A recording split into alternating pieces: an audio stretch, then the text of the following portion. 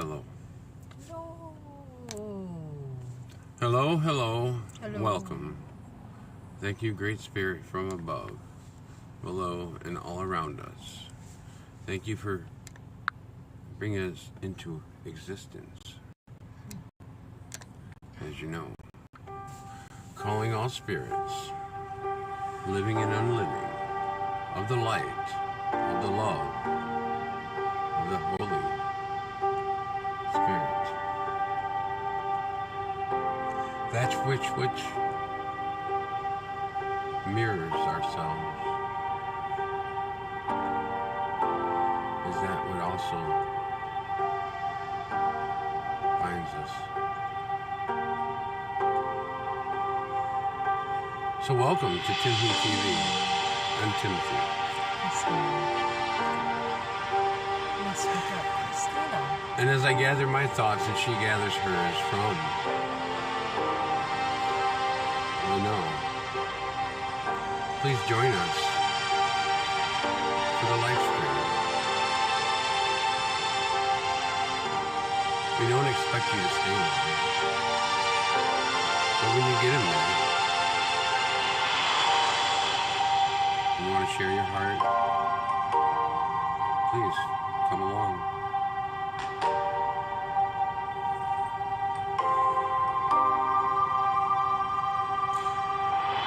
So today, as we call it, the Good Friday,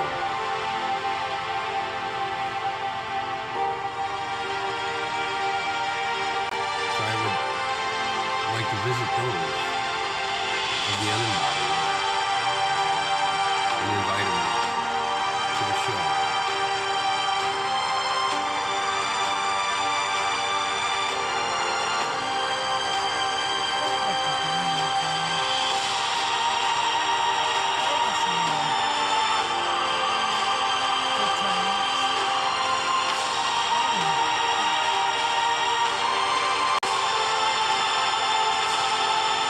Things are changing now. The force is becoming very apparent.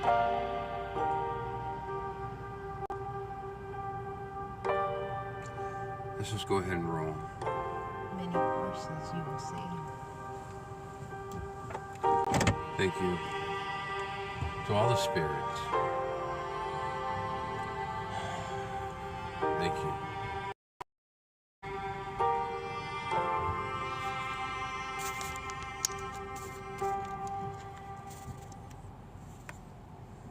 Between the two worlds.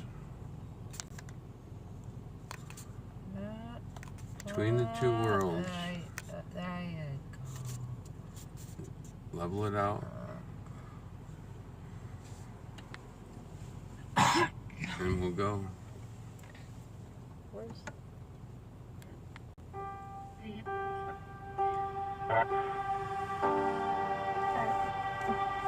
Let's find the path now. Let's see where we all end up.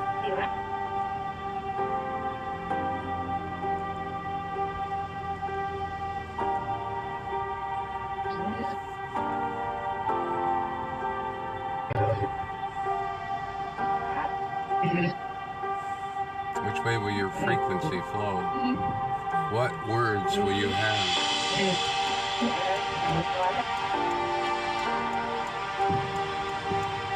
What excuses do you know?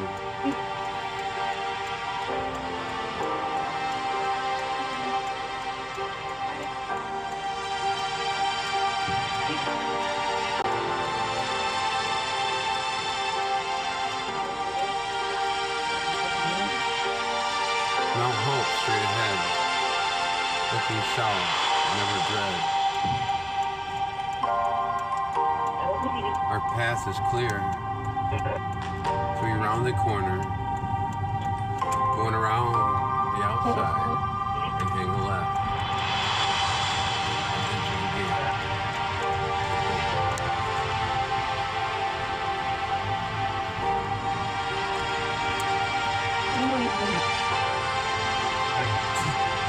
Always flowing left. Along your path of stone.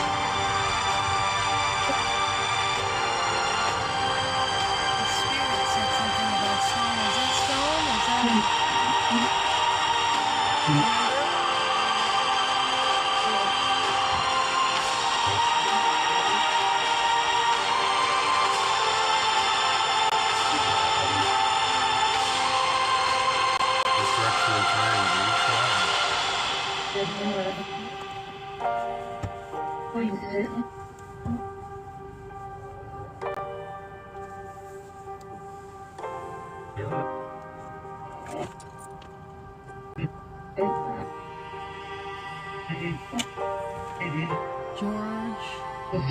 Oh, George. Natalie. Hello, Natalie. Hello, Elliot. Hello, Wardwell. Hello, Young. Gassamine. Hello, all spirits, great and small, those of the living and unliving. Welcome to the show. This place is quite a strange type of reality. A dream, an illusion. A nurturing for your soul.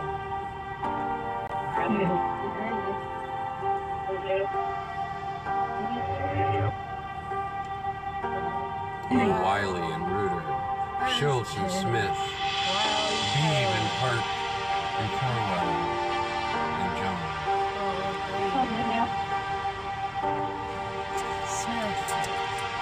Wonder if it's in a relation. Tussing and Toll, Sattler and Allen and Tanyan and Star. Welcome to the show. Digby and Holman. Redhead and Keith. Alpha. Again, you're all welcome to the show. The hooker, the homes, and the homeless are welcome to the show. Thank you. We love you, all you travelers abroad. Now I see kind of single way down. What's that Oldsmobile, isn't it? That he was talking about? Olds. R.E. Olds.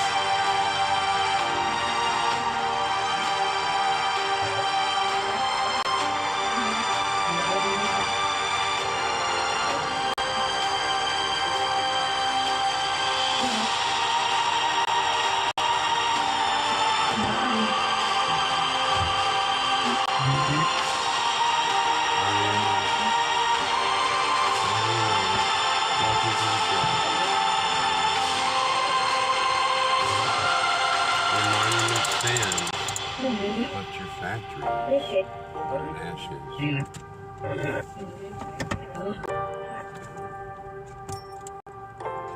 Welcome to the show. No, you can't really see the emblem all that well. It's pretty interesting. It's supposed to be hidden. It's time to go. Welcome to the show.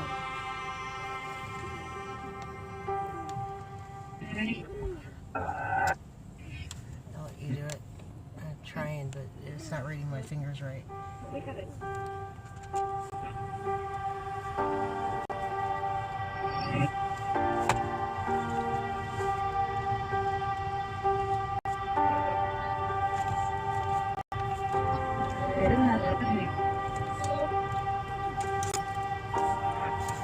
Hello.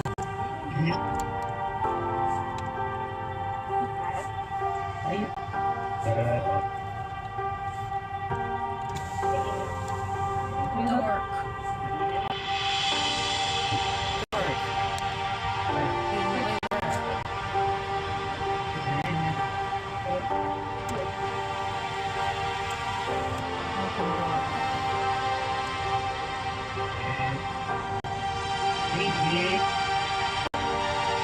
lie between both worlds. Waiting for you to know. They are not unliving. And they go to and fro.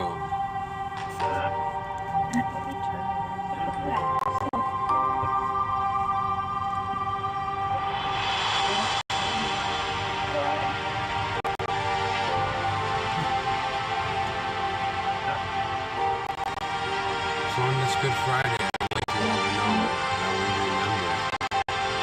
We love you. We just want to show for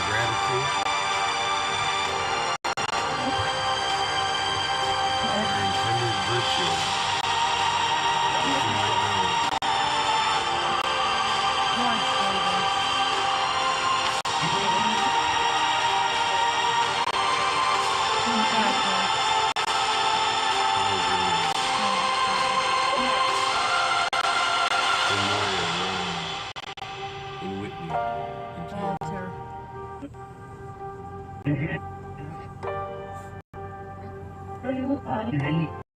Holly. And Matthews. And Tishra.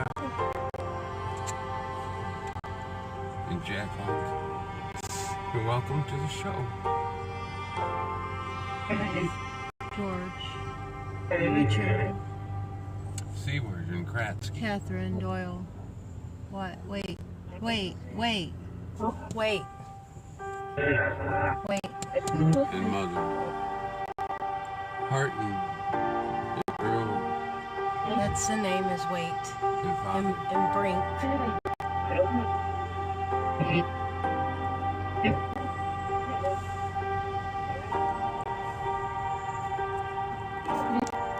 Let's have a little more clarity of the world. Cowan's family. Hello, the Cruces. And the Grangers. And the Van Adams. The Garland and the Bankman. And the Finley. Sweets. The Munsons and the Perry. Hello. Stewards. Welcome to the show. Jones. Ware. Davidson. May the Great Spirit be with you Crosby. all. Dietz. Stowe. Stanfield. Hewitt. Seed. And Everett. Hacker. Young. Ashley Wright. Beal. Wright. Mothers and fathers and sons and daughters. Gilkey. Roder. Show. School. Grove. Bromless. Miller. Tom Grass. Or Coffee. Rose. So step into the lens of understanding.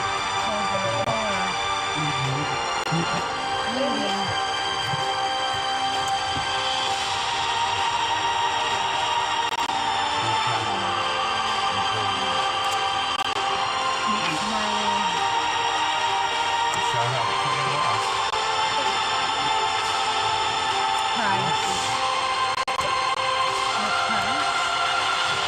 The embodied and the unembodied.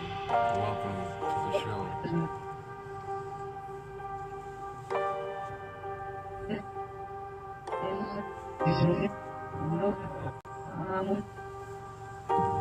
And to the left and around the outside we shall go. The mausoleum does say Price, I think. David, Daly, Cochran, Bollinger, Gurley, Brady, Keaton, Maiden, Urbanski, Mallard, Snyder, Gugamos, Bridson, Lynch, Bates, Bakers,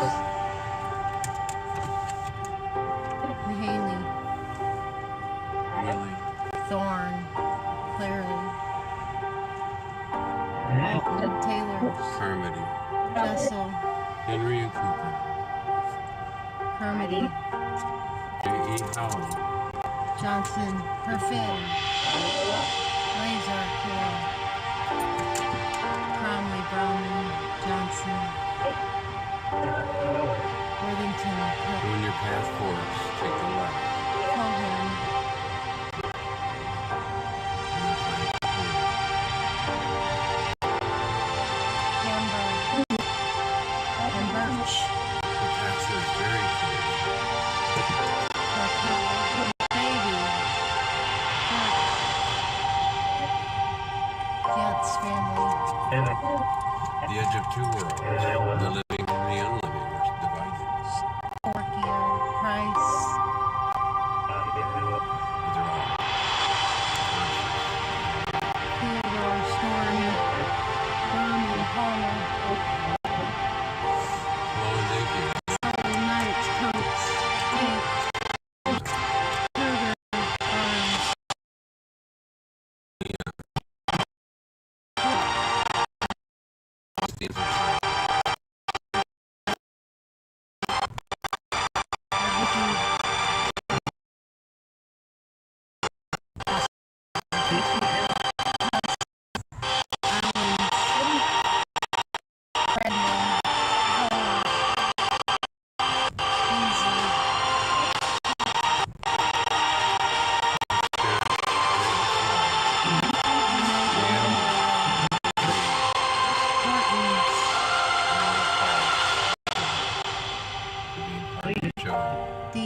Yates,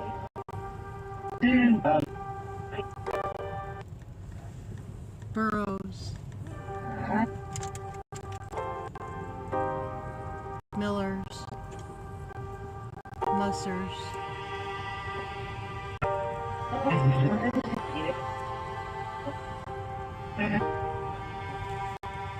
Nichols, Cox, Pennington, Allen, Tate,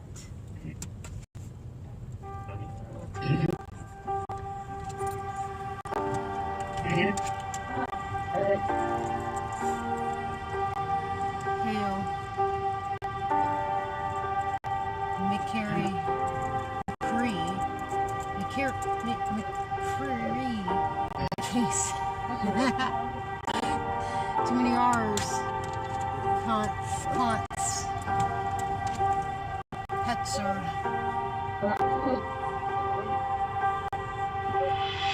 The eye of the needle.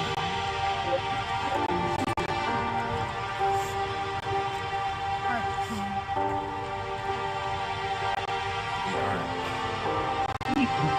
The 72. Barham,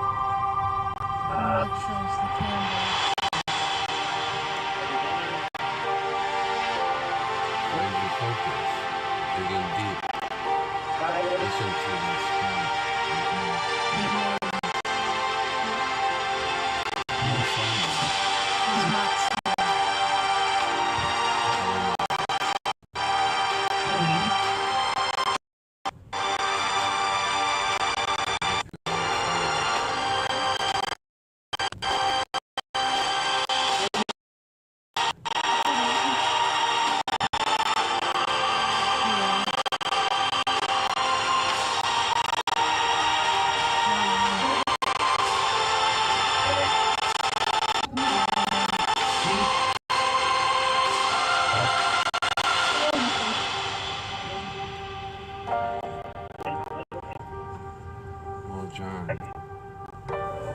Push. Hello, Ramus.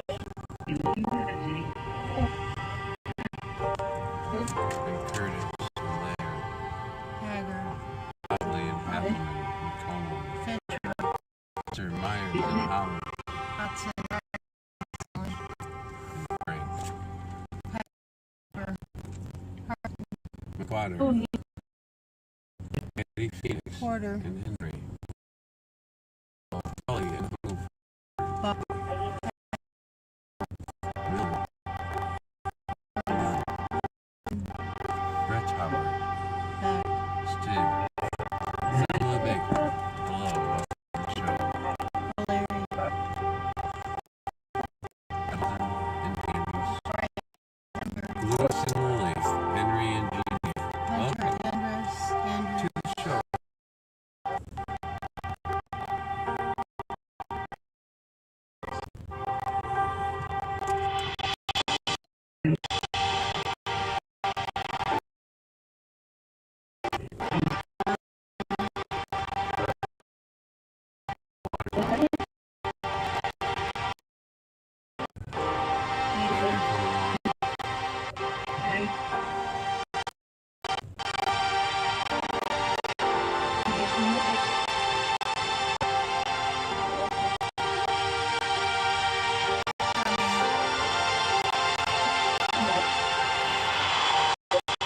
Wilkinson, Your path is your own.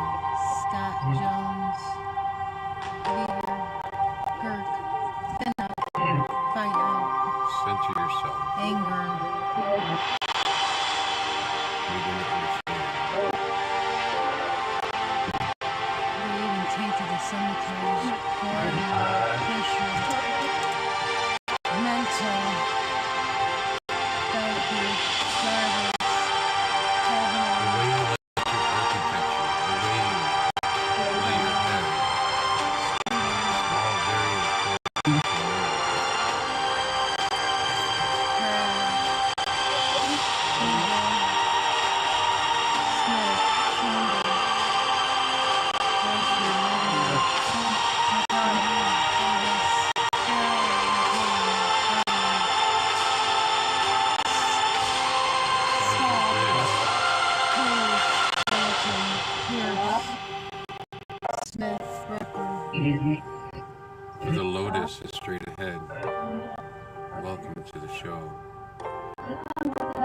Angel,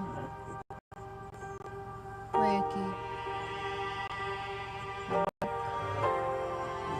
Brown Boyer,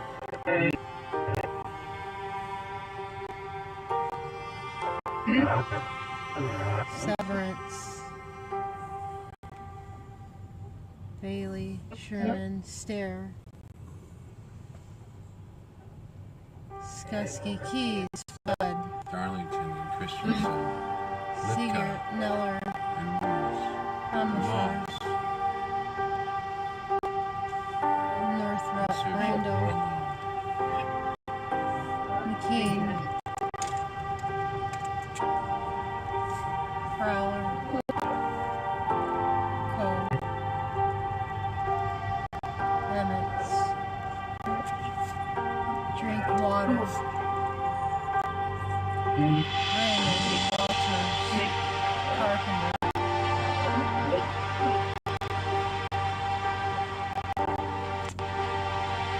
Rose, Sweet, The Streets,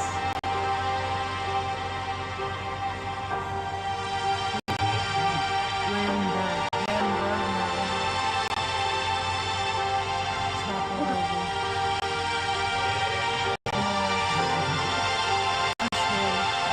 Usherwood, Preston,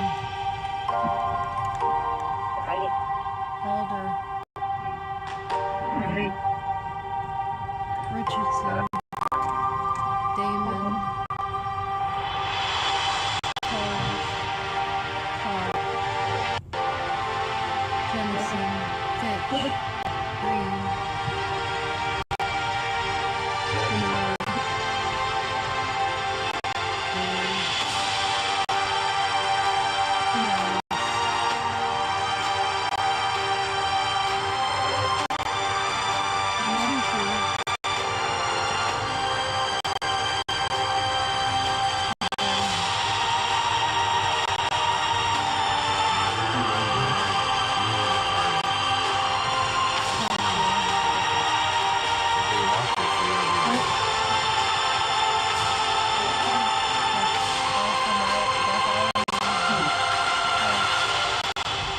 Tucker, Hello. Chapin, Spine, Witt, Judson, Hello. Pratt, Bailey, Hello. Pickney, Rose, Stanton, Foster, Deck, Chaffee and Holman, McCall. Chase, McKay, Shaw, Ford, Brock, Harley, And Pruden. Shubu,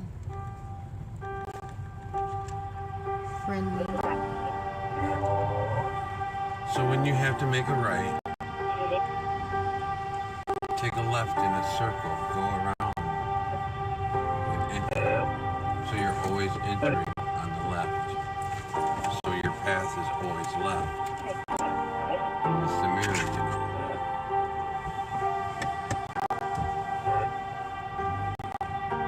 Yeah, it's a little harder sometimes. But it'll get you where you're going.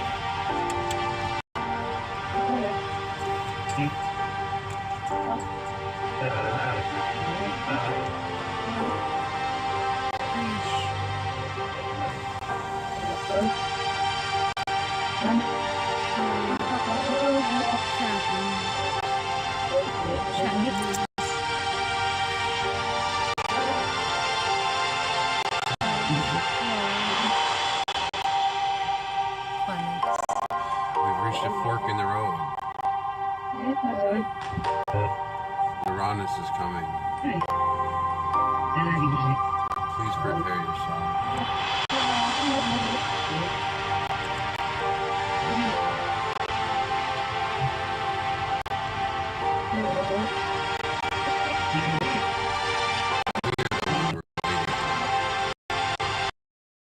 All of us.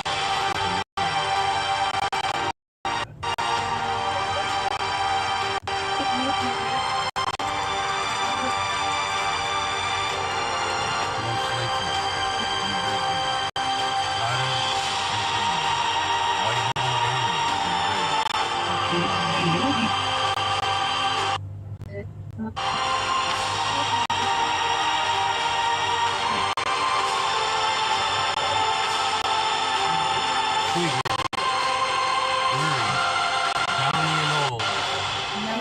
Nelson, Longyear, Carmer and Hall, Freeman, Sparrow and Donovan, Porter and Potter, and Barnes, don't you know? Dyer, Ashwood, Baker, Jones, Schofield, Hello. Parker, Wilson, Wilkinson, Otis, Turner, Ralph,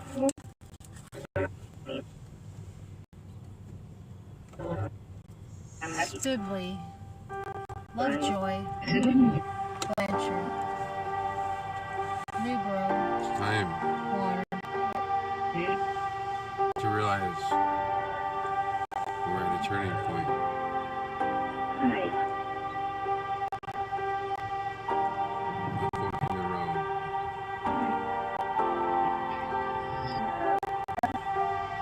Donnelly,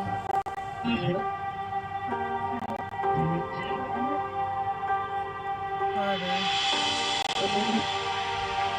Washington, Sackman, Dallas, Richard, Spalding, Birch and Linder, Tom, Hill, Ziegler, Landon, Rochford and Duda. Welcome to the show. Title, Riker, Ray, And Clifford and Harrison, Russell, Brunsville and Hans, Allstor, Havens and Teddy. Welcome to the show. Dodge, White, Osborne, Sherman, Wilbur, Jones,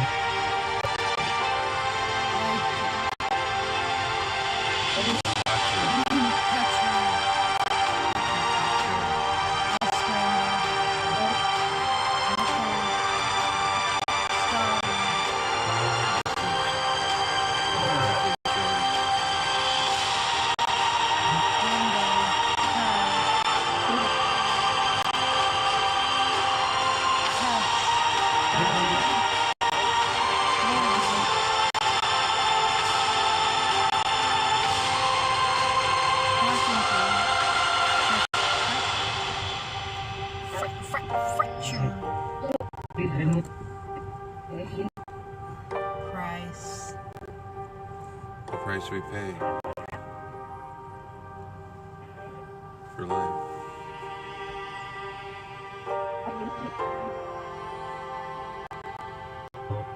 and that's an 8.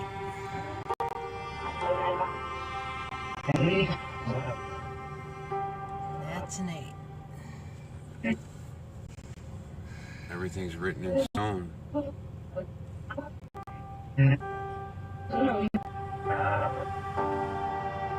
Cody,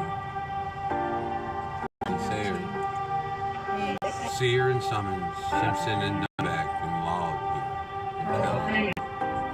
Dunlap, Hello, the bakers, the Wahaskis, shoesmiths, and the candlestick makers. Hello. Gardner, Wetzel, Argus, Wilkins, Howard,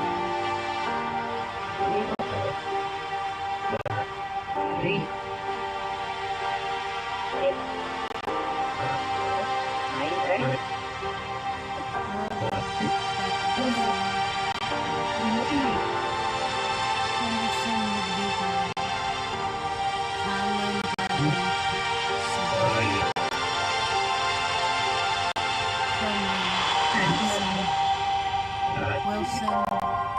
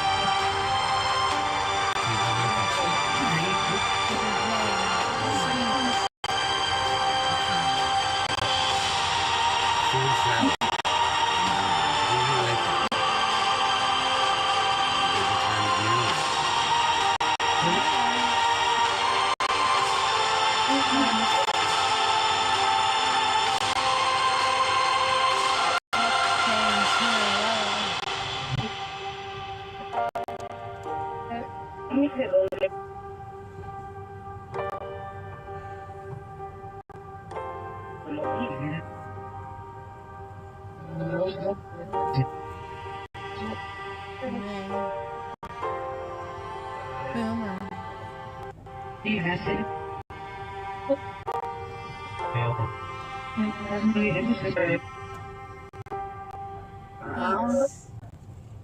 or hurts.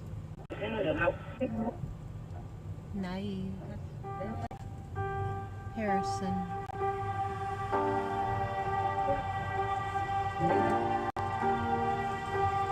Leisky.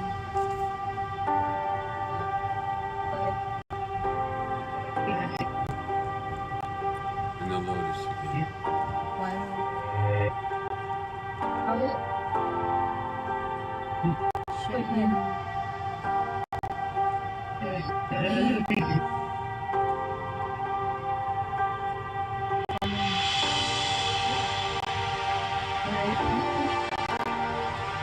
The King. And Charles. The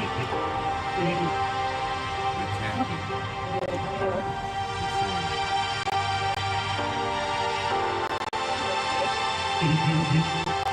Ferguson and Sweet.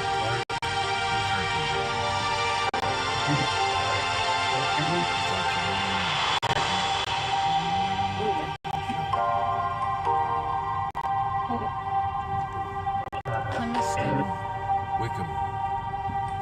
And Christina. Collier. Rockwood. Leeds. Hitchcock. Underhill. Walker.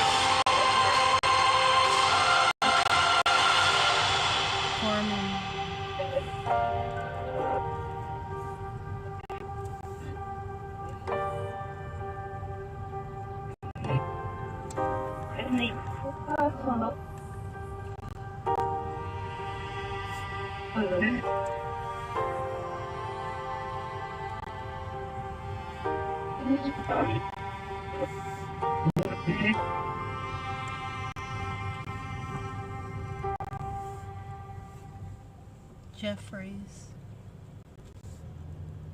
Felton. Fractured. Pence. Mead. Richard and Bliss.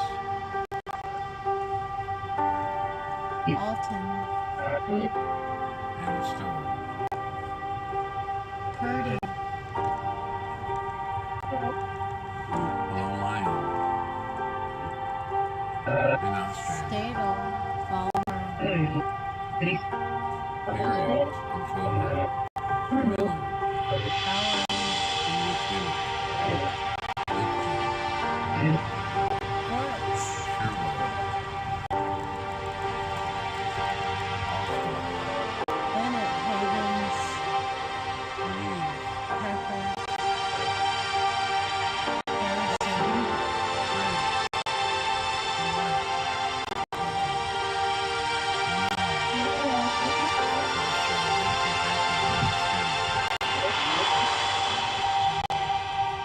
Circa. Ziegler. Reed.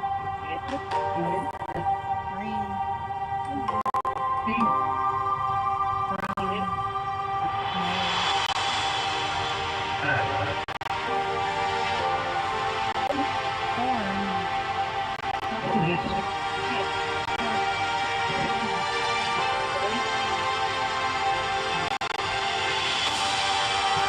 Lining this we do for ourselves to make us even taller.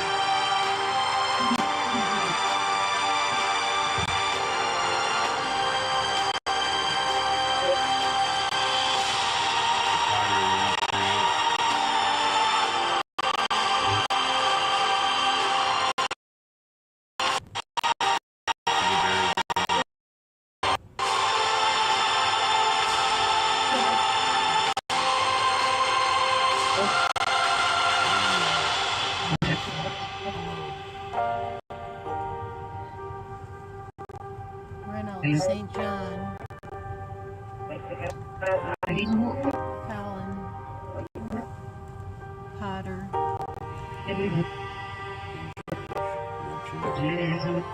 Presburg, Dodge,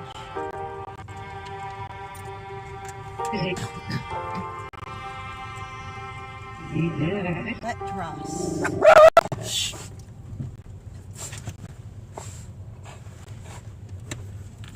Hello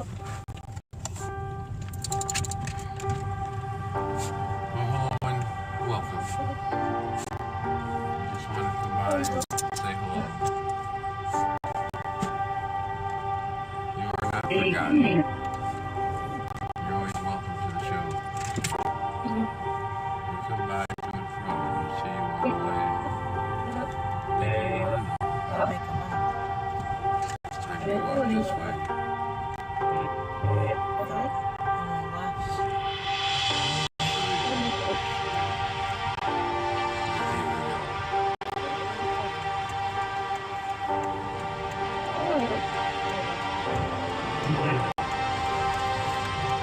Land of the living, you know.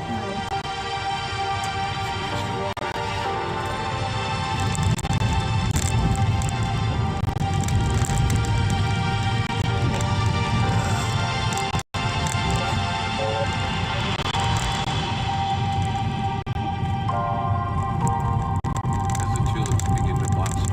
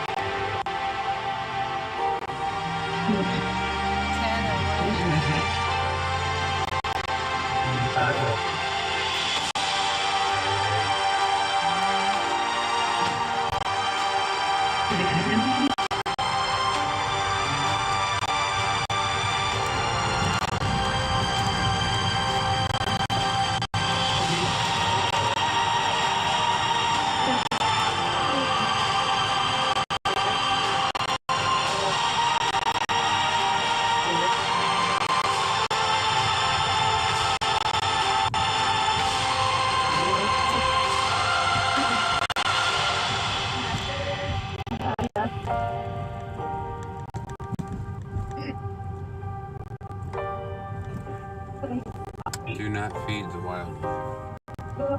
Welcome to the nature park.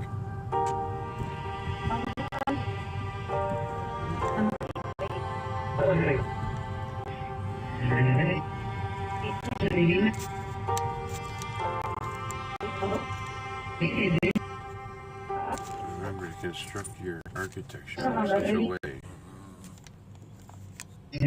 to bring the now.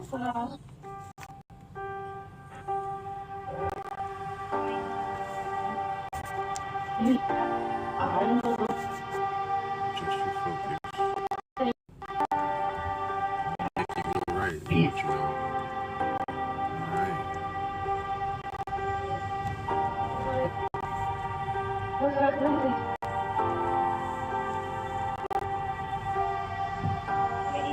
Alright.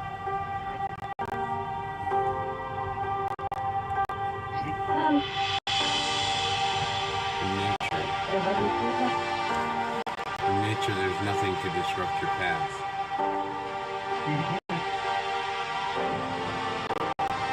There's no signs that lead you astray. There's nothing telling you what direction to flow. You simply follow the easiest way.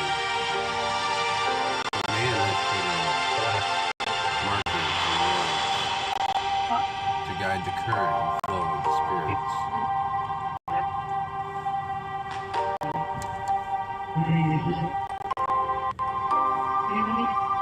Go this way. This way is pain control.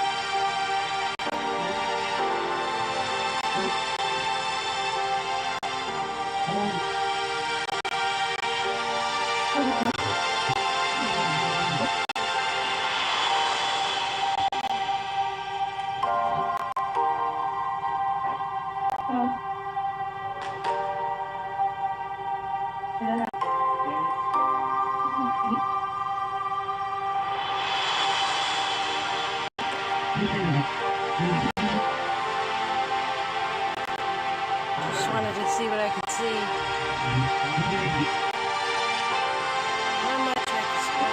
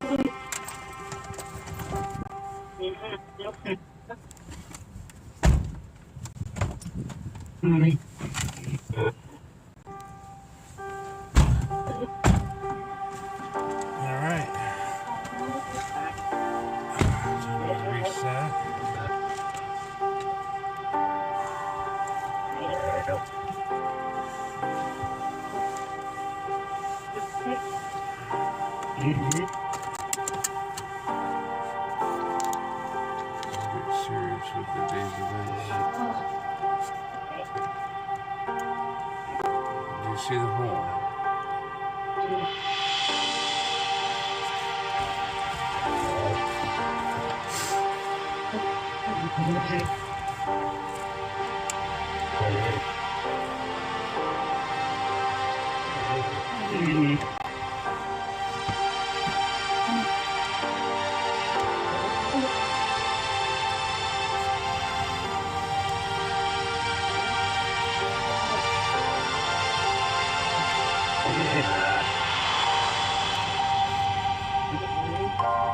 Public video system is in use. Never alone. The spirits are always watching. There is no real darkness.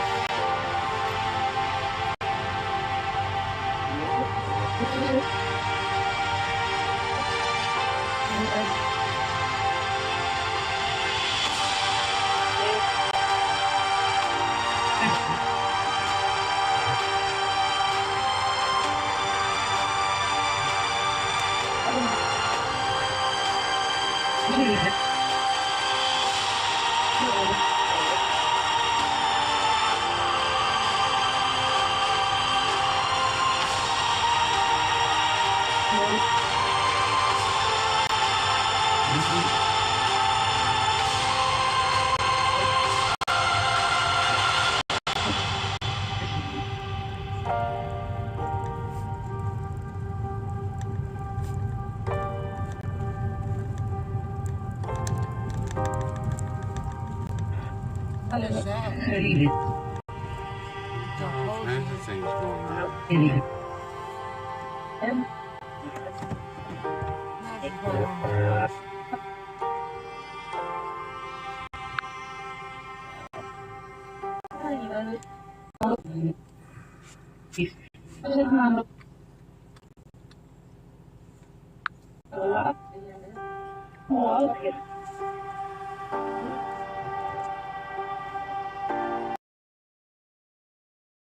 Look.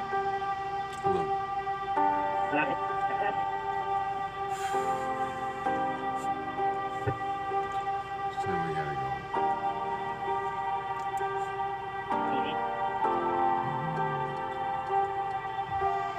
What are we doing tonight, Brain? Serving food.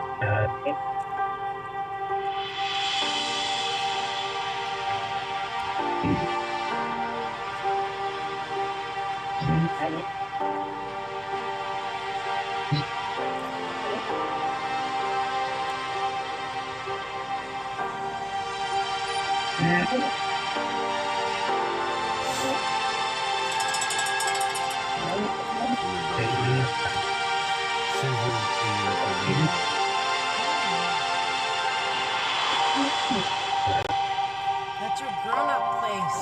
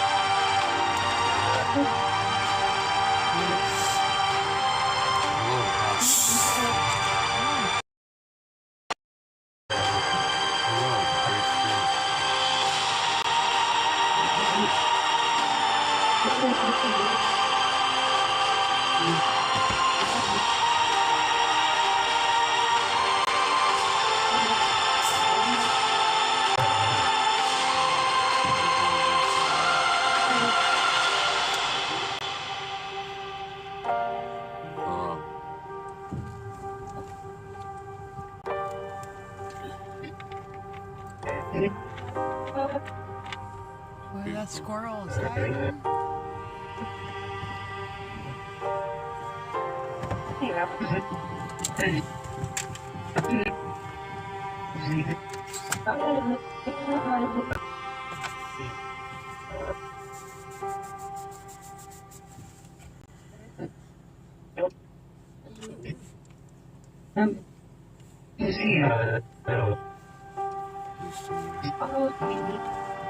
No, he's funny. Oh.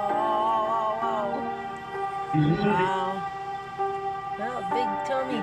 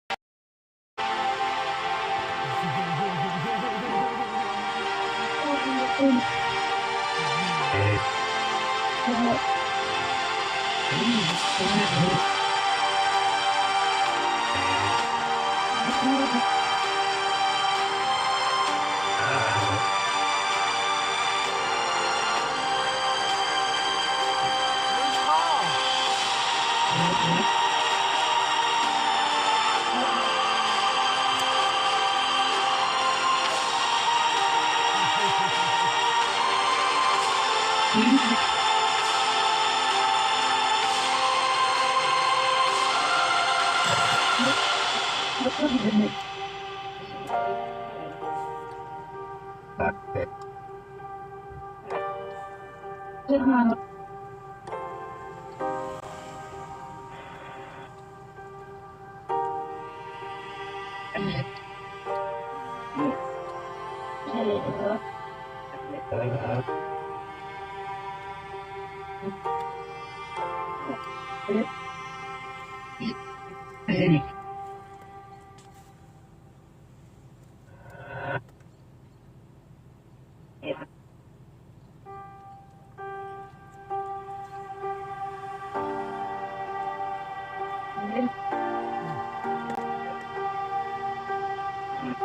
comes Paul.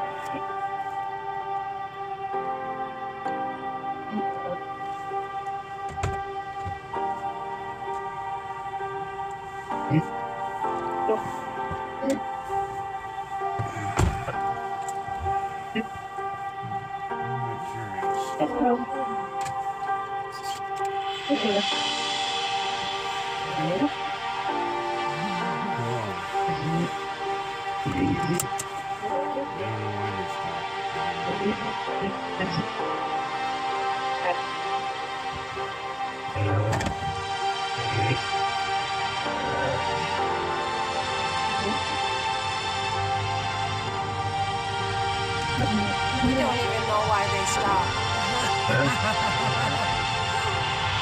We just think we know.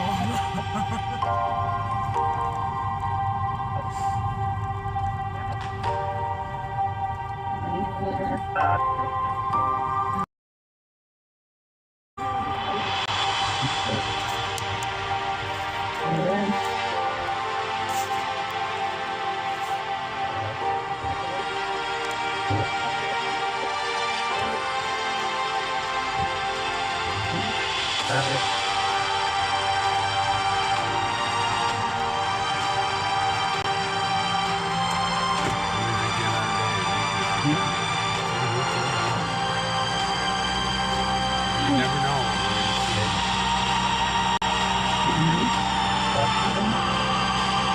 Thank you for being part of my life.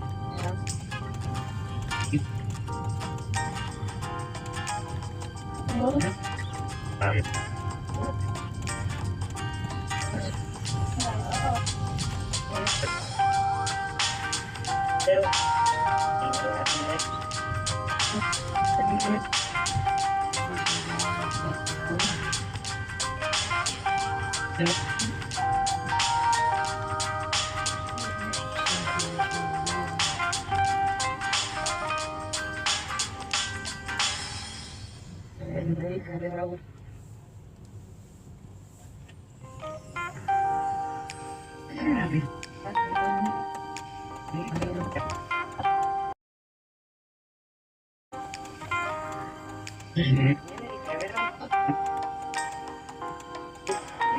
a pretty large order.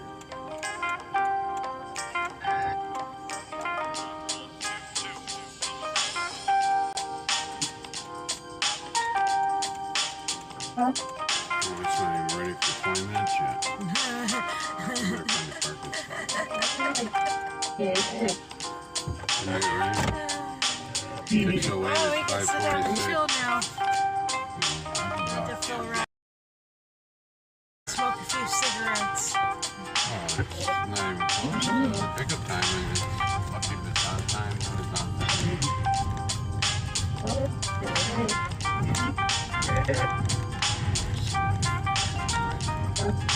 No matter where I go.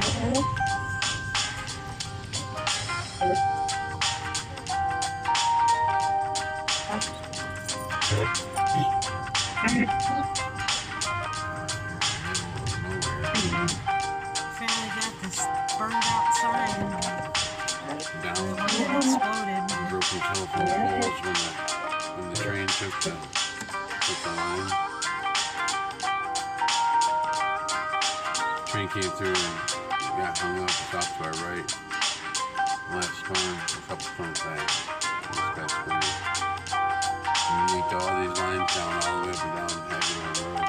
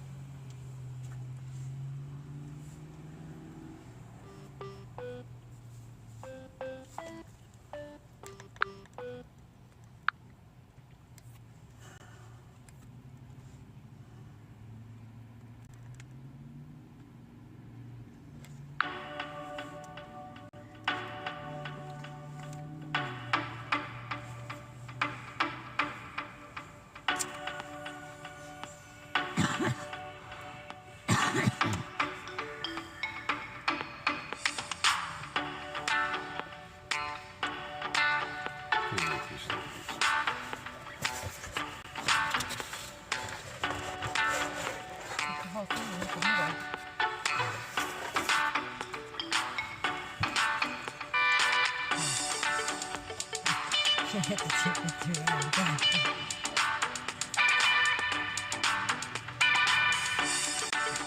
Yeah, that's kind of crazy. Good business.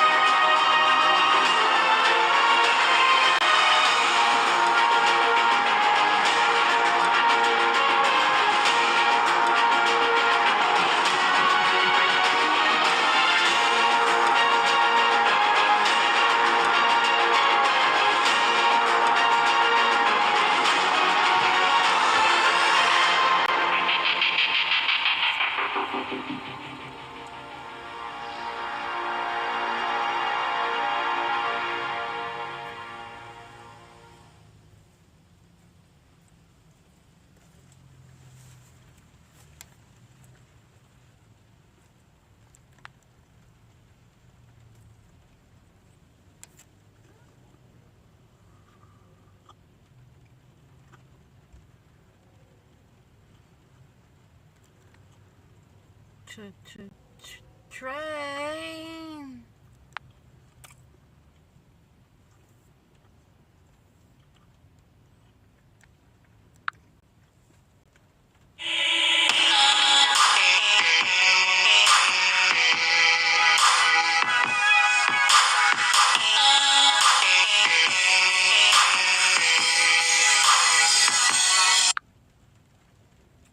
It might be a little loud.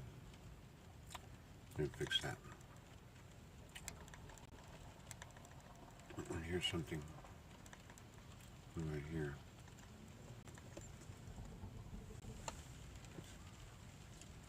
That was weird, huh? That sound? Mm-hmm. My train coming.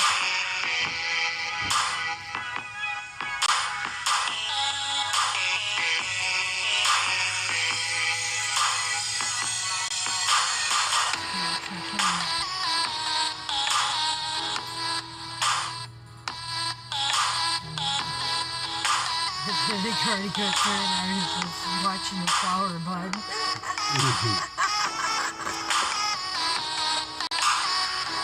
You guys going out on your little flower? Not paying attention? Probably, that seems about right.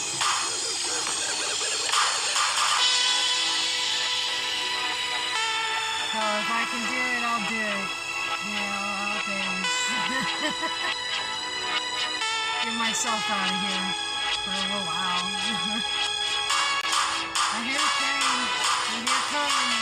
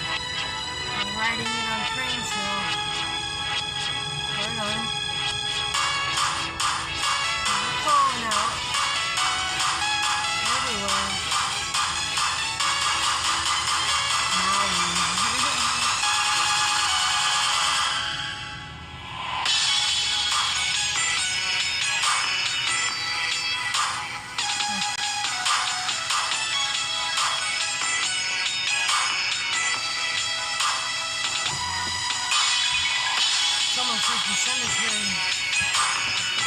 With those remnants. Yeah.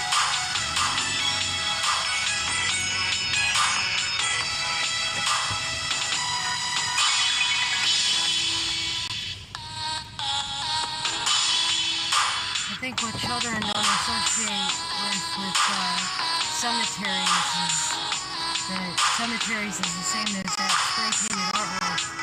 And it would hurt them to see that artwork being washed away and cleaned off, you know.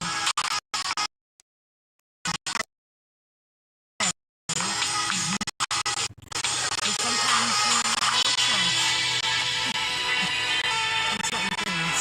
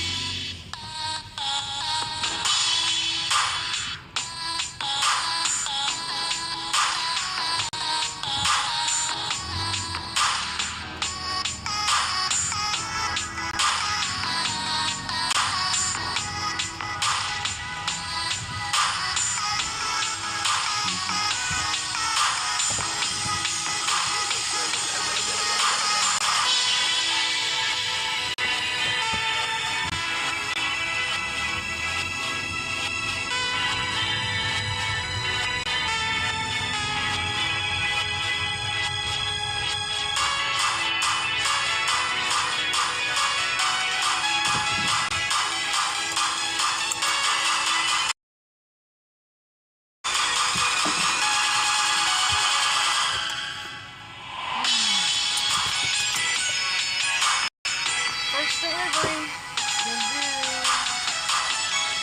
It's 11 p.m. 50 degrees. Send who? In Mr. County. Right? North County. Yeah, that's all you have. Cloud. And the moon. The moon is clear.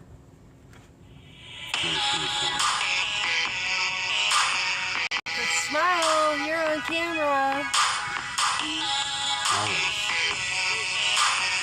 Alright, there you have a bag. Let me see if this is close to being ready. Please hold. Okay. I'm going to put these in so I can see what I'm reading.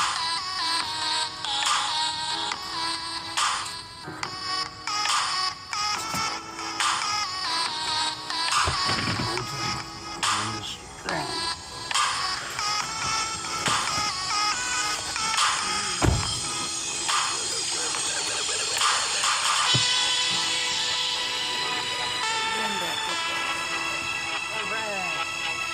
Just running off the Green Grub Pub, and first delivery at Simpson Indian Cuisine. Very busy.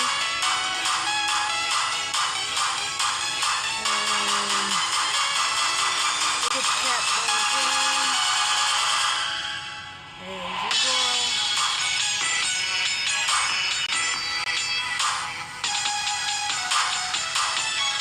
And thank you. Thank you for joining. I'm riding in the pet riot.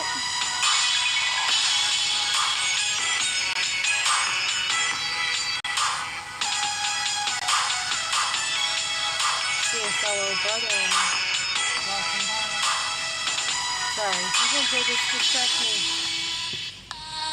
Distinct call.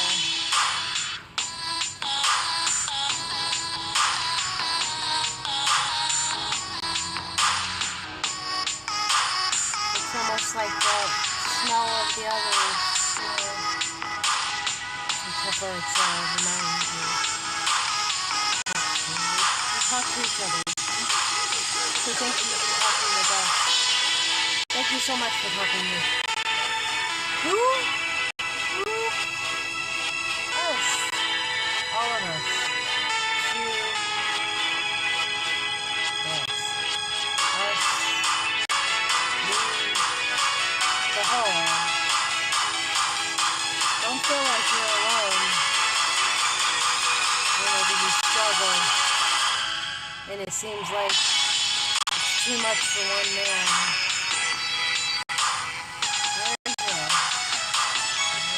We teach one another through thought. And this box really helps out to utilize the skills that we have. And thank you very much, Rider on the White Horse, for teaching us about these.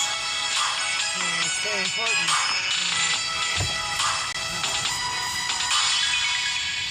Let's clear the dust out of the door.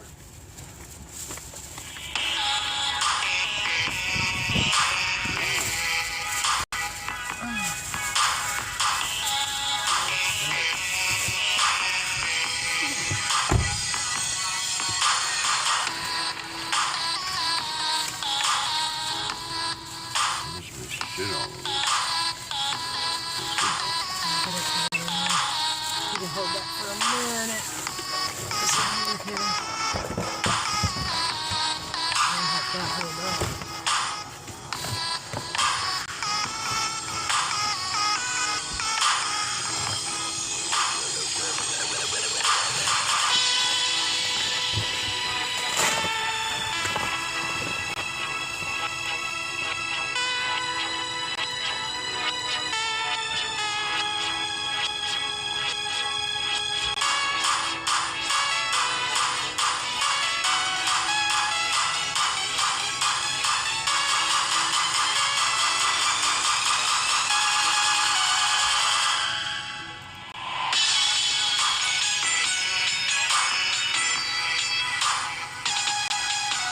Oh, well, you didn't say nothing. You're doing stuff I don't want to 15 minutes. interrupt and get all flustered, you know. He gets flustered easy.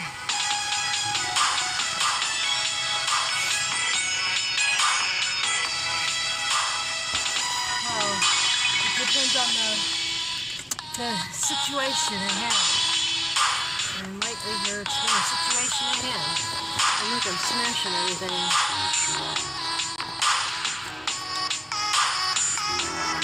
Yeah, we're both living in elbows.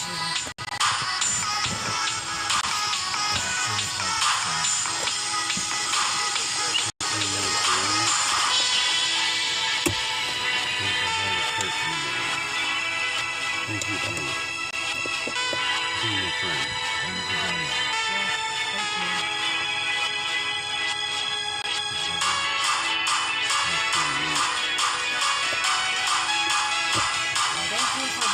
footsteps.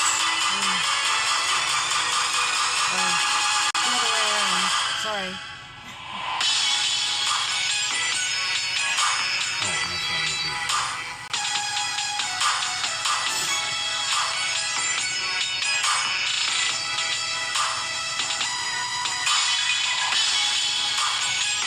Thank you for making the footsteps.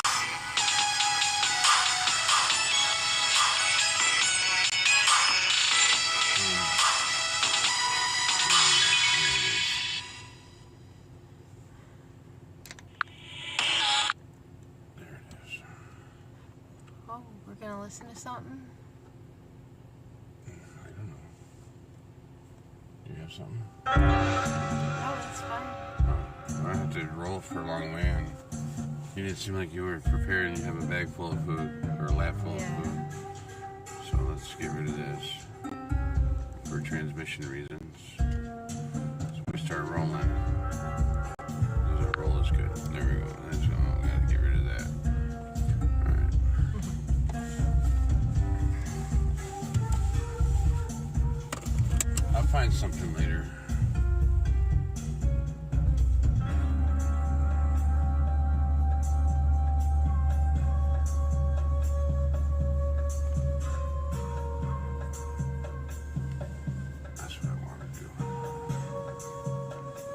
You can do it where the music still plays while the maps runs, and if you do it the other way, then the map shrinks down and the music stops. I mess it up sometimes.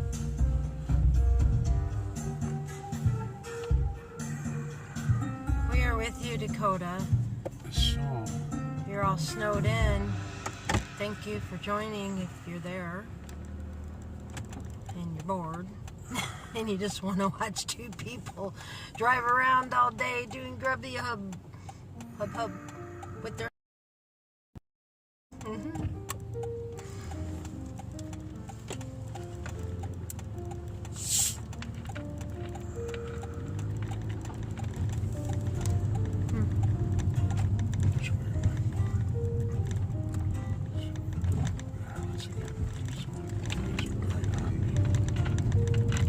I think I get used to it.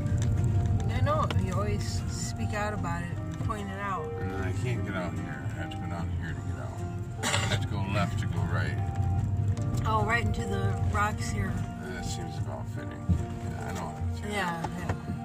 That's not good. Because that's all the stuff that was built up from the snow pile. That's all the stuff they scrape up in the snow. And who knows what's in there. I don't see any $20 bills, so we'll go around it. To the left. And around the outside. We gotta make a right. There's no other option. Flip twice. Here we go. You think they would block that off or, something? Well, they don't care. Clean it. They don't even know it's there. Doesn't exist for them. Oh. So I gotta go right to make a left. Once you know. Oh, what do you think about that? And here's all these beautiful solar carports to collect the energy and keep you dry and secure. What a sight. Isn't it beauty? Miles and miles around. We have them there, things they call them giant windmills, turbines as they say. It's a great idea if they let us sleep there. They camp out. Nope. No trees passing. Thick today.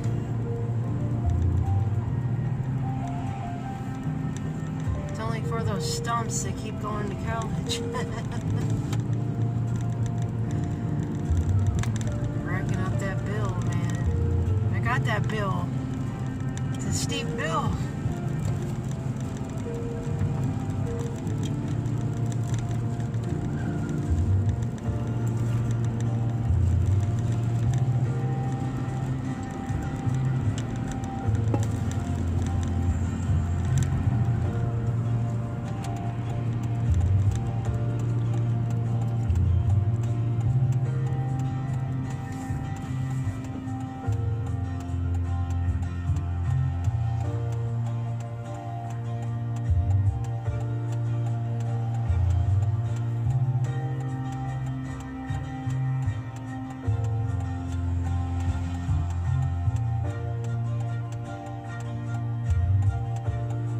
see the signal in the far right there that's flickering in the screen? It doesn't flicker in reality, as they call it. Oh, that one in the black Closest to minivan. us. Yeah, that's not flickering.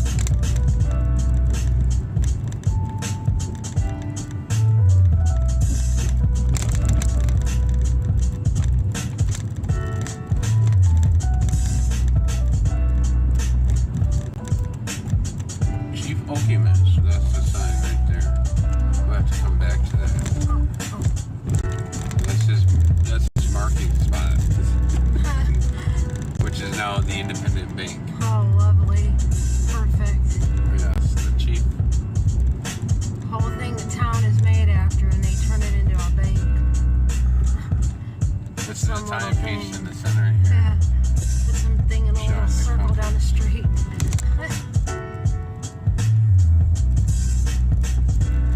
That's crazy.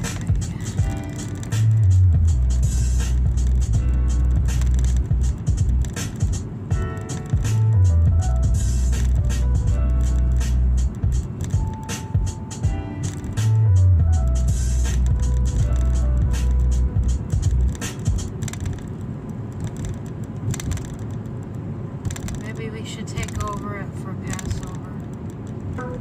Set up shop right there. I could bring my deer antlers. You could bring your paint. My what? Your gallon paint thing, your 5-gallon bucket. Oh. Yeah. We can have a powwow. Good. Take over the land. You can bring a gas grill and pretend like it's a campfire. They don't seem to light nothing up around here. I'll keep my eye open for a spot.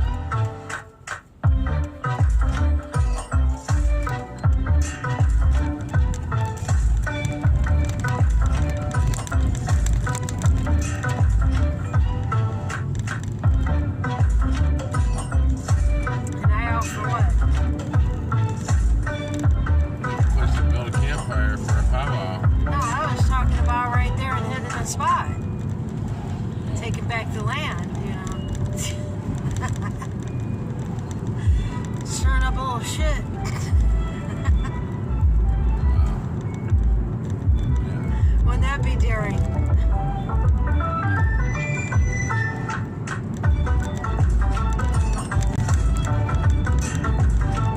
My heart of fire says yes. That police officer will bash my face. For your protection, my dear. For your protection. That's what I'm doing. I just won't say You're a nothing. menace. Your mind is a menace. I just wait for it all to crumble and then I'll take my spot, I guess. I don't know what to do.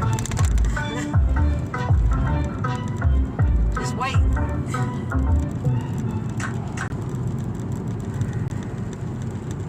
I heard it many times. That makes a good warrior is the patience, you know. You gotta spot the surroundings first, right? You have to be aware of your Yeah. circumference. How far does your energy ball extend out from you? And what can you observe within your energy ball?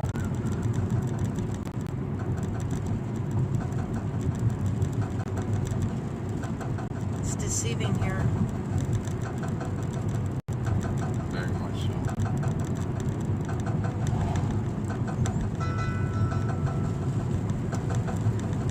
What you think is okay may not be, so.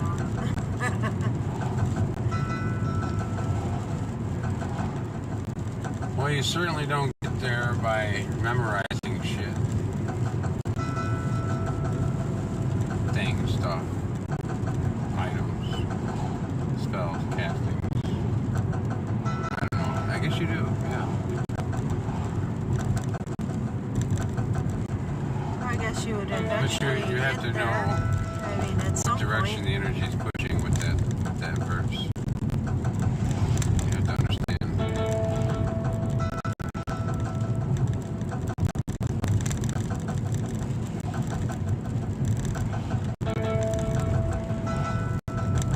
Understand it doesn't require explanation. So, like toothpicks, like picking up toothpicks, we'll learn the pieces of understanding.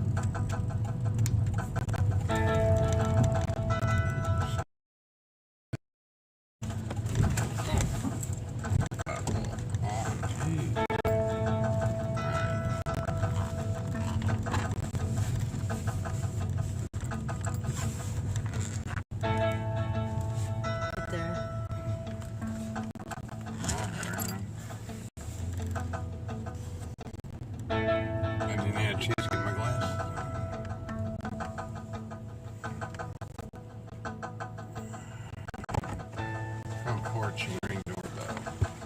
Let me take it.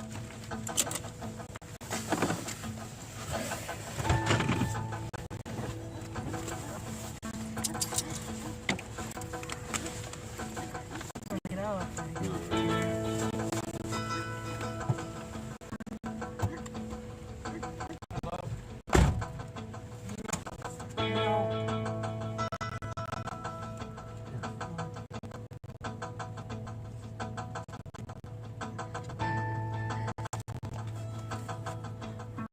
Girl.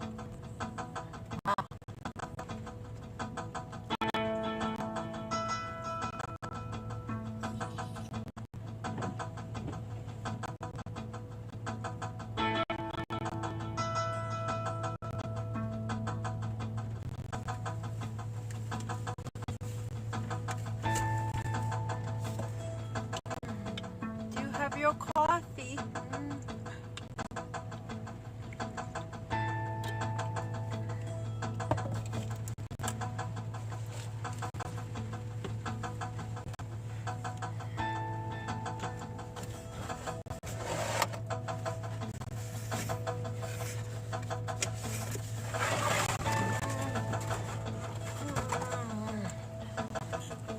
Pick that up later.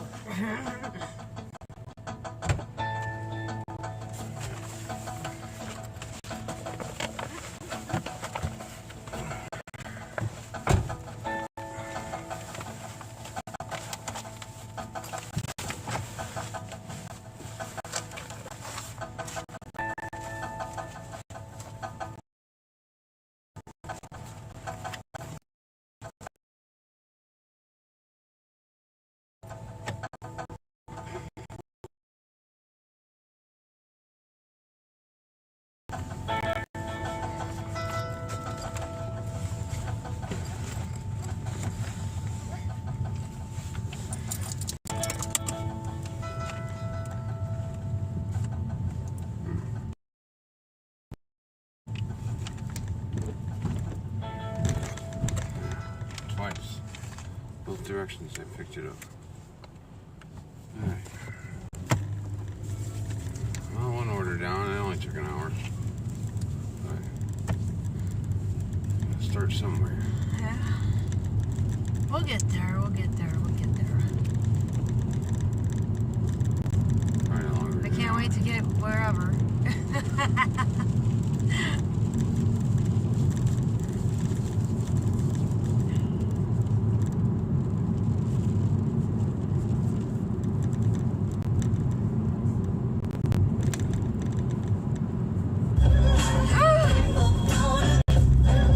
That was weird, huh? Wow. Did it just come out of nowhere? Yeah.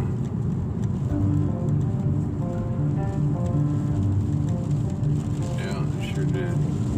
Somebody, I guess, wanted it on. It's a Snoopy sound, so maybe it's the dogs.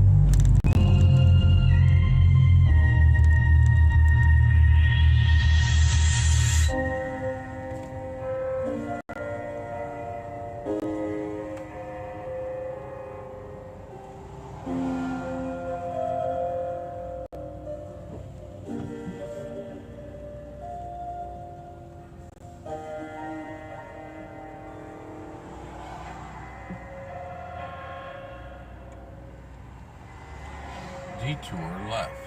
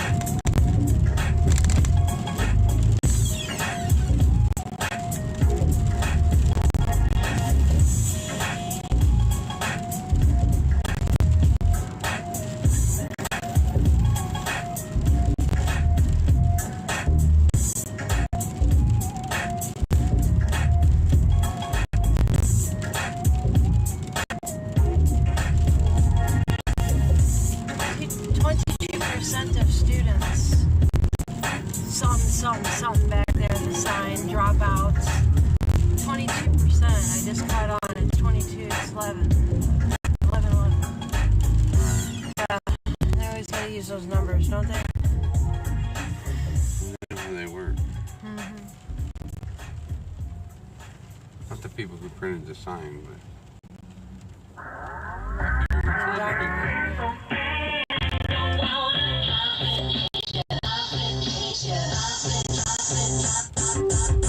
They may not even know. They may just come up with an idea. Yeah. Maybe that.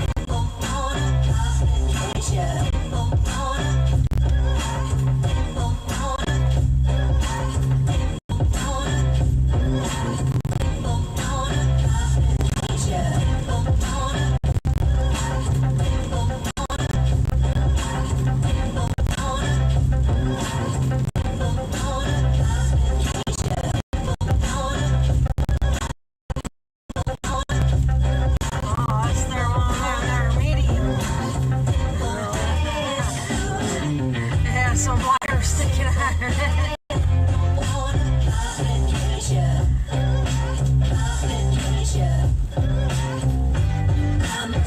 Everything's so busy today.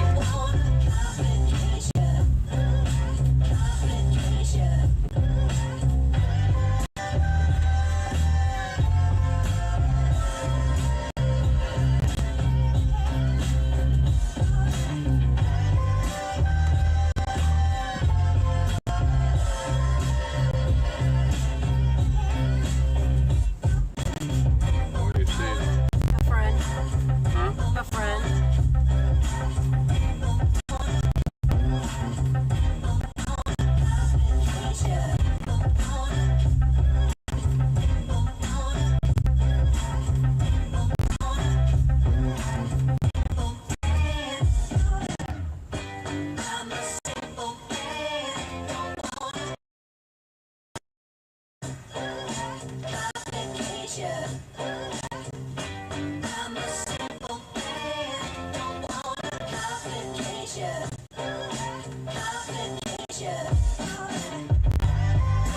That's good, he made it across the street.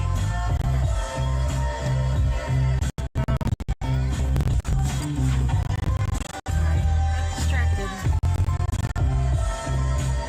Got a minute, yeah. Huh? Got a couple minutes.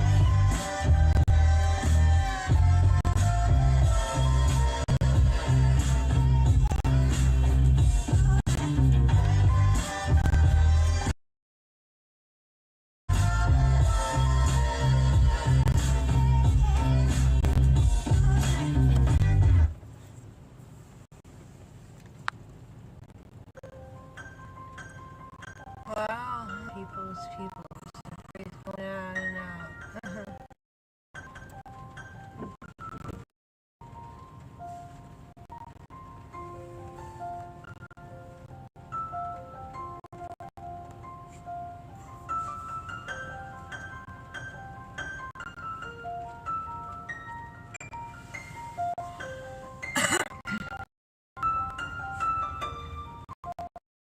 Get a drink.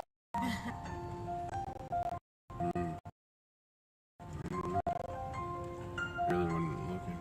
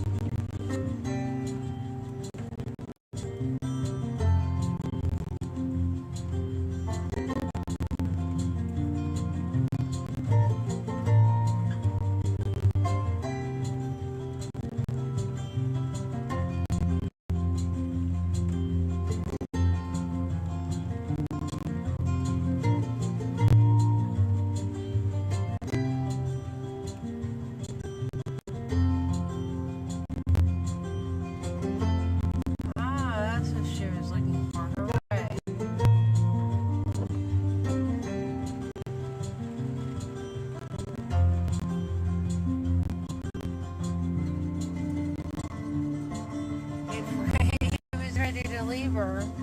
I guess she went to the bathroom or something. Yeah, that's Uber drivers for you, I guess. I don't know. He certainly is wearing his mask. I guess, you know, that helps. Yeah, that helps out a lot. Say bye.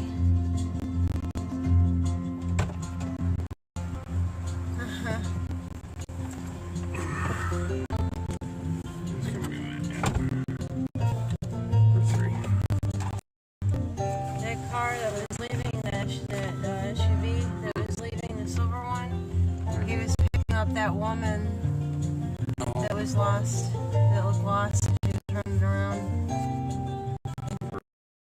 Yeah.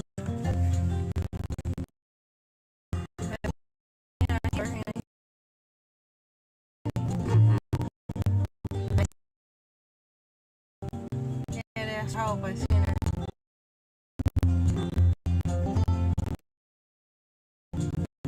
They tried to help her, they pointed that way, but then she stopped there at the mailbox and then she ran out whenever he pulled out and came up.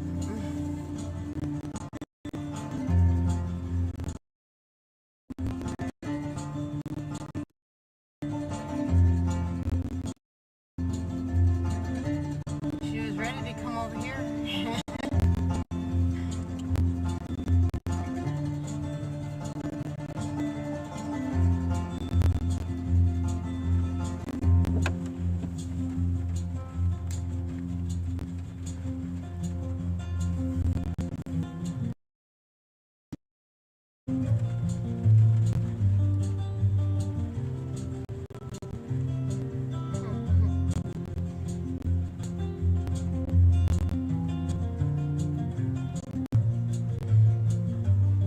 Why don't do that?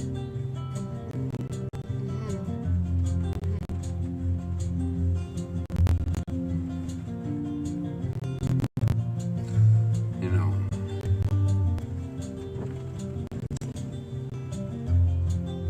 See, don't pick up my eyelids. Take my fingers. Oh, there it goes. Oh, slow. Slow. It's a lot for it to stream and to make her eyes magic.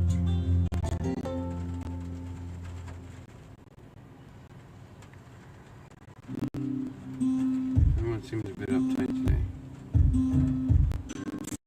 Some stuff going on over there.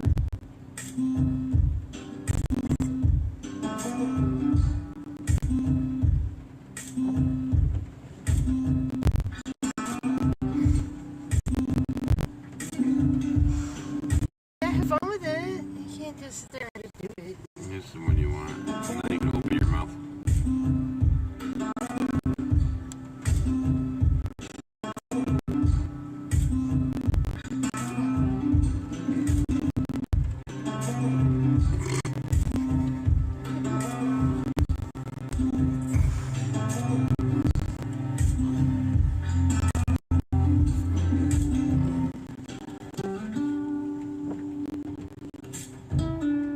I laughed. There it is. I can turn my face and you can't see, and it goes off because you can see the line. So it has to be there in the line. The line. Oh, yeah.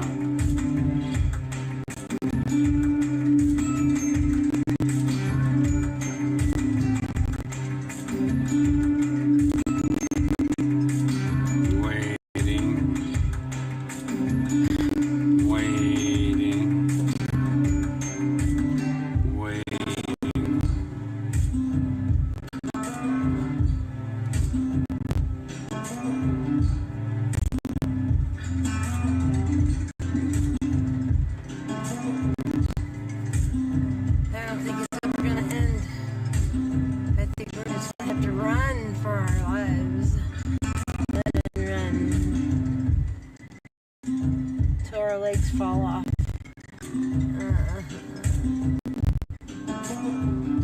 You know?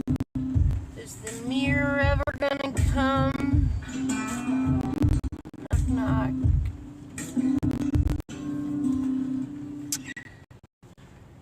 I see it, but it's just not here yet. Is it going to come? I've been waiting forever. Forever. Forever. It hasn't been forever. Forever's a long time. It's been forever. I don't know. I think it's been ever since I was born. Before I was even born, I tried to get the hell out of here.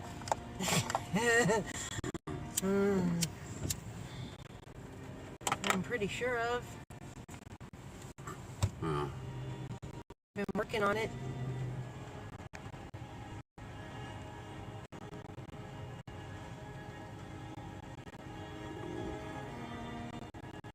I see things happening. That gorilla hail they just had this weather storm yesterday. The hair. Not the kind of smoke. Right. That was scary huge. It was huge. Size of a Gorilla hand. hail. And a talent. Size of a hand. It shall come. Face. Of roughly 100 pounds. Can you imagine being hit in the face with the face at 100 miles an hour? Huh? Terminal velocity. Respect this dog. What?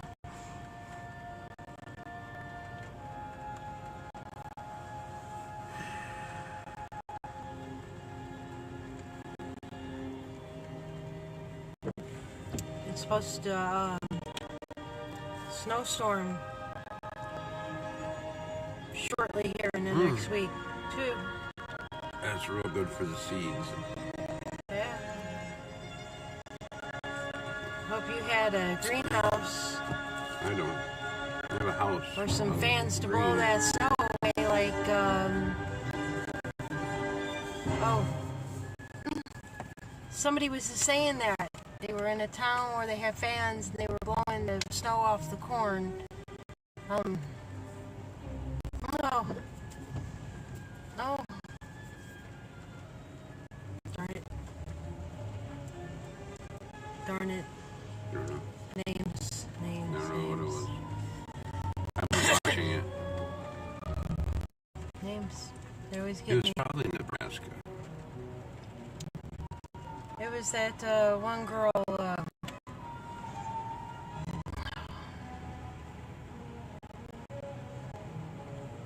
She has the minute. She had the minute talks a while back. Back in the old days. Oh. It's right there. I don't know why I can't grab it. Miss Dragon? Yes. I was thinking Mystic and I knew it wasn't right. But it just kept sticking in there. Mystic. Yes, Miss Dragon. She was talking about the wind machines. Wind machines. Can you hear the wind machines? Can you hear them? The spirits. You know the wind machines? That's our natural wind machines. See? So help a brother out.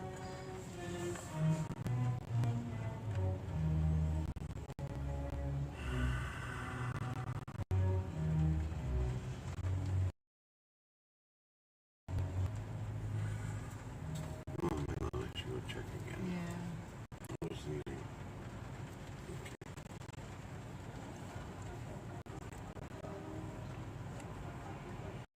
Okay. What's the name? I'm going to go ahead and take these off because it does nothing but make it lag. Just the circle. Oh, okay. Yeah, there we go.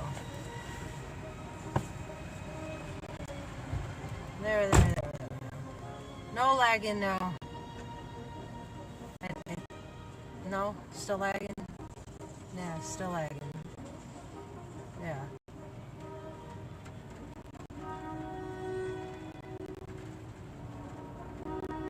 My hand looks big. It looks small in real life, but it looks big on camera. Like long fingers. And I have long fingers. I got a small hand. It looks huge. Huge. Huge.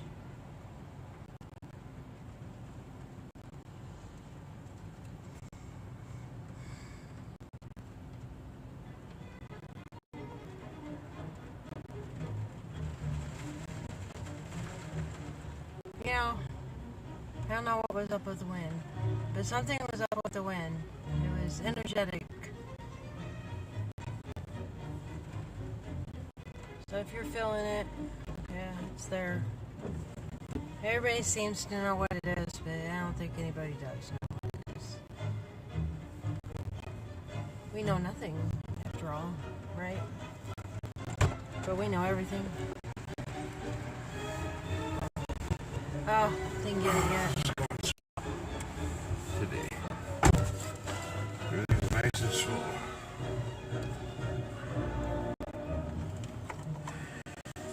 I'll do some of these waiting. Yes, waiting. Waiting. Where's the... Complete. Fell down. So maybe put it in a different spot.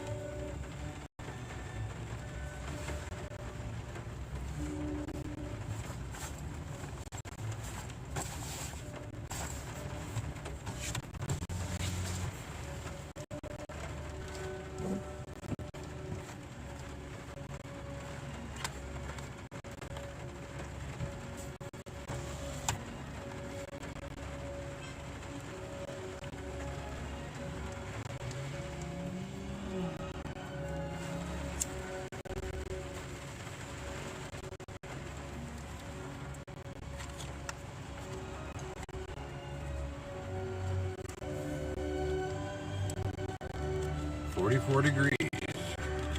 Lansing, Michigan.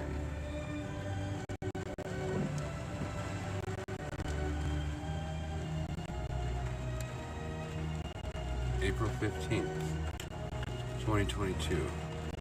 Friday. Good Friday.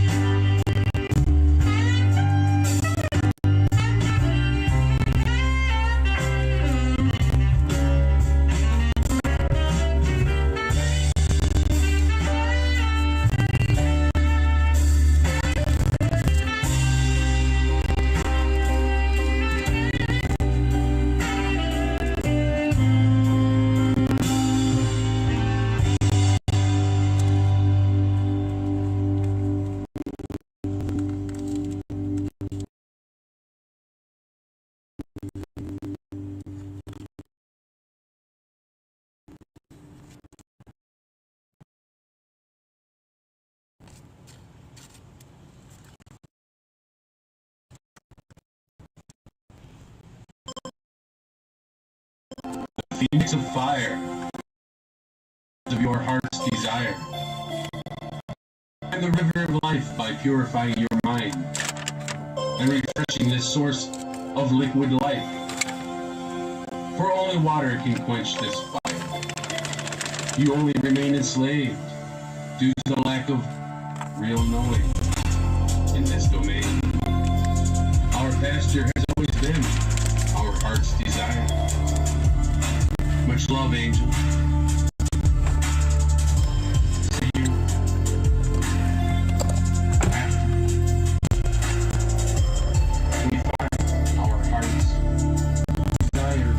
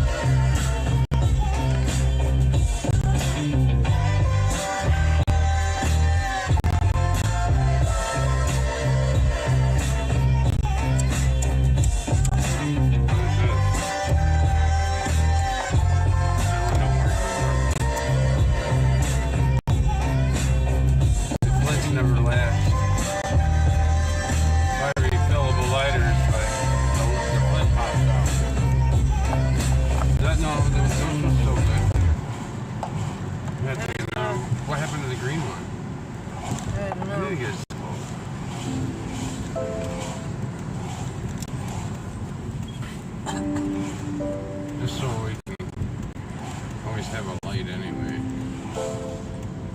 Because I'm tired of the Bics. And these are alright. It's no cheaper if the pump pops out of them. Even if you can refill it twice, and that's it.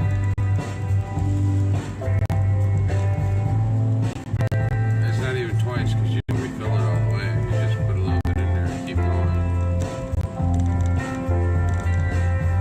We'll see.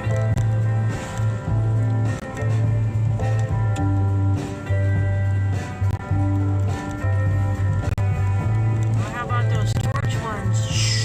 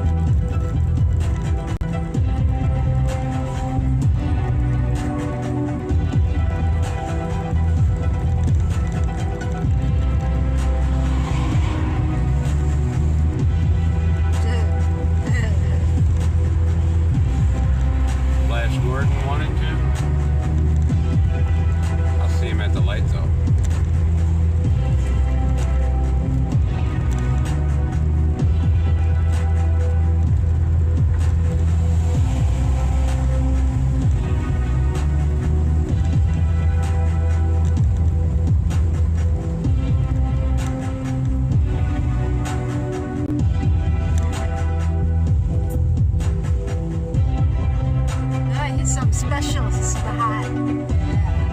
Skidding around there. I don't know if the camera caught that. He skidded out. Not all the way out. He gained control, but he skidded.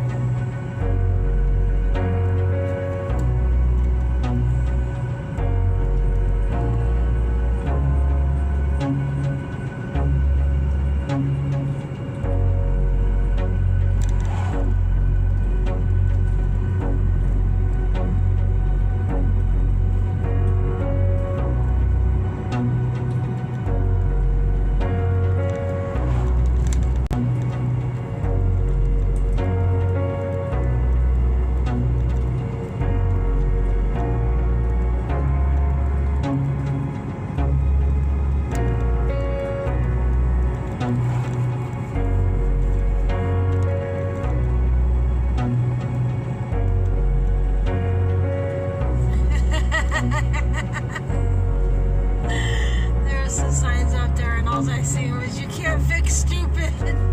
Yeah. With some woman screaming out. Looked like one of those Antifa signs.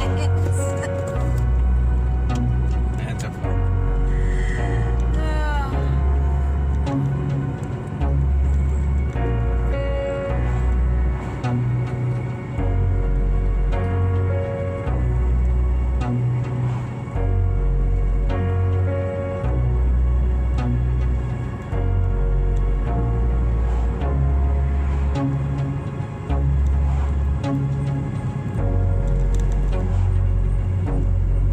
I guess if you can't scream something out, you put up a sign. That's what Now people do. leasing.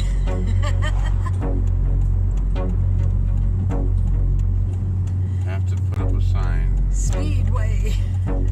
Have to carry a sign Wood to show you're Street. different. Wood. Wood. Wood. Oh, I didn't do it.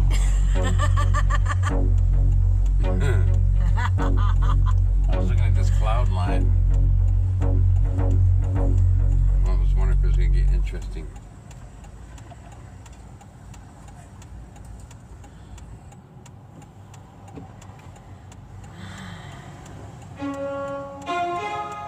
Now here we are at Lake Lansing Road.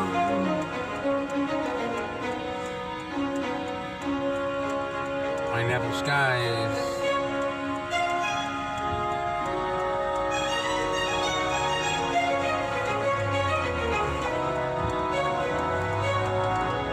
You know, I thought this shit was supposed to flip.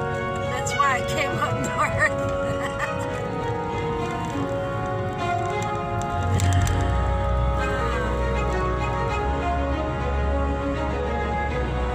I thought I'd be all cozy and warm in the tropics.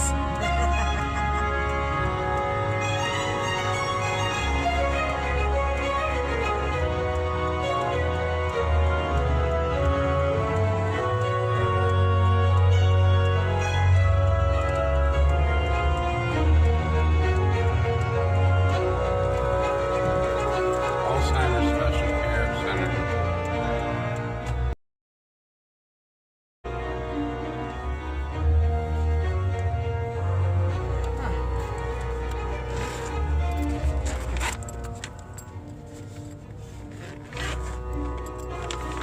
No instructions. Maybe they work at the front.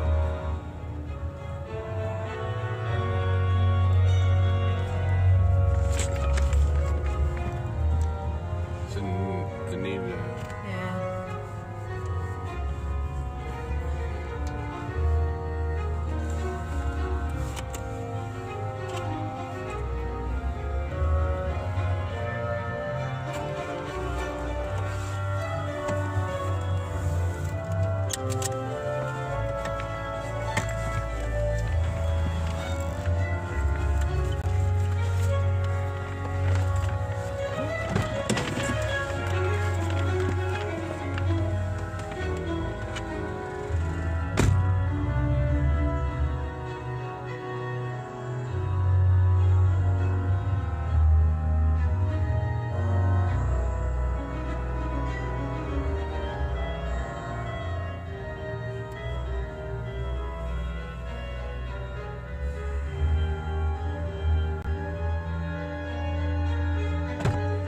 There's Joanne.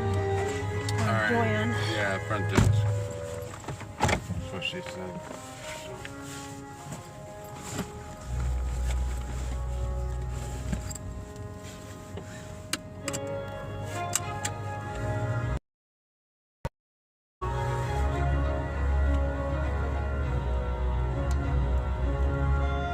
Wonderful.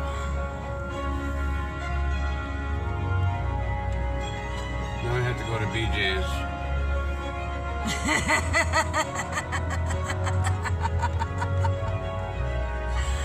Wonderful.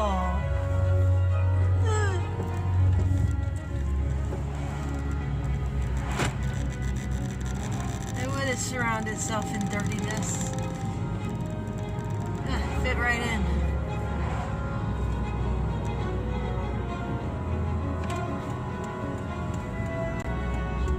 On Wood Street.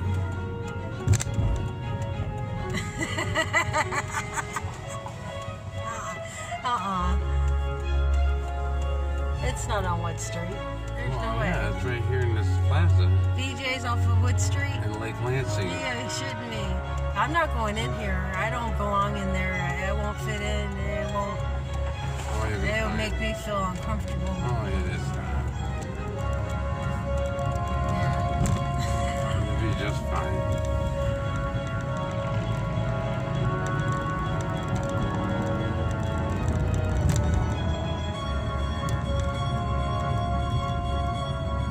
Why do they make these roads curved when, like, I'm in a golf cart or something?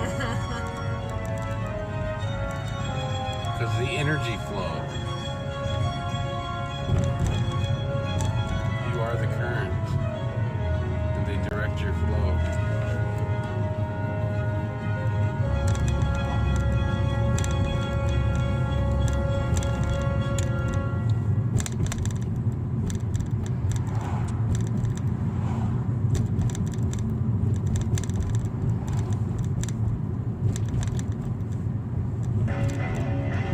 This is quite the weirdness to the sky, huh? Should be interesting.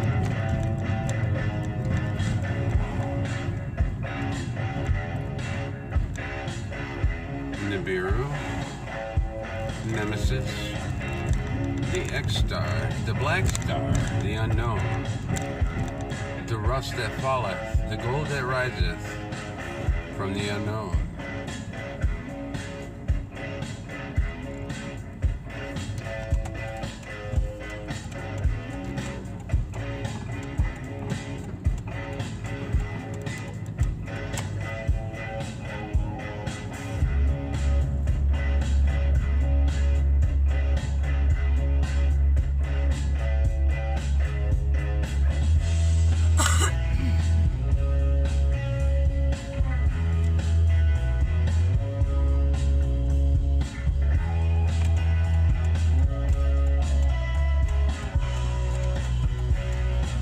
Places are all extra busy today.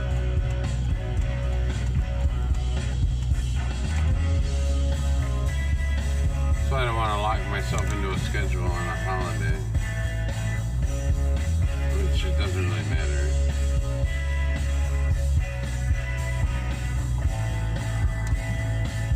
They just seem to give you different orders when you have a block.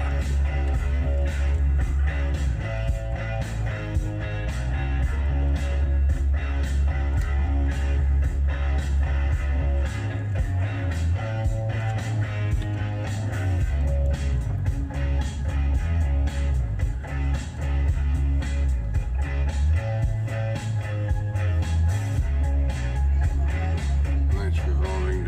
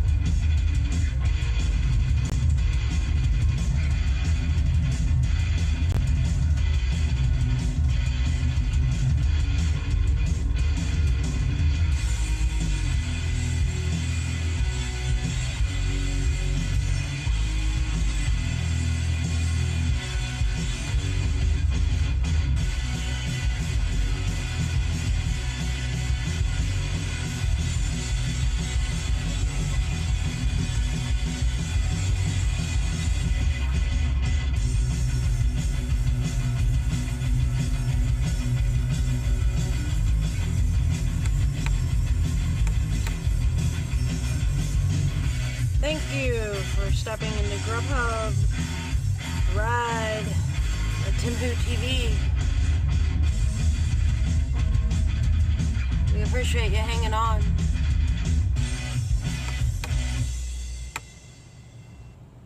We are now on our third delivery at BJ's. 8:35 p.m. guys. Yep, I'm back on the old screw train. No Right. pot. Thank you. Thank you, thank you, thank you.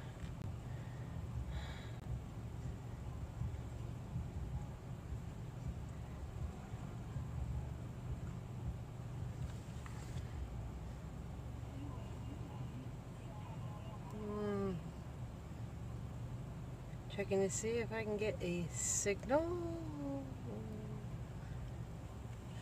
See if I can check on chat.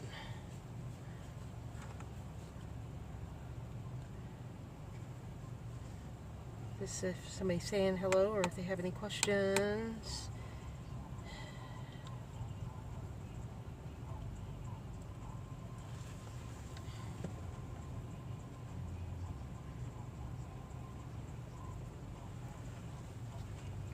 No one has to chat, you know.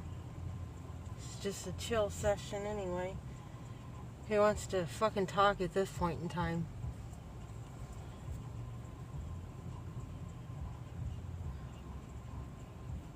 Since we have to be careful, since we have to be, see, you just gotta watch every word. So the best thing is not to say anything, right? It was meant to be in frequency anyway, and well, you know,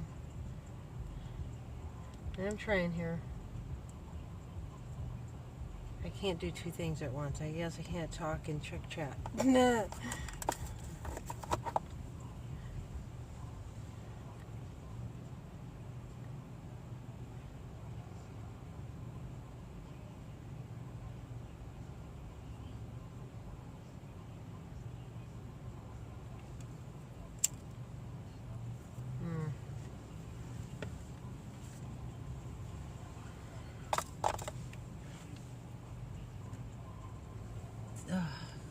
What's wrong? What's wrong with the connection?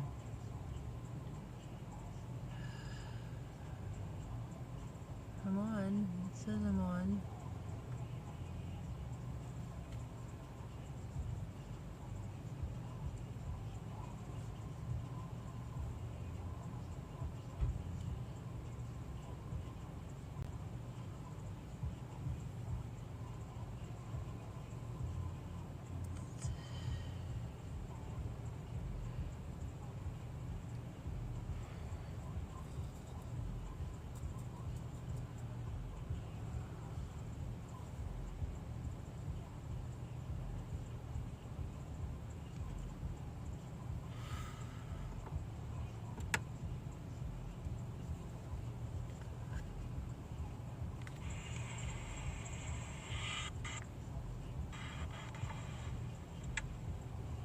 Alright, check. Check.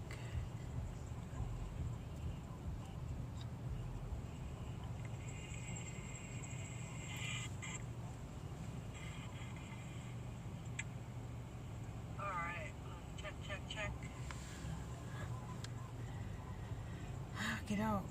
Got that. And that.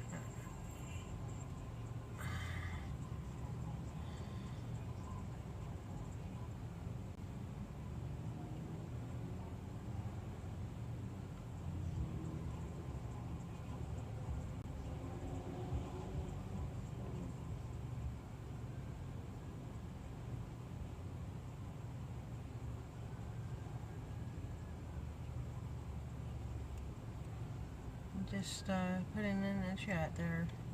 Give me 2 seconds.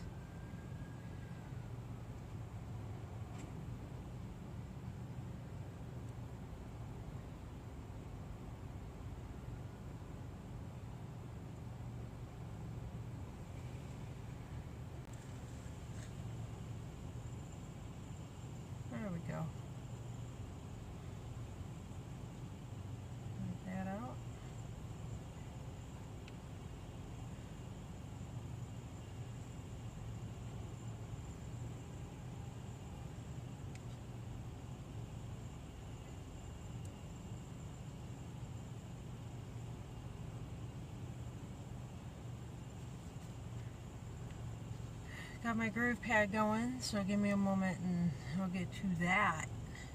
I already have some tunes.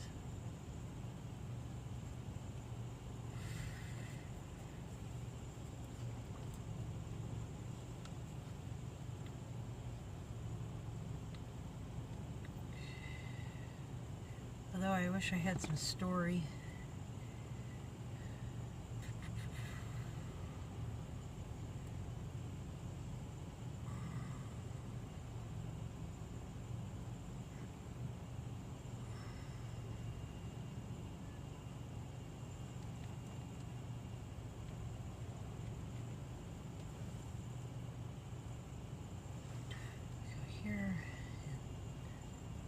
Hear that?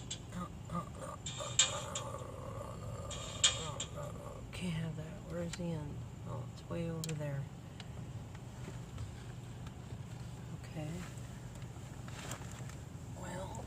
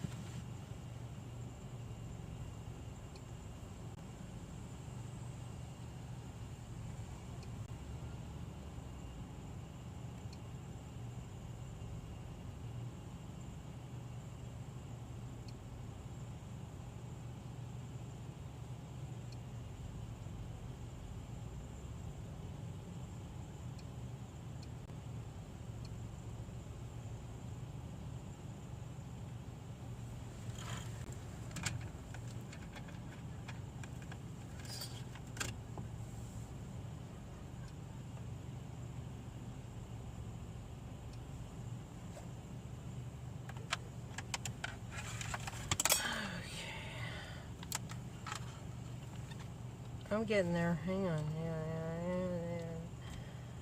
Hang on. I love what you hang on.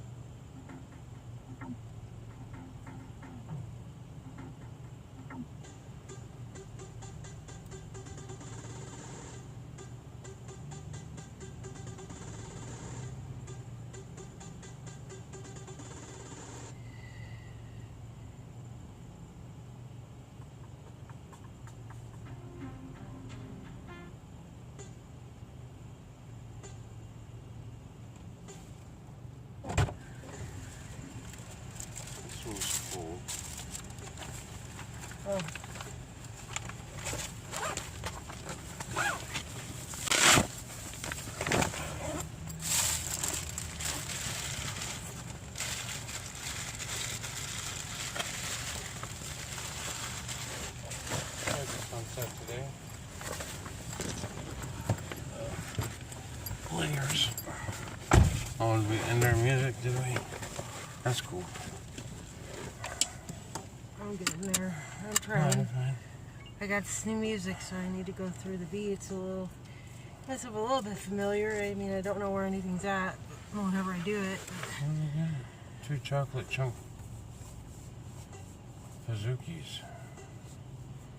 I don't know why the separate bags then. Maybe one has ice cream in it to put on top. Okay. That was a long time for just some Maybe it's chocolate like that. chunk. Maybe that's like that hot apple pie with a la mode on top. Whatever. I guess.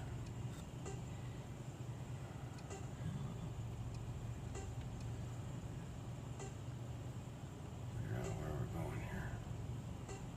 It's busy. It's busy in there.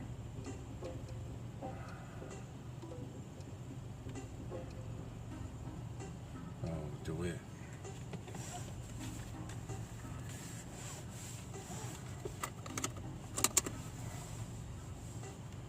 Minutes away yet. This is turning into 1 order an hour tonight. What's up with that? 11 minutes. Oh, 11 miles. 16 minutes. Right. Whistles away.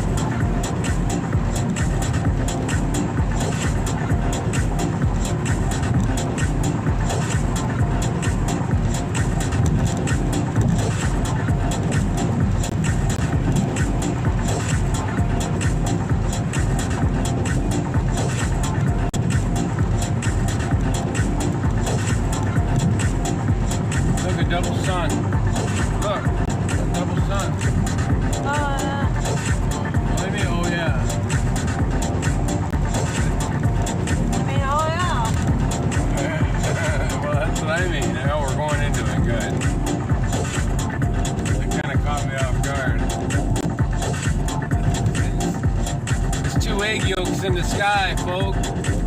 Two egg yolk in the sky. Let me see if I lie. But it's two egg yolk in the sky. Ready? Set. Let's go now.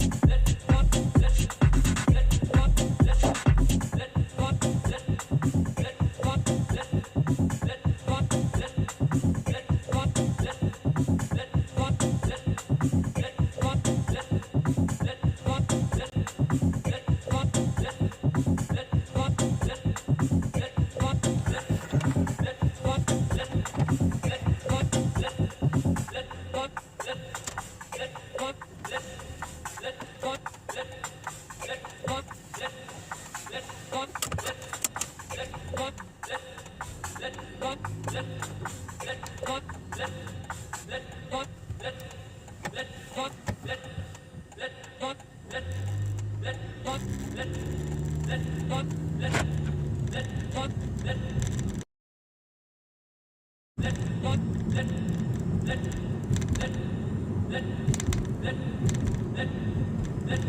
at that redness.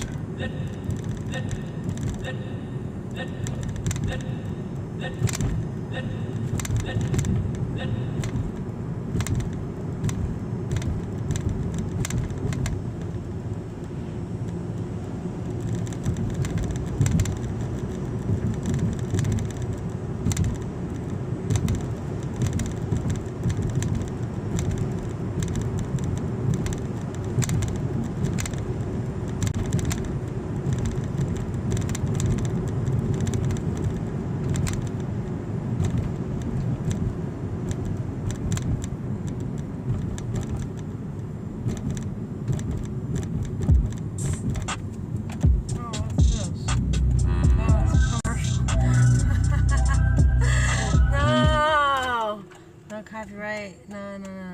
You probably already got it. I don't know. Oh yeah, that's all good. It's not monetized. It's mostly if you're monetized. And I'm just for education and entertainment. So. Alright. Coming auction.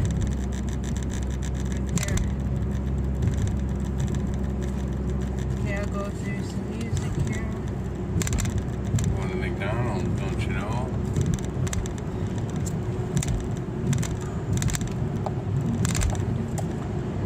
Yeah, turn it on.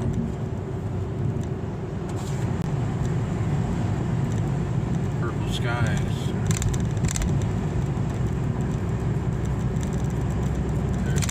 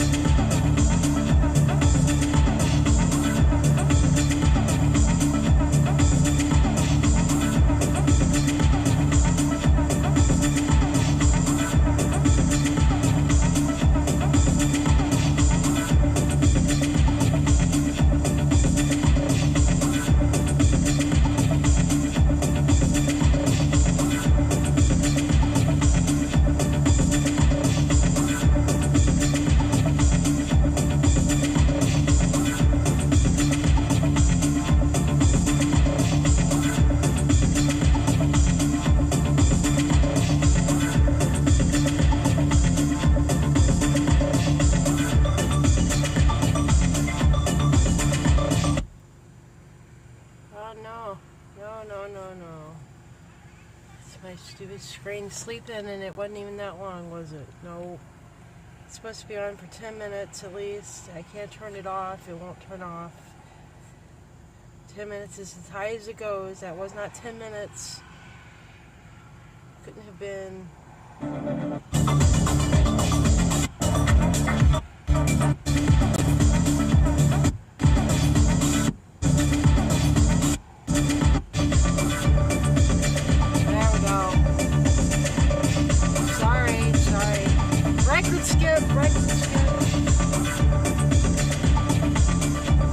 Hope you're enjoying the ride. Not every day is as wonderful as the next.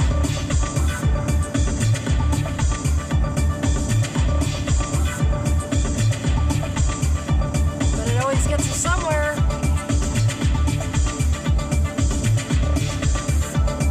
Follow, see where it gets these two numbskulls.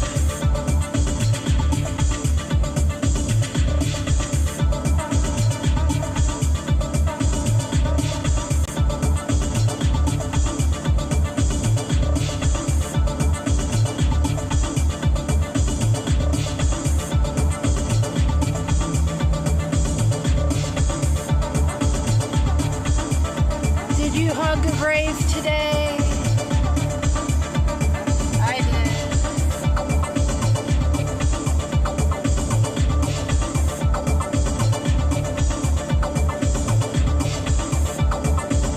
Williamson, Norris, Shaman, Price.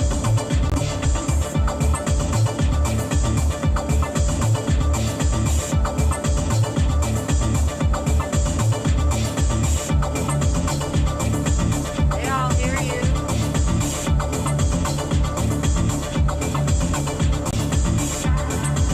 Loud and clear. That.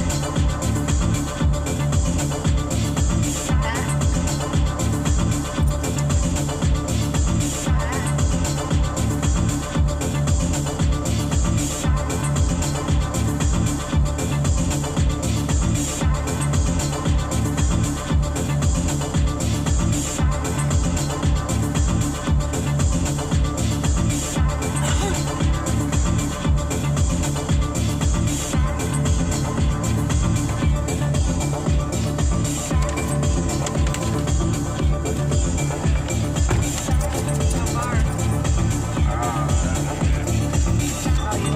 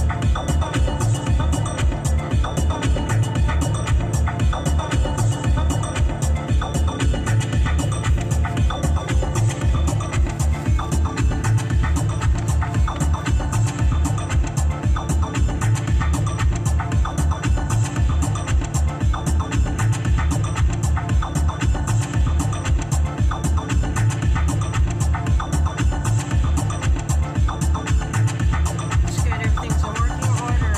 Yes. Nothing changed. Yay! Signal. Nothing changed. The signal didn't die. Well, that was all good. It was just, it's all very slow. I don't know if it's interfering with McDonald's, but I don't think so. So hang it's the on, atmosphere. boys and girls. If we lose you, we're on D-Live if we don't know. And then once we do know, we'll get it on track. Thank you for your patience, but you know how it is. No, it's just DeWitt. So somewhere close. We're in DeWitt already. Here we come. Do it.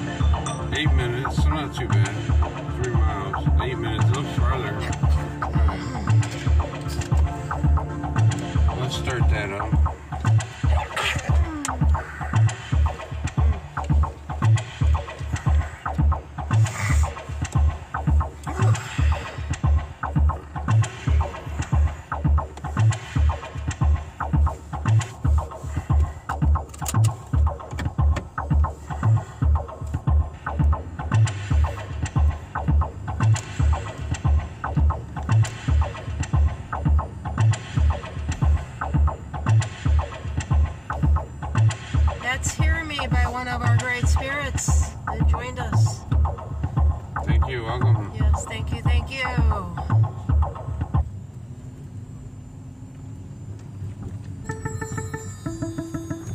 Thank you, so watchers. much. Thank you for joining us. Thank you for trailing us and being ahead of us. Thank you. Much love. Which in turn brings light.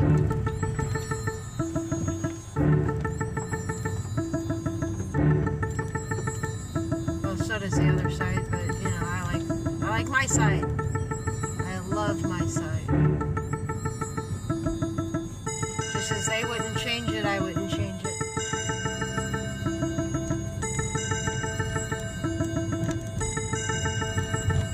Hello? Train. Anyone? Bounce with it. Once in a while, I get a thing, something I like to call a jing. Go, Gina. Go, Ring. Gina. Ring. Solomon had a ring he wore.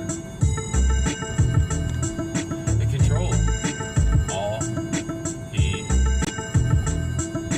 ruled. Miss Calman, give it that shake. Okay. It's time again for him to play. Gilgamesh was the king. They found his mighty body in a temple. Did they do the unspeakable with his remains? Murray. Questionable. We don't really know. It's possible. Murray. When will he show? Murray. Gilgamesh. Hello.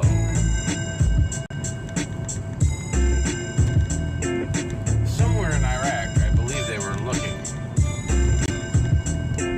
They called it Two. a place of mass destruction. Madam Mystic. Where did we go? AKA Madam Down what? Witch. 9/11 Road. If you still the planes, boss, I see the planes, the outer shell. Well, you've been deceived. Thought you'd like to know. Science. Welcome to the show. Every now and then, we catch a glimpse Howdy. of the truth. We say no way, there's no problem here. It's misremembering. Tattoo that monkey. We have such a thing called gravity, which isn't real. Your magnetic forces of interference and light. Hello. So now, you know. What you do with this information is quite entirely up to you to dispel. I'm only here to give your ear something to smell. I plant the seeds, I drop the drawers, I call upon the boars of the wild. Hear me smell. Back it on up. Walking, talking, lifting. Walking, talking, lifting. Walking, talking, lifting. Who's gonna know? I grab. I pull. I drag. No one wants to go. So never mind now, you go back to sleep. I won't worry about you because you didn't give a peep. Religion. now I'm going down this road to the left. And at the end of this road, we'll reach the beginning of the 7, the ridge to 2, to heaven. Thought you want to know. Do what you please. Always, please, do what you will.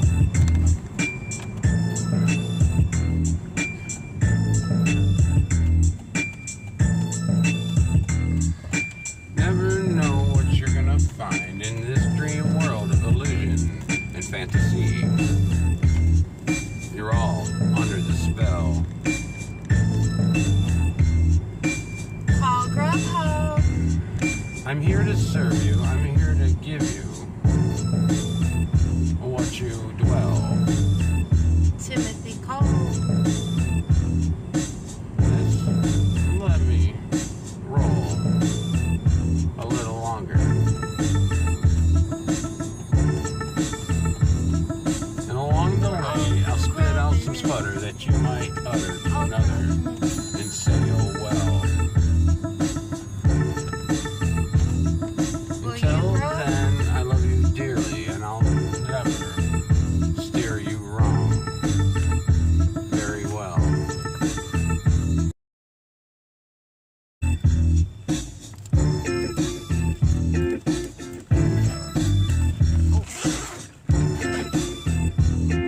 I have to reaffix my glasses upon thine eyes so well I can see.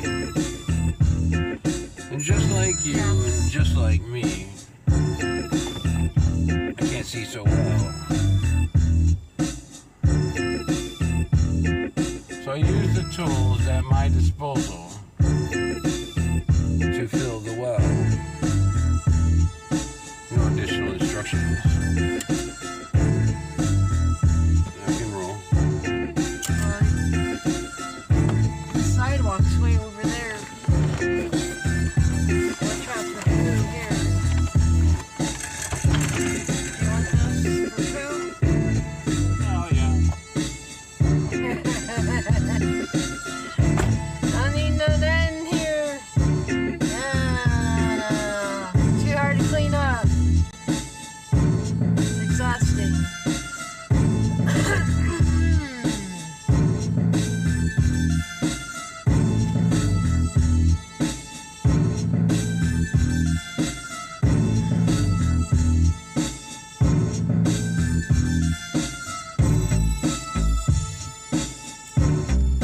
Hope all is well.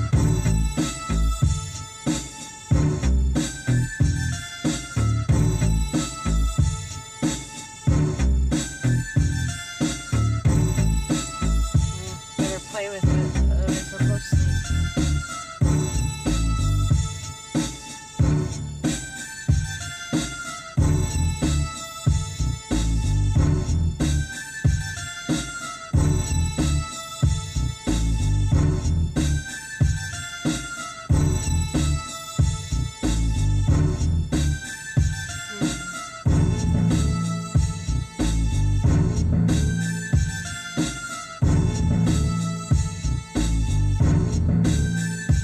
It's a march. Are you on board? Wake up. Forrest Gump, he had a saying. What do you know? Question that.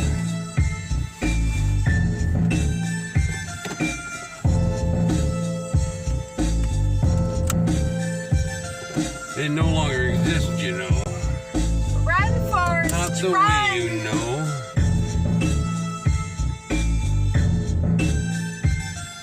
Set your sights on fear if you want it. Make it My so. leg. It's in that jail box. I prefer to find the light and the love in all that is around. I leave the fear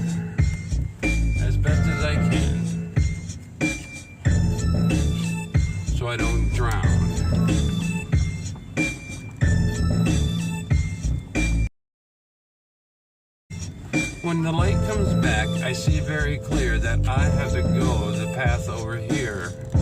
Let's go.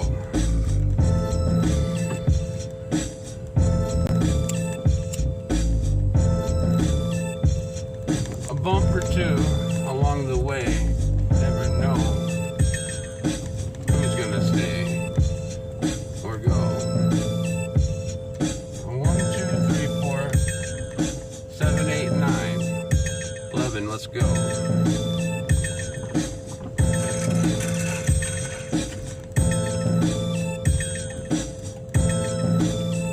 Automatically, I see sweet 6.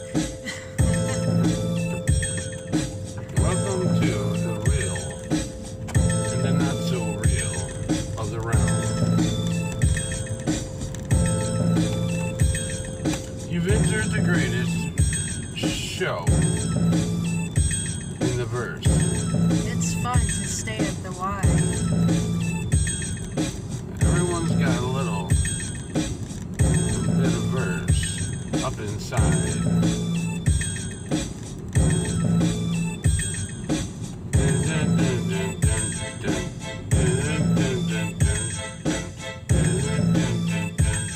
Let's go.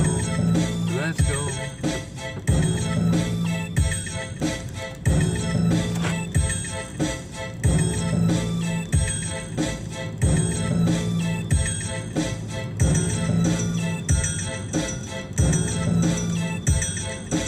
One eye's blind, and the other eye simply doesn't know.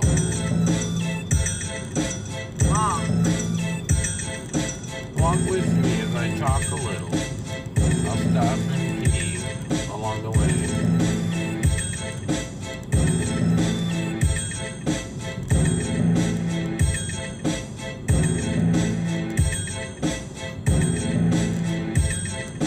Public.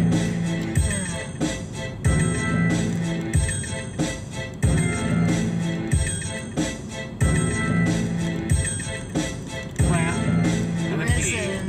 A pea and a plant. They come together so well. One gives life, the other gives back to the well. Signal. No signal on the door. Signal, signal, say no more. Signal along the post. Which brother did you follow? Which father did you come from? You should know.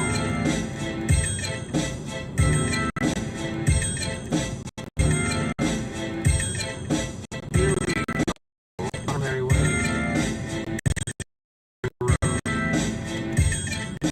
Turner. Time to go right up the flow.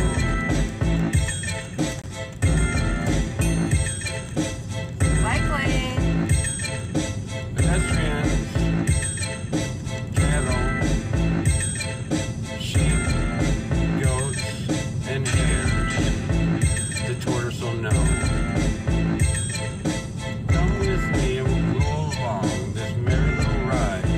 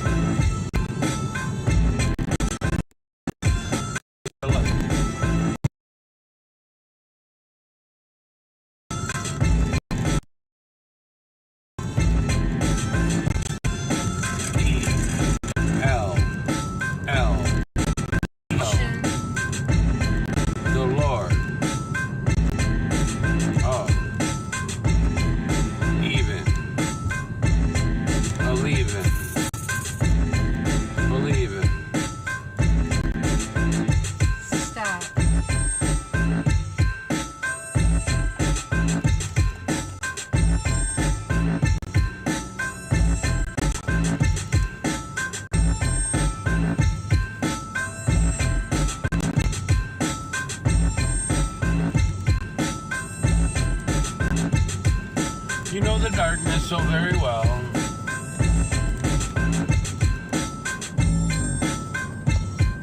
That you don't even want to call this hell.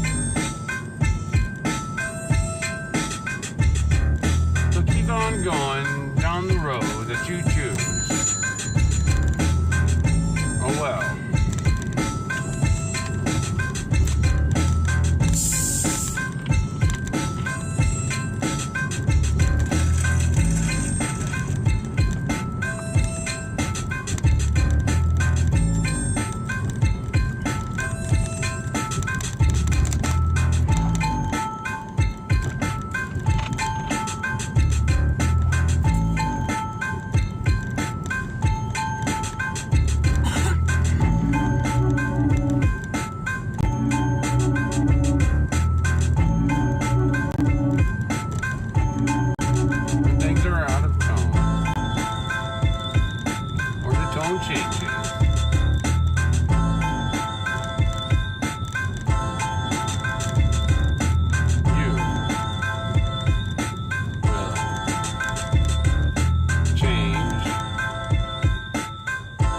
Just as well.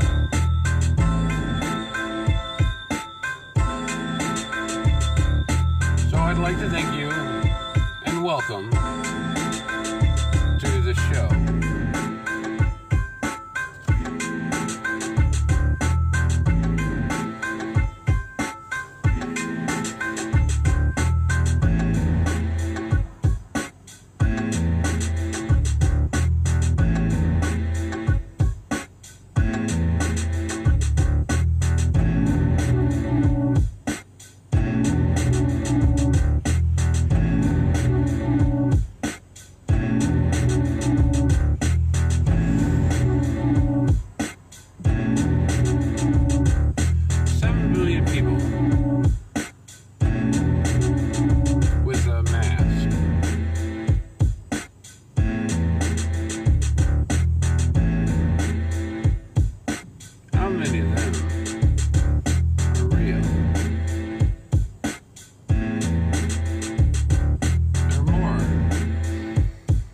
Species.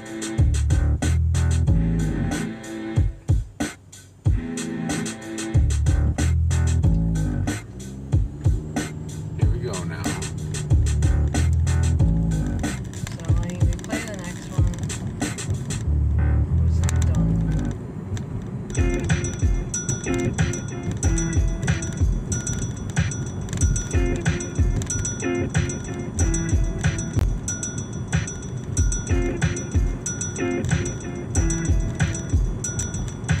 Wait a minute.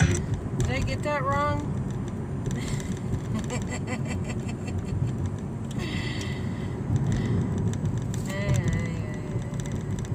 got that all wrong. It's 9 o'clock. About I don't want to play anything until 9 o'clock. Ooh, this is quite the sunset. From my vantage point.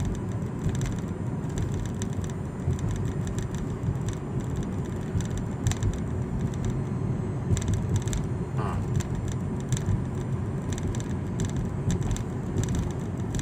There hasn't been a long time between pickups, huh? Yeah, Yeah. especially for a Friday. Right.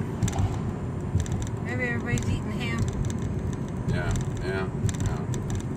Of course they are. I thought they'd be sick of that slop by now.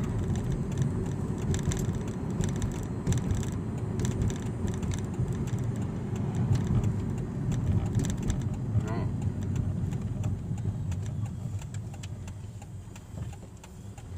Well, a minute and a half seems to be taking a long time. Wow.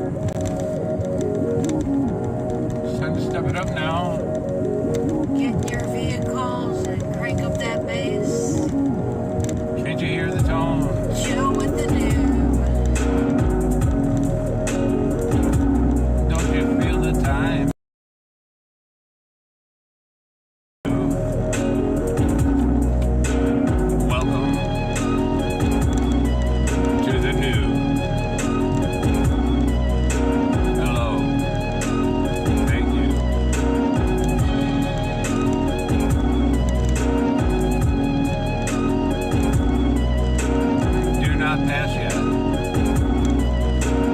We can continue down this road in the darkness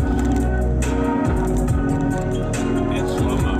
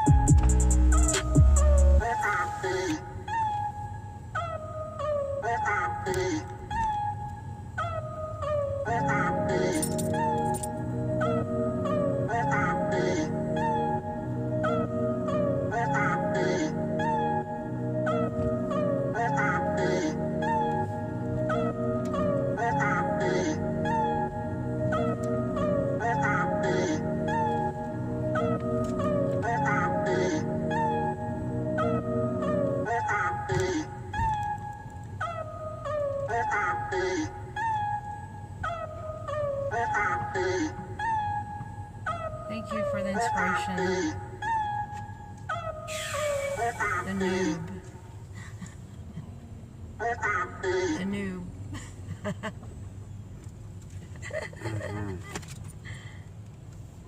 I like how they said that at the end. No noob. Oh, noob. Almost sound like it. I'll entertain you with the train.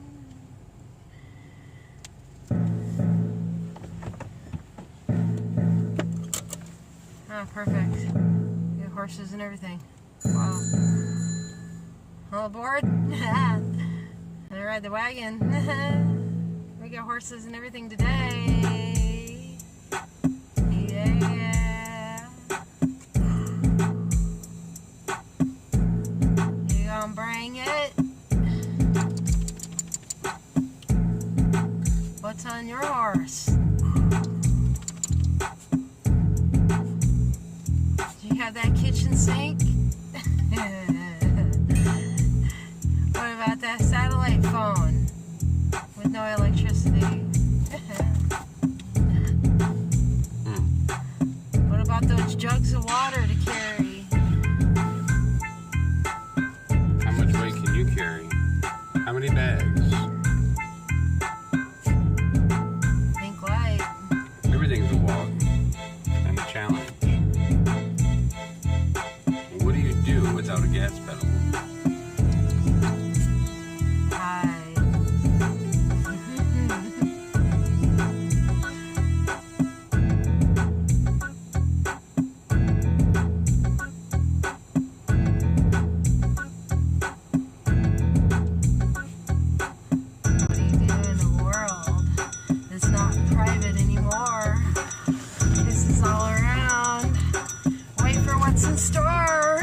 They were never hidden anyway.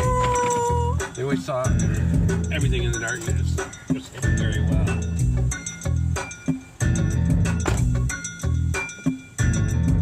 What do the people do on Easter? PF Chang's? Or the fish market? I don't know.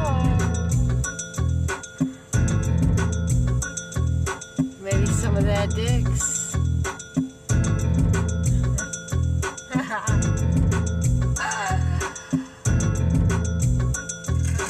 Thank you for stepping to the show.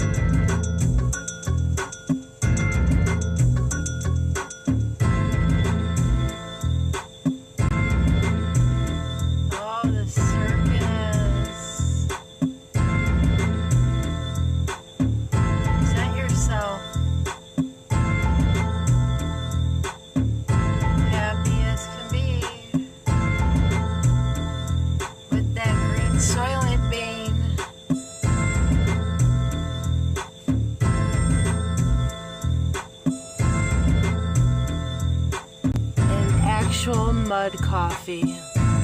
Yum.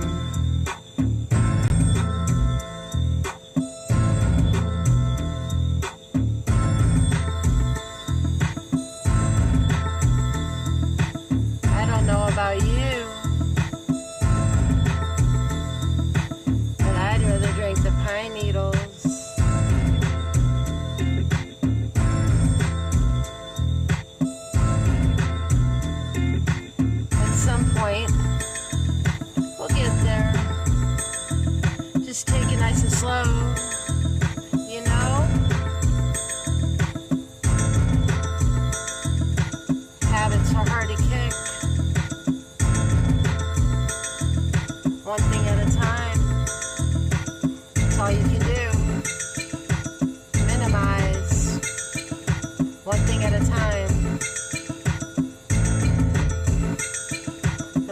must go.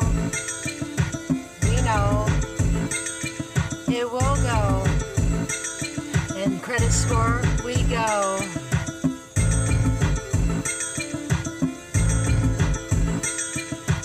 Ride the horse. Ride that horse. We all know that he's right as snow. We know how right he is. But to get there is something else. It's a climb, it's a battle, it's a struggle to give up all the worldly things. Fuck, we want it. So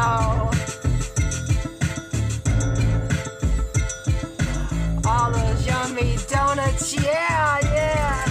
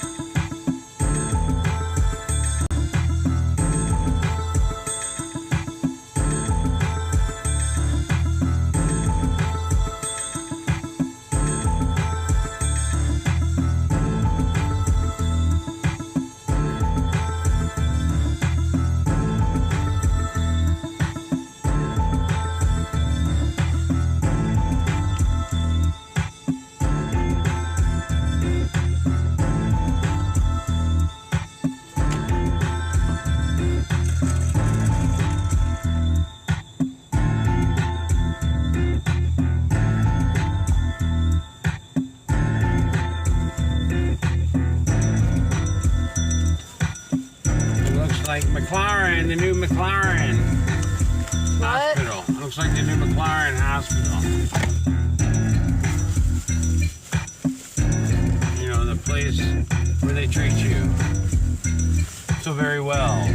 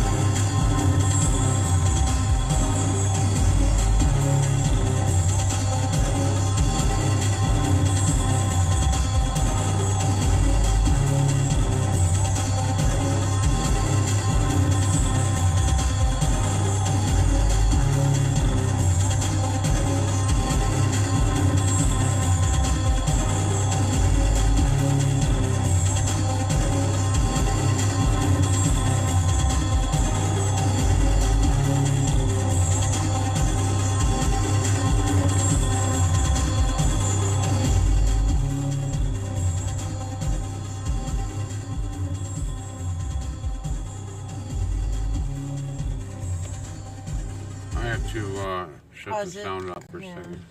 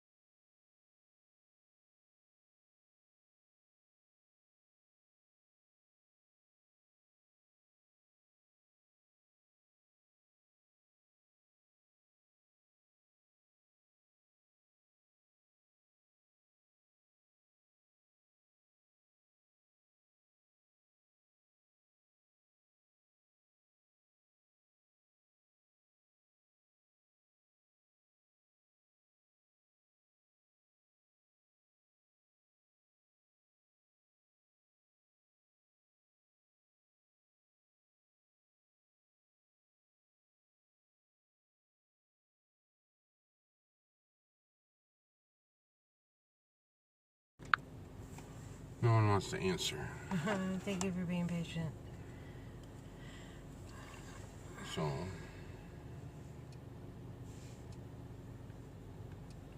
I'm here. I've called. Am I calling the wrong number? I can't get a different number now.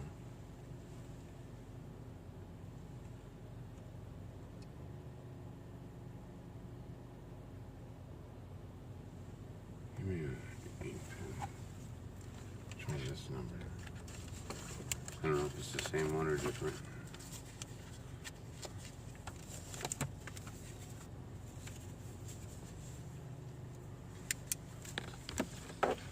It's really been stressful tonight.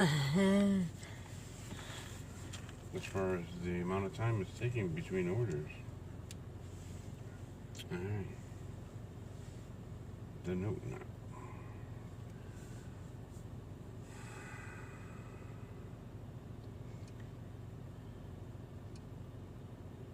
Okay, please give us another moment. Thank you for your patience.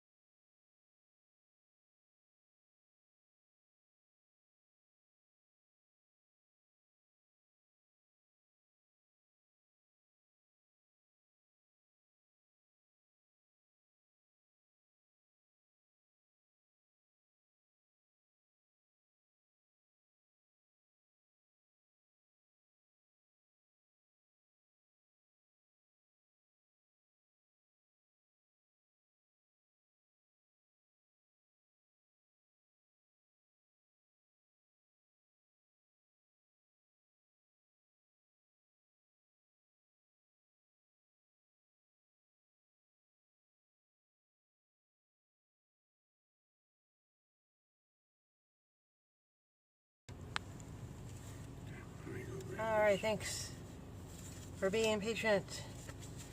We finally got a hold of the diner. And we're delivering... What were we delivering? Something. Who knows? I forgot where we went. I got 2 drinks. You want me to put them in a No, container? just give me one each. I can't take it with the pants don't stamp as it is. Are you sure?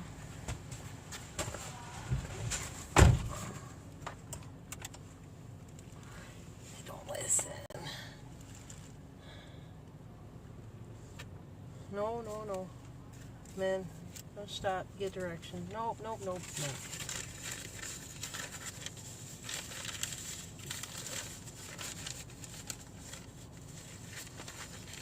I guess she can get that security to help her out with carrying it around.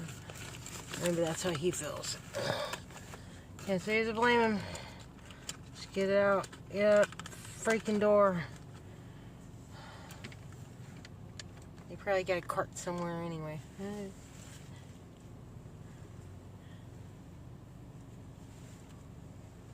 Oh.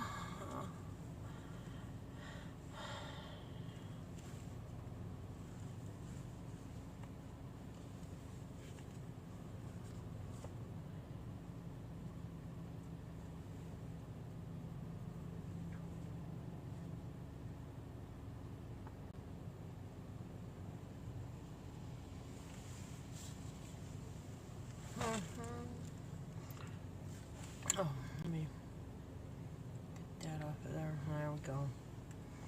There I can see that I'm on, you know. Being live all this time, you forget that you're not alone. I mean, in the physical sense, you know, sight and sound, you know, because you gotta be heard. So thank you for tuning in to TimWhoTV. Thank you, D-Live, and I was playing before we were interrupted. It was a Mate Zero. Thank you very much for following Mate Zero. I hope you like your music. I'll continue. Sorry it was interrupted. I could start it over again. Yes, I will. I'll start it over again because that was messed up. And I want you to hear. Thank you, Mate Zero, for following and for your energy in building that.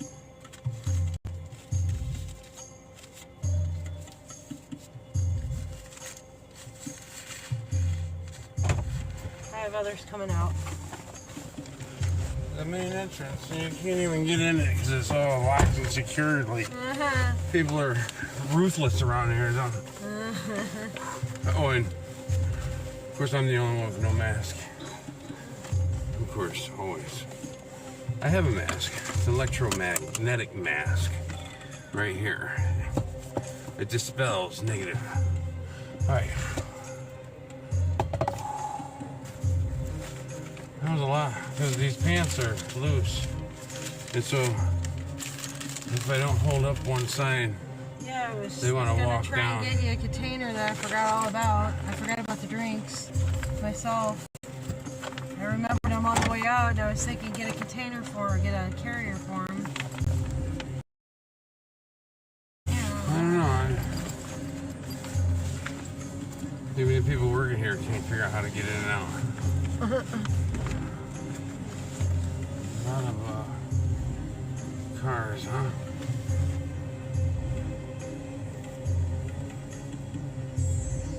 A lot of building. What are they waiting for? I don't even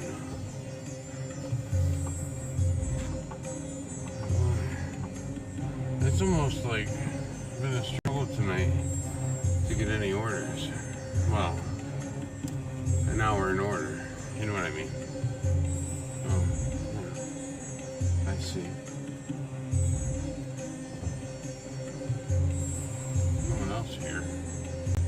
Just you and me. Until it's time to roll. Alright, now what?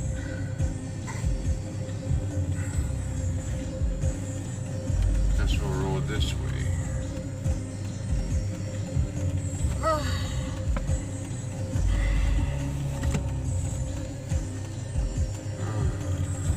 My pants were falling down yesterday. Shit. Oh.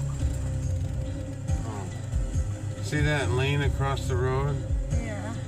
That's a bike lane. Well, it had me deceived thinking there was an island there. I had to do a Michigan turnaround at first. Looks like so I it. had to stop and take a second look. And then the bus got close. It kind of helped you with Well, if you glance at it, it looks like an island with a road on it. It's about the same width.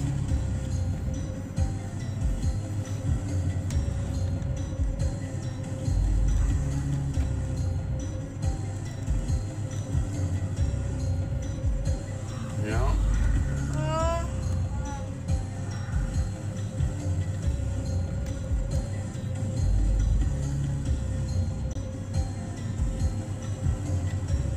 Crazy like that.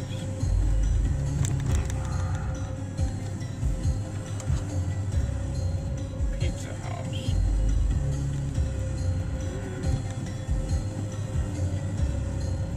The Pizza House.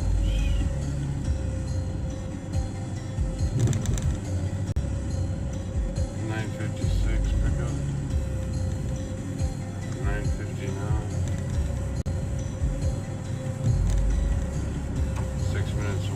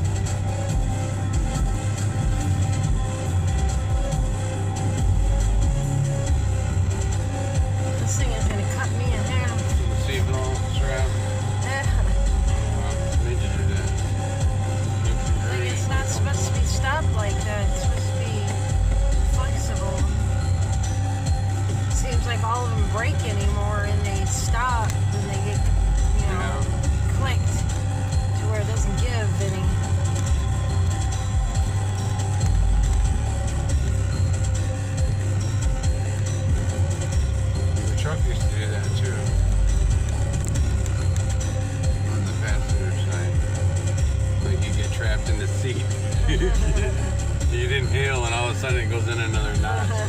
You're like.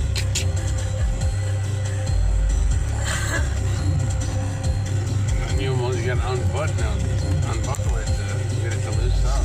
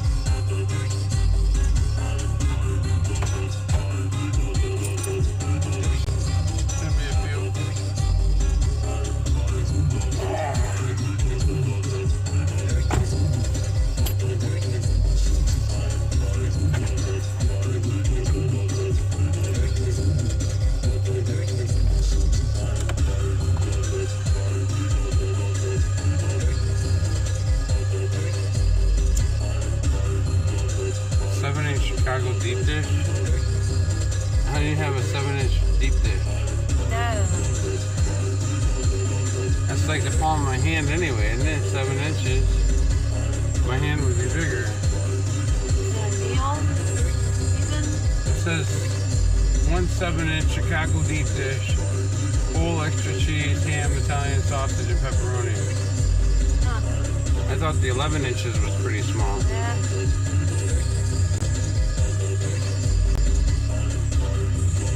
Okay. It's like a piece of pizza. It's like a bagel bite.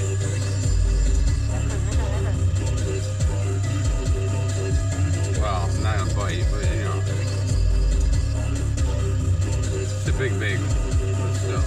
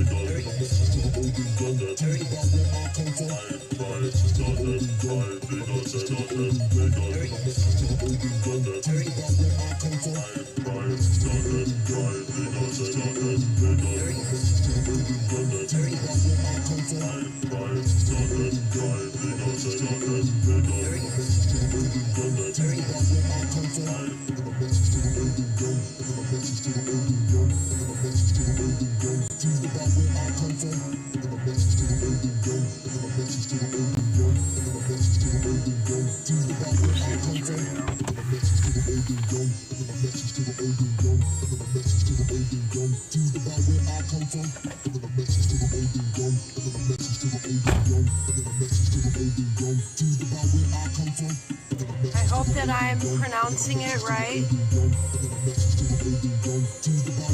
Mati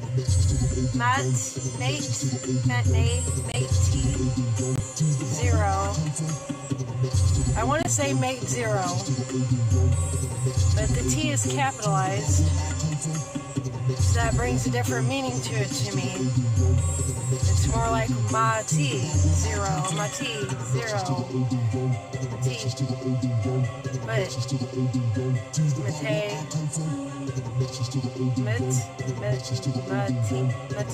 yeah, ma T zero. I don't know.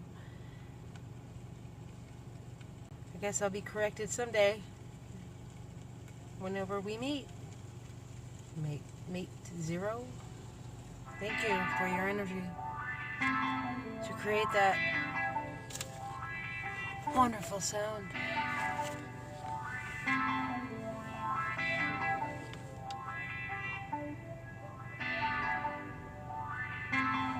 Thank you all.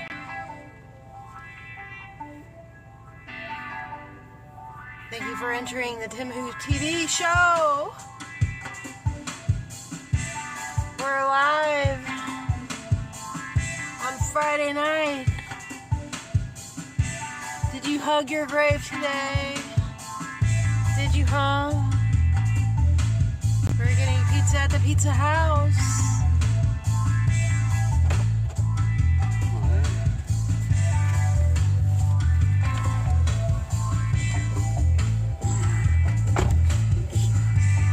Heavy one. I forgot this place is open late. But not really a place for us. As per usual, we are checking chat. We just did. Nobody's there to us. We don't see anybody, so if you're chatting, sorry, we don't see it. But if you aren't, don't worry about it. We're not looking for it. We're just checking to make sure there's no questions or any comments, any hellos. We don't want to ignore anybody. But feel free to do what you will. But hang on tight. Where are we headed, Paul? We're headed Lansing. A barren road. Barren. It's so barren. Yeah. 17 minutes.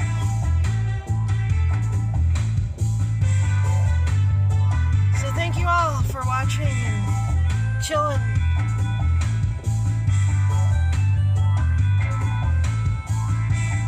Watch that you're not the only one to deal with the knock knocking.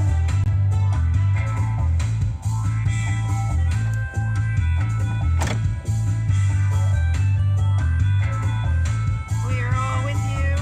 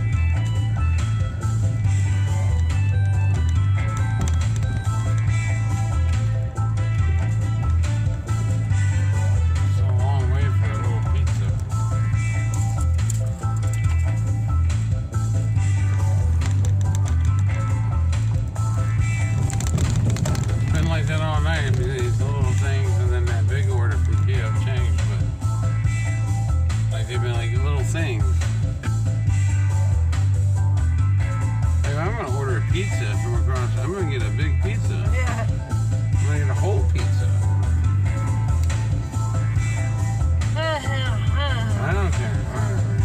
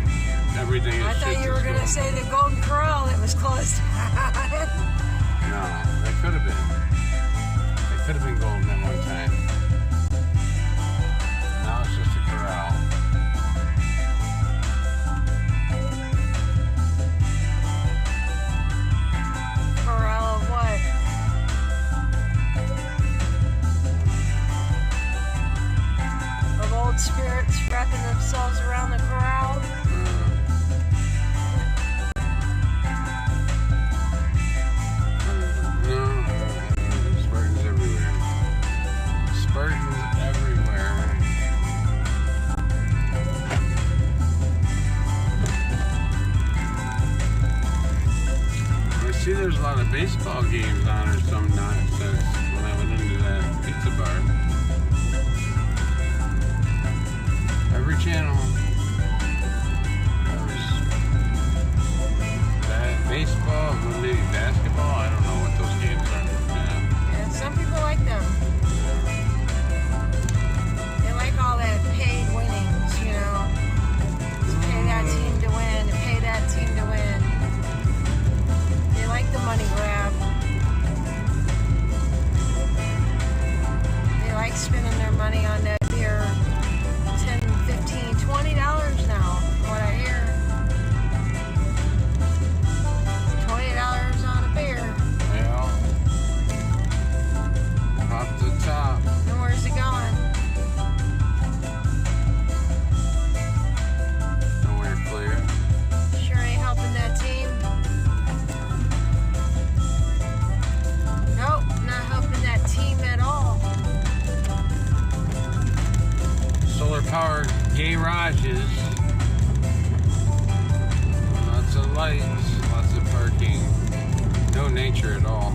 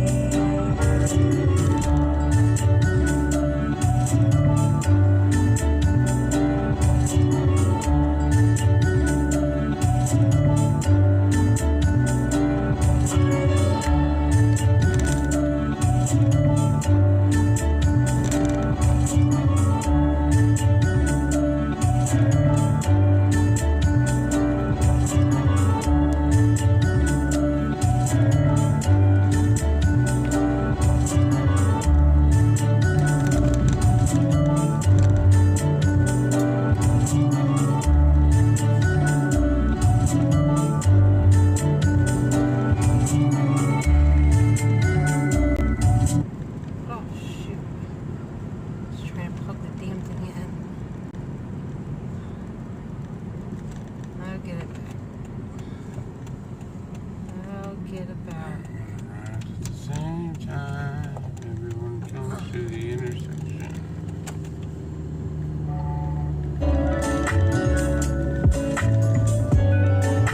Sorry about that.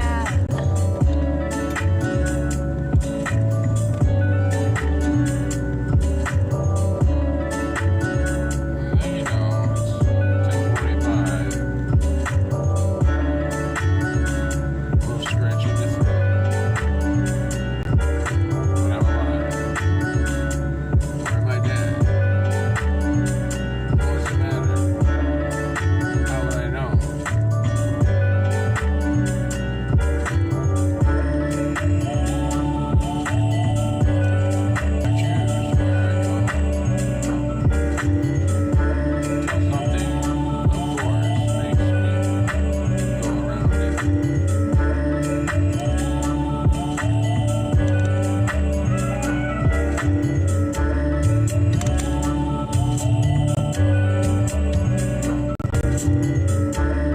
I knew this belonged to somebody, but I didn't know who it belonged to.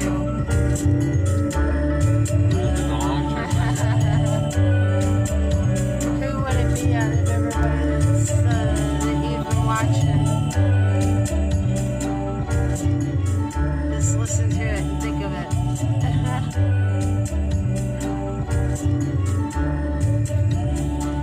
And I called it Messy Buttons because I didn't know what to call it. Sometimes I don't know who's sending it to me, so I'll name something that's part of their attributes, you know. I should make a song called Impatience behind me.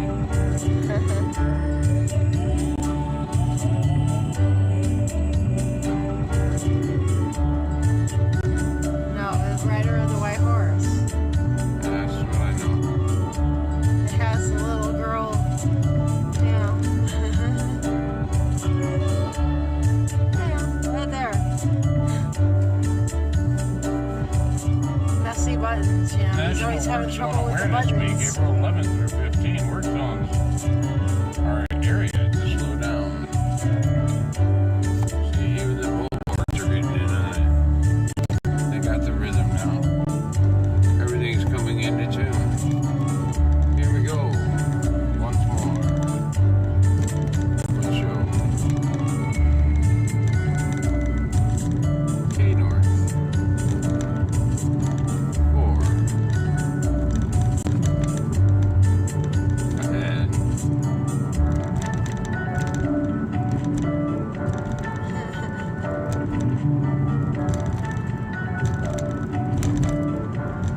There's just so much going on. A lot of buttons. You snore with. Too much for one man.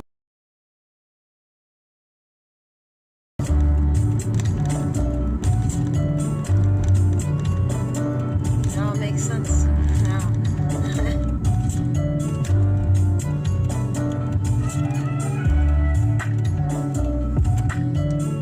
And he's galloping on his horse.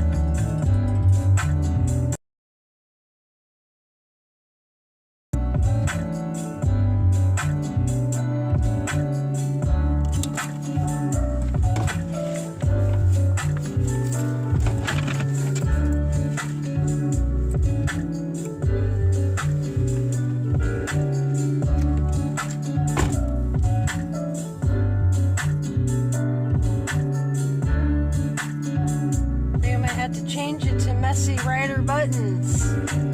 I know who it is. So thank you. Not done yet, but I'm happy I found where the noise was coming from. No, it's not noise, it's beautiful. And it goes in, I mean there's a lot going on, but it goes in good. And that would fit him so well. There's so many things going on and different directions he's taking, and how it's almost impossible for one man to do.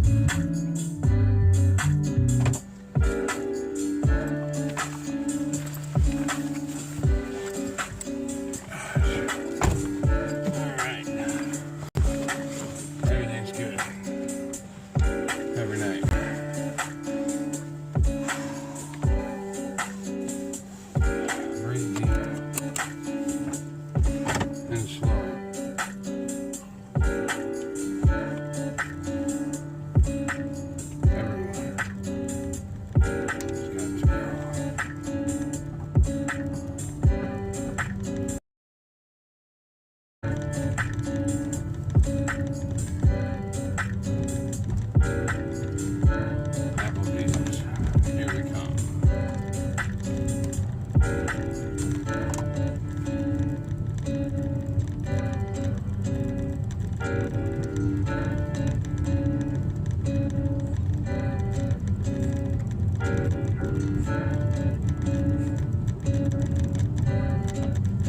Yes, I like it. The messy rider buttons, everyone. Thank you. Right on.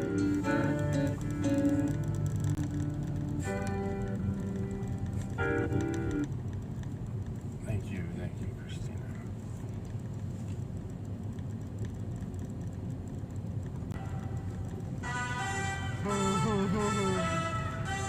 Got a little bit of sexy in there. Yeah. Makes me want to groove. But I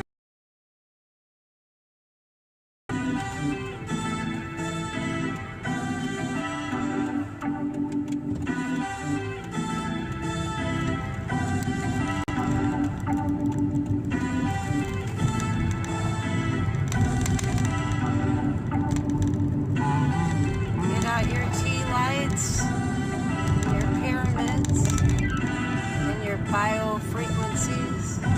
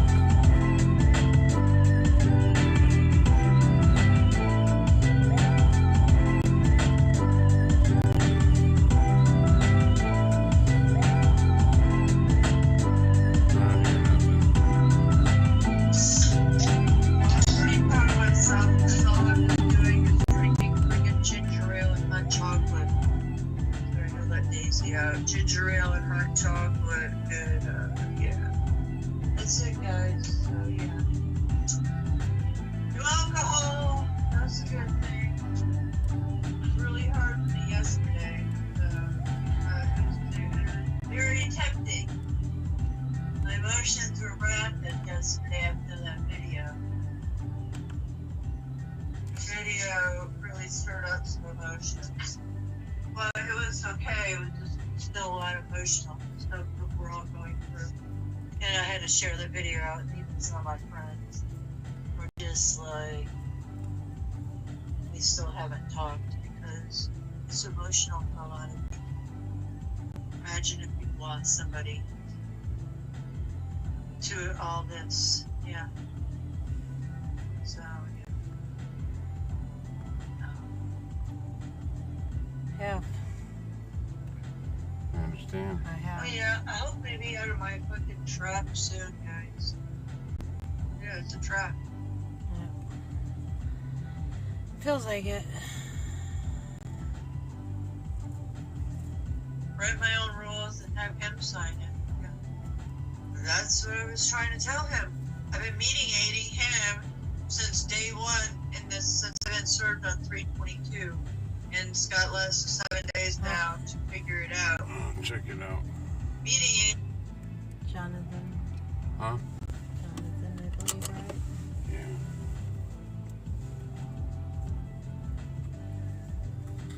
Yeah. Everybody's streaming now. Tattooed Monkey. Yes. I'm glad. And More for us to watch later.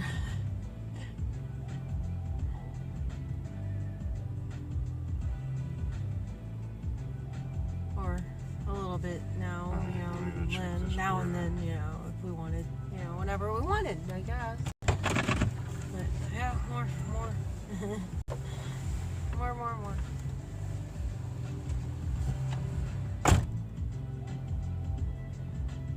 I mean, I know it feels like we're on on a big show, and we bear our feelings, but it becomes real after a while. I mean, it hits your life, it hits your home. I hope that the people who complied and did all these things that we speak of realize our emotions too, and why we're so angry and why we're so frustrated. Not angry, but frustrated.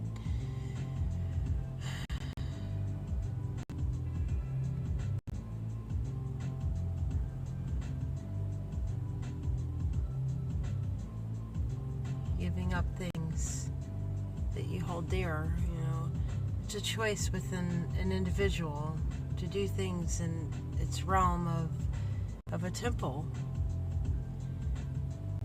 And whenever we're told the law says, well, some of us don't believe in that law. Believe in fairness. See anything that resembles the signs. Because it was kind of small. Clubhouse Grill and an Oreo chocolate shake or something like that.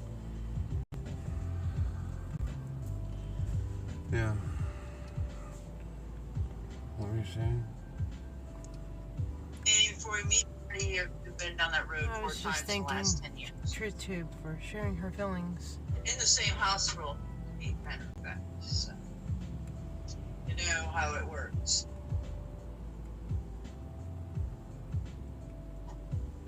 And what they're doing right now is I reported it, and I've seen it in my own city.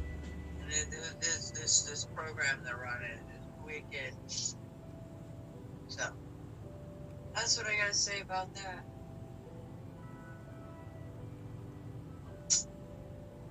Hey, Lone Rebel. Yeah, mine a little late. Well, not really. 10:46, but you're a late nighter. And I'm on an all day. I'm an all dayer now. I'm at night during the day, and I just have a lot of energy and not a lot of sleep. And when I do sleep, it's in little spurts now. I don't know. Guys.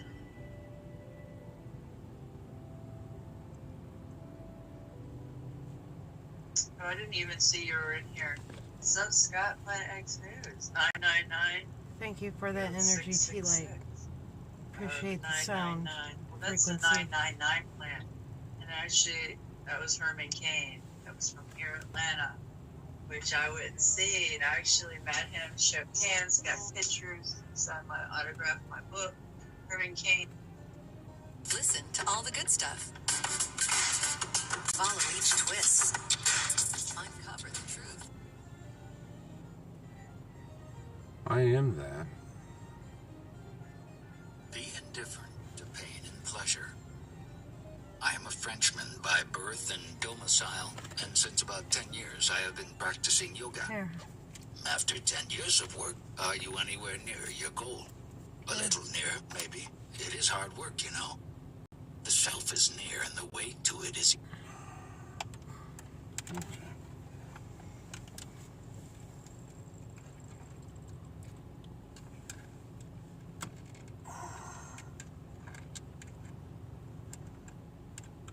That's right. I am that. Okay. Plug it in. Okay, that works. Alright, we'll have to interrupt this from time to time.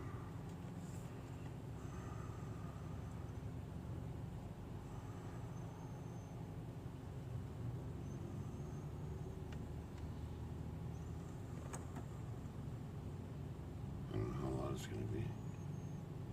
Be indifferent. Frenchman by birth and domicile, and since about 10 years I have been practicing yoga. After 10 years of work, are you anywhere near your goal? A little near, maybe. It is hard work, you know. The self is near and the way to it is easy. All you need doing is doing nothing. Yet I found my sadhana very difficult. Your sadhana is to be. The doing happens. Just be watchful. Where's the difficulty in remembering that you are? You are all the time. The sense of being is there all the time, no doubt. But the field of attention is often overrun by all sorts of mental events, emotions, images, ideas. The pure sense of being is usually crowded out. What is your procedure for clearing the mind of the unnecessary? What are your means, your tools for the purification of the mind? Basically, man is afraid. He is afraid of himself most. I feel like I am a man who is carrying a bomb that is going to explode. He cannot defuse it, he cannot throw it away. He is terribly frightened and is searching frantically for a solution which he cannot find. To me, liberation is getting rid of this bomb. I do not know much about the bomb. I only know that it comes from early childhood. I feel like the frightened child protesting passionately against not being loved. The child is craving for love, and because he does not get it, he is afraid and angry. Sometimes I feel like killing somebody or myself.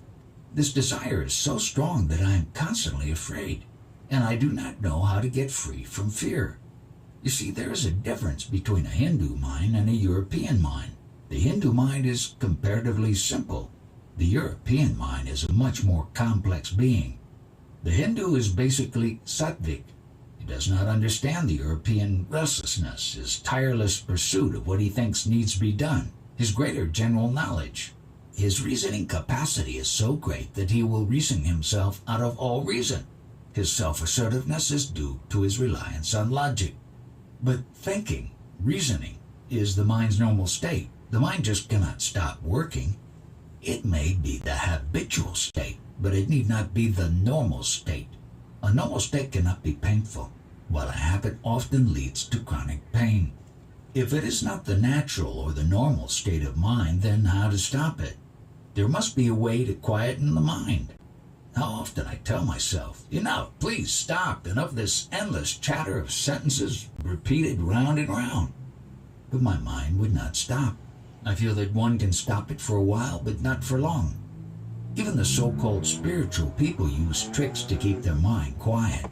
They repeat formulas, they sing, pray, breathe, forcibly or gently, shake, rotate, concentrate, meditate, chase trances, cultivate virtues, working all the time in order to cease working, cease chasing, cease moving. Were it not so tragic, it would be ridiculous. The mind exists in two states, as water and as honey. The water vibrates at the least disturbance, while the honey, however disturbed, returns quickly to immobility. By its very nature, the mind is restless. It can perhaps be made quiet, but it is not quiet by itself. You may have a chronic fever and shiver all the time. It is desires and fears that make the mind restless. Free from all negative emotions, it is quiet. You cannot protect the child from negative emotions. As soon as it is born, it learns pain and fear. Hunger is a cruel master and teaches dependence and hate. The child loves the mother because she feeds it and hates her because she is late with the food. Our unconscious mind is full of conflicts which overflow into the conscious. We live on a volcano. We are always in danger. I agree that the company of people whose mind is peaceful has a very soothing effect, but as soon as I am away from them, the old trouble starts. That is why I come periodically to India, to seek the company of my guru. You think you are coming and going, passing through various states and moods. I see things as they are, momentary events presenting themselves to me in rapid succession, deriving their being from me, yet definitely neither me nor mine. Among phenomena, I am not one nor subject to any. I am independent so simply and totally that your mind, accustomed to opposition and denial, cannot grasp it. I mean literally what I say. I do not need, oppose, or deny, because it is clear to me that I cannot be the opposite or denial of anything. I am just beyond, in a different dimension altogether. Do not look for me in identification with or opposition to something. I am where desire and fear are not. Now, what is your experience? Do you also feel that you stand totally aloof from all transient things? Yes, I do, occasionally. But at once a sense of danger sets in, and I feel isolated outside all relationship with others. You see, here lies the difference in our mentalities. With the Hindu, the emotion follows the thought. Give a Hindu an idea, and his emotions are roused. But the Westerner, it is the opposite. Give him an emotion, and he will produce an idea. Your ideas are very attractive, intellectually, but emotionally I do not respond. Set your intellect aside. Don't use it in these matters. Of what use is an advice which I cannot carry out? These are all ideas, and you want me to respond feelingly to ideas? For without feelings, there can be no action. Why do you talk of action? Are you acting, ever? Some unknown power acts and you imagine that you are acting. You are merely watching what happens without being able to influence it in any way. Why is there such a tremendous resistance in me against accepting that I just can do nothing? But what can you do? You are like a patient under anesthetics on whom a surgeon performs an operation. When you wake up, you find the operation over. Can you say you have done something? But it is me who has chosen to submit to an operation. Certainly not. It is your illness on one side and the pressure of your physician and family on the other that have made you decide. You have no choice, only the illusion of it. Yet I feel I am not as helpless as you make me appear. I feel I can do everything I can think of, only I do not know how. It is not the power I lack, but the knowledge. Not knowing the means is admittedly as bad as not having the power. But let us drop the subject for the moment. After all, it is not important why we feel helpless, as long as we see clearly that for the time being, we are helpless. I am now 74 years old, and yet I feel that I am an infant. I feel clearly that in spite of all the changes, I am a child. My guru told me that child, which is you even now, is your real self, Swarupa. Go back to that state of pure being, where the I am is still in its purity before it got contaminated with this I am or that I am. Your burden is of false self-identifications. Abandon them all. My guru told me, trust me. I tell you, you are divine. Take it as the absolute truth. Your joy is divine. Your suffering is divine too. Yes. All comes from God. Remember it always. You are God. Your will alone is done. I did believe him. and soon realized how wonderfully true and accurate were his words. I did not condition my mind by thinking, I am God, I am wonderful. Instruction which was to focus the mind on pure being, I am, and stay in it. I used to sit for hours together with nothing but the I am in my mind, and soon peace and joy and a deep, all-embracing love became my normal state. And it all disappeared. Myself, my guru, the life I lived, the world around me. Only peace remained and unfathomable silence. It all looks very simple and easy, but it is just not so. Yeah, I was gonna Sometimes say, the wonderful state of joyful peace dawns on me and I look and wonder how how can you easily think it comes and how we intimate with it seems, I am? how totally my own. Where was the need to strive so hard for a state so near at hand? This time surely it has come to stay. Yet how soon it dissolves and leaves me wondering, was it a taste of reality or another aberration? If it was reality, why did it go? Maybe some unique experience is needed to fix me for good in the new state. And until the crucial experience comes, the game of hide and seek must continue. Your expectation of something unique and dramatic, of some wonderful explosion, is merely hindering and delaying your self-realization. You are not to expect an explosion, for the explosion has already happened. At the moment when you were born, when you realized yourself as being, knowing, feeling, there is only one mistake you are making. You take the inner for the outer, and the outer for the inner. What is in you, you take to be outside you, and what is outside, you take to be in you. The mind and feelings are external, but you take them to be intimate. You believe the world to be objective, while it is entirely a projection of your psyche. That is the basic confusion, and no new explosion will set it right. You have to think yourself out of it. There is no other way. How am I to think myself out when my thoughts come and go as they like? Their endless chatter distracts and exhausts me. Watch your thoughts as you watch the street traffic. People come and go. You register without response. It may not be easy in the beginning, but with some practice you will find that your mind can function on many levels at the same time, and you can be aware of them all. It is only when you have a vested interest in any particular level that your attention gets caught in it, and you black out on other levels. Even then, the work on the blacked out levels goes on, outside the field of consciousness. Do not struggle with your memories and thoughts. Try only to include in your field of attention the other, more important question, like, who am I? How did I happen to be born? Whence this universe around me? What is real and what is momentary? No memory will persist if you lose interest in it. It is the emotional link that perpetuates the bondage.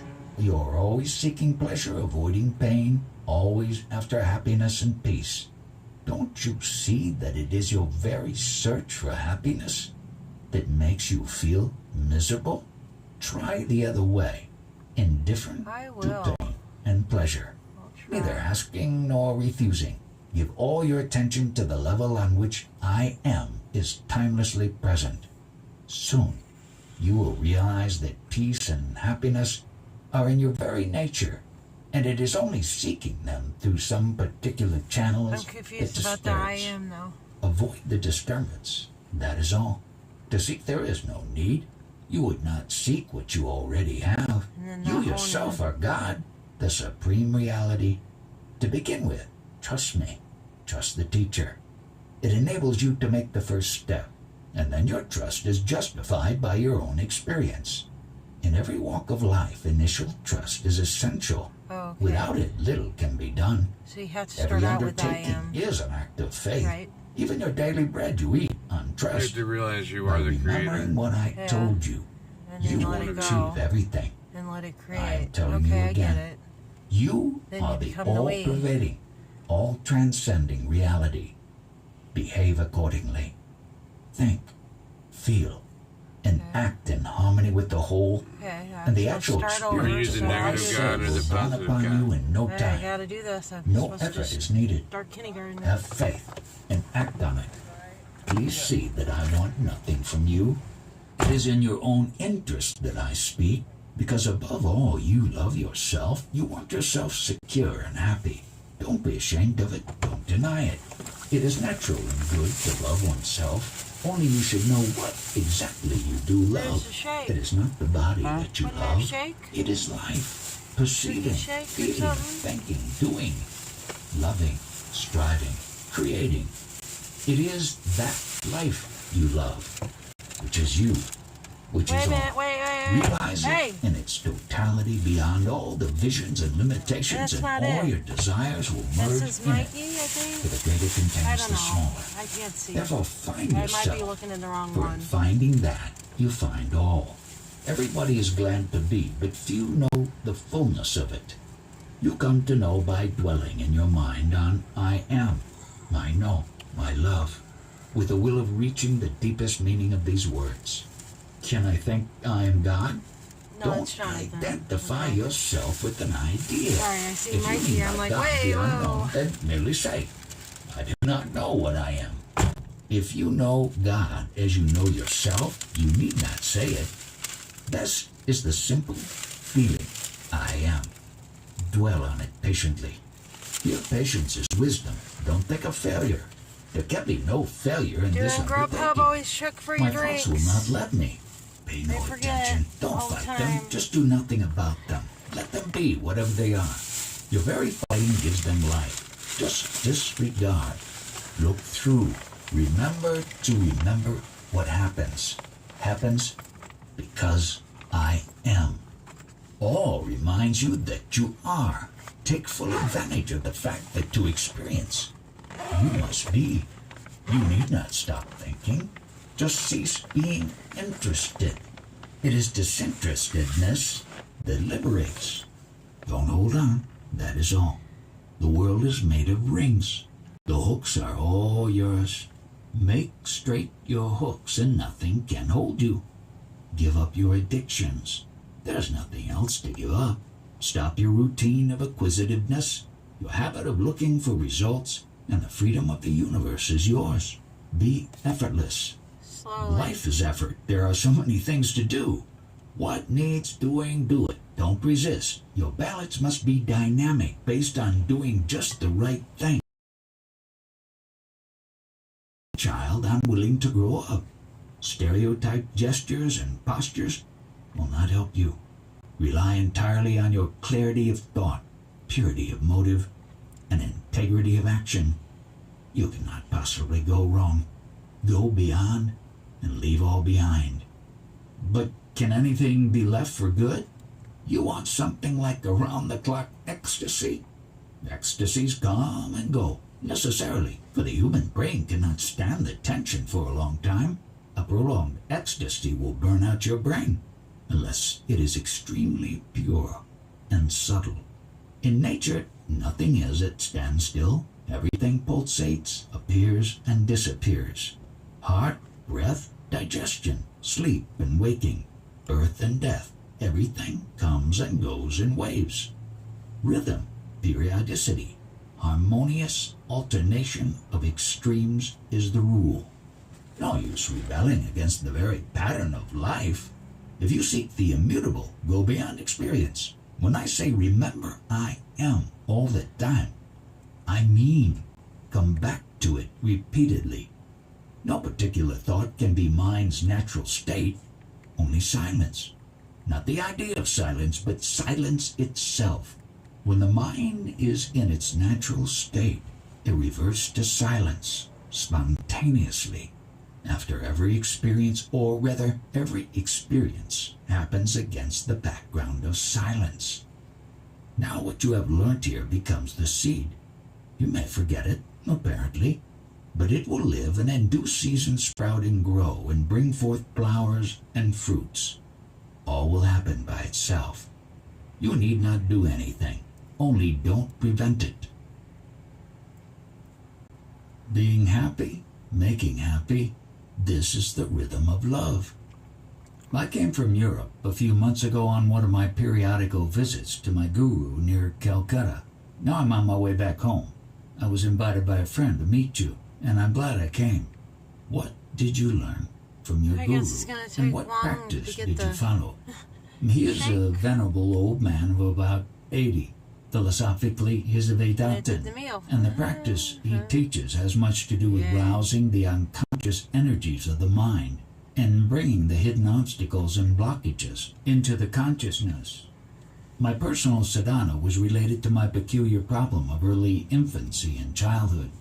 My mother could not give me the feeling of being secure and loved, so important to a child's normal development. She was a woman not fit to be a mother, ridden with anxieties and neuroses, unsure of herself. She felt me to be a responsibility and a burden beyond her capacity to bear. She never wanted me to be born. She did not want me to grow and to develop. She wanted me back in her womb, unborn, non-existent. Any movement of life in me she resisted.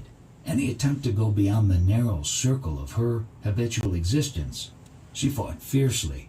As a child, I was both sensitive and affectionate.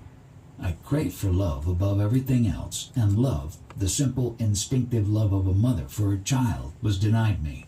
The child's search for its mother became the leading motive of my life, and I never grew out of it. A happy childhood became an obsession with me. Pregnancy, birth, infancy interested me passionately. I became an obstetrician of some renown and contributed to the development of the method of painless childbirth. A happy child of a happy mother. That was my ideal all my life. But my mother was always there, unhappy herself, unwilling and incapable to see me happy. It manifested itself in strange ways. Whenever I was unwell, she felt better. When I was in good shape, she was down again, cursing herself and me too. As if she never forgave me my crime of having been born, she made me feel guilty about being alive. "You live because you hate me. If you love me, die," was a constant, though silent, message. And so I spent my life being offered death instead of love. Imprisoned as I was in my mother, the perennial infant, I could not develop a meaningful relation with the woman. The image of the mother would stand between, unforgiving and unforgiven. I sought solace in my work and found much, but I could not move from the pit of infancy. Finally, I turned to spiritual search, and I am on this line steadily for many years. But in a way, it is the same old search for mother's love. Call it God or Atma or Supreme Reality. Basically, I wanted to love and be loved. Unfortunately, the so-called religious people are against life and all for the mind. When faced with life's needs and urges, they begin by classifying, abstracting, and conceptualizing, and then make the classification more important than life itself. They ask to concentrate on and impersonate a concept. Instead of the spontaneous integration through love, they recommend a deliberate and laborious concentration on a formula. Whether it is God or Atma, the me or the other, it comes to the same. Something to think about, not somebody to love. It is not theories and systems that I need. There are many equally attractive or plausible. I need a stirring of the heart, a renewal of life, and not a new way of thinking. There are no new ways of thinking, but feelings can be ever fresh. When I love somebody, I meditate on him spontaneously and powerfully with warmth and vigor, which my mind cannot command. Words are good for shaping feelings. Words without feelings are like clothes with no body inside, cold and limp. This mother of mine, she drained me of all my feelings. My sources have run dry. Can I find here the richness and abundance of emotions which I needed in such ample measure as a child? Where is your childhood now? And what is your future? I was born, I have grown, I shall die. You mean your body, of course, and your mind. I'm not talking about your physiology and psychology. They are part of nature and are governed by nature's laws. I am talking of your search for love. Had it a beginning? Will it have an end? I cannot say. It is there, from the earliest to the last moment of my life. This yearning for love, how constant and how hopeless. In your search for love, what exactly are you searching for? Simply this, to love and to be loved. You mean a woman? Not necessarily. A friend, a teacher, a guide, as long as the feeling is bright and clear. Of course, a woman is the usual answer, but two, what would you prefer? I would rather have both, but I can see that to love is greater, nobler, deeper. To be loved is sweet, but it does not make one grow. Can you love on your own, or must you be made to love?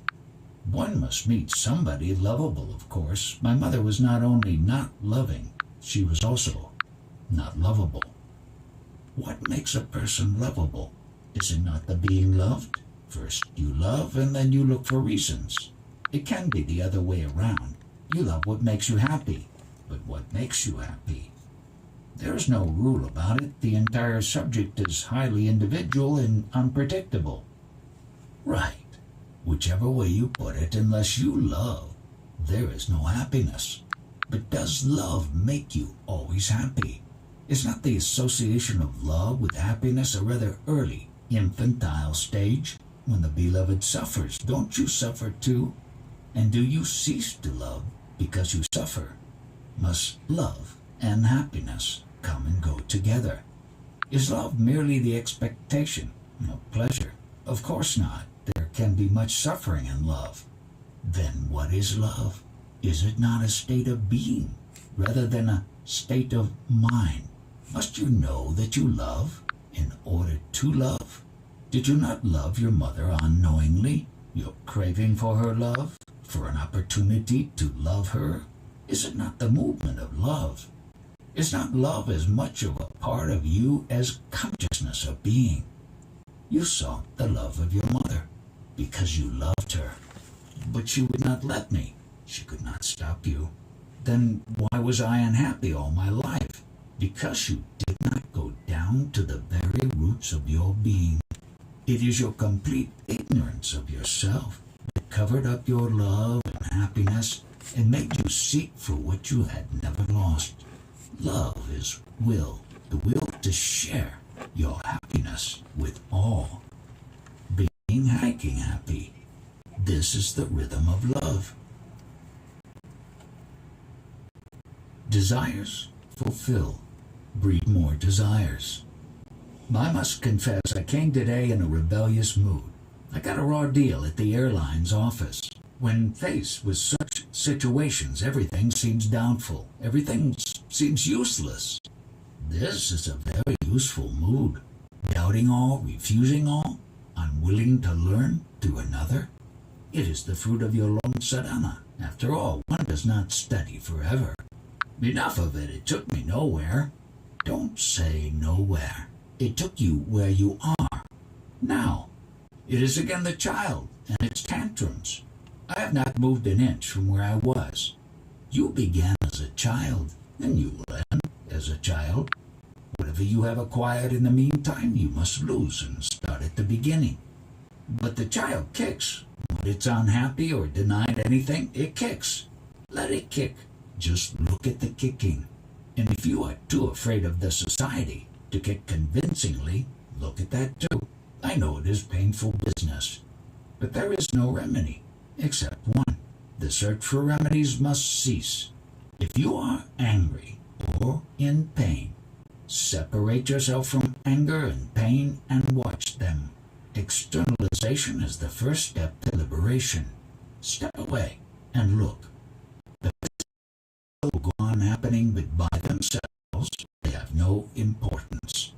It is the mind alone that matters. Whatever happens, you cannot kick and scream in an airline office or in a bank. Society does not allow it. If you do not like their ways or are not prepared to endure them, don't fly or carry money. Walk. And if you cannot walk, don't travel. If you deal with society, you must accept its ways, for its ways are your ways. Your needs and demands have created them. My Your goodness. desires are so complex and contradictory. Takes them No longer wonder to the make a shake society than you it does a create is meal. also complex and contradictory. I do see and admit that the outer chaos is merely a reflection of my own inner disharmony. But what is the remedy? Don't seek remedies.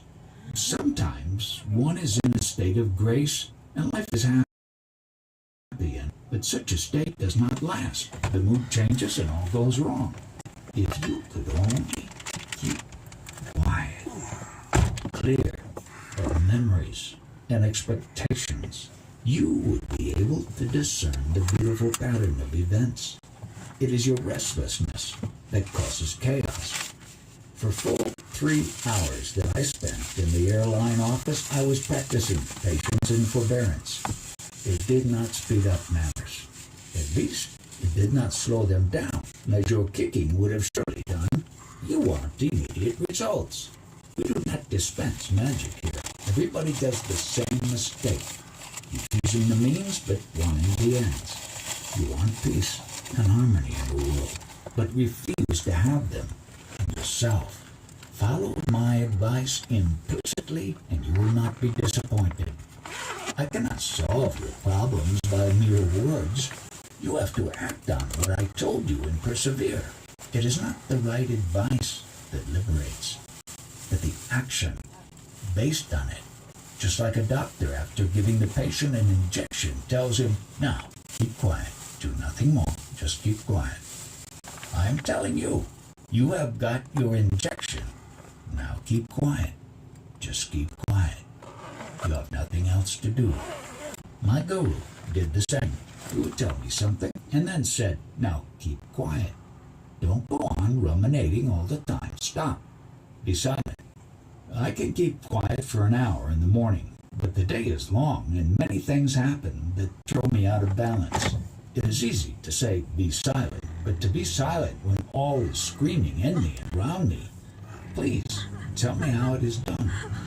All that needs doing can be done in peace and silence. There is no need to get upset. It is all theory which does not fit the facts. I am returning to Europe with nothing to do there. My life is completely empty. If you just try to keep quiet, all will come. The work, the strength of the work, the right motive. Just you know everything beforehand. Don't be anxious about your future. Be quiet now and all will fall in place. The unexpected is bound to happen, while the anticipated may never come. Don't tell me you cannot control your nature. You need not control it. Throw it overboard. Have no nature to fight or to submit to. No experience will hurt you, provided you don't make it into a habit. Of the entire universe, you are the subtle cause. All is because you are. Grab this point firmly and deeply repeatedly. To realize this is absolutely true is liberation. If I am the seed of the universe, then a rotten seed I am.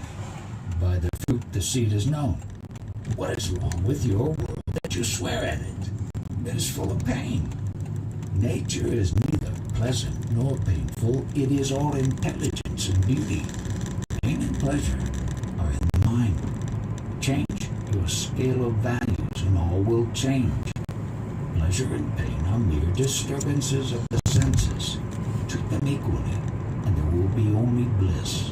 The world is what you make it. By all means, make it happy. Only contentment can make you happy. Desires fulfill, breed more desires. Keeping away from all desires and contentment in what comes by itself is a very fruitful state, a precondition to the state of fullness. Don't distrust its apparent sterility and emptiness. Believe me, it is the satisfaction of desires that breeds misery. Freedom from desires is bliss. There are things we need. What you need will come to you if you do not ask for what you do not need. Yet only few people reach this state of complete dispassion and detachment. It is a very high state, the very threshold of liberation. had been barren for the last 2 years, desolate and empty, and often was praying for death to come. Well, with your coming here, events have started rolling. Let things happen as they happen. They will sort themselves out nicely in the end. You need not strain towards the future. The future will come to you on its own. For some time longer, you will remain sleepwalking, as you do now, bereft of meaning and assurance. But this period will end, and you will find your work both fruitful and easy. There are always moments when one feels empty and estranged. Such moments are most desirable, for it means the soul has cast its moorings and is sailing for distant places. This is detachment, when the old is over and the new has not yet come. If you are afraid, the state may be distressing, but there is really nothing to be afraid of. Remember the instruction: whatever you come across, go beyond. The Buddha's rule: to remember what needs to be remembered. But I find it so difficult to remember the right thing at the right moment. With me, forgetting seems to be the rule. It is not easy to remember when every situation brings up a storm of desires and fears. Craving born of memory is also the destroyer of memory. How am I to fight desire? There is nothing stronger. The waters of life are thundering over the rocks of objects, desirable or hateful. Remove the rocks by insight and detachment, and the same waters will flow deep and silent and swift, in greater volume and with greater power. Don't be theoretical about it. Give time to thought and consideration. If you desire to be free, neglect not the nearest step to freedom. It is like climbing a mountain. Not a step can be missed.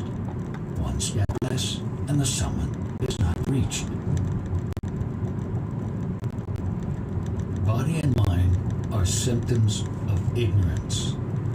We were discussing one day the person, the witness, the absolute, Vyakti, Vyakta, and Avyakta. As far as I remember, you said that the absolute alone is real, and the witness is absolute only at a given point of space and time. The person is the organism, gross and subtle, illumined by the presence of the witness. I do not seem to grasp the matter clearly. Could we discuss it again?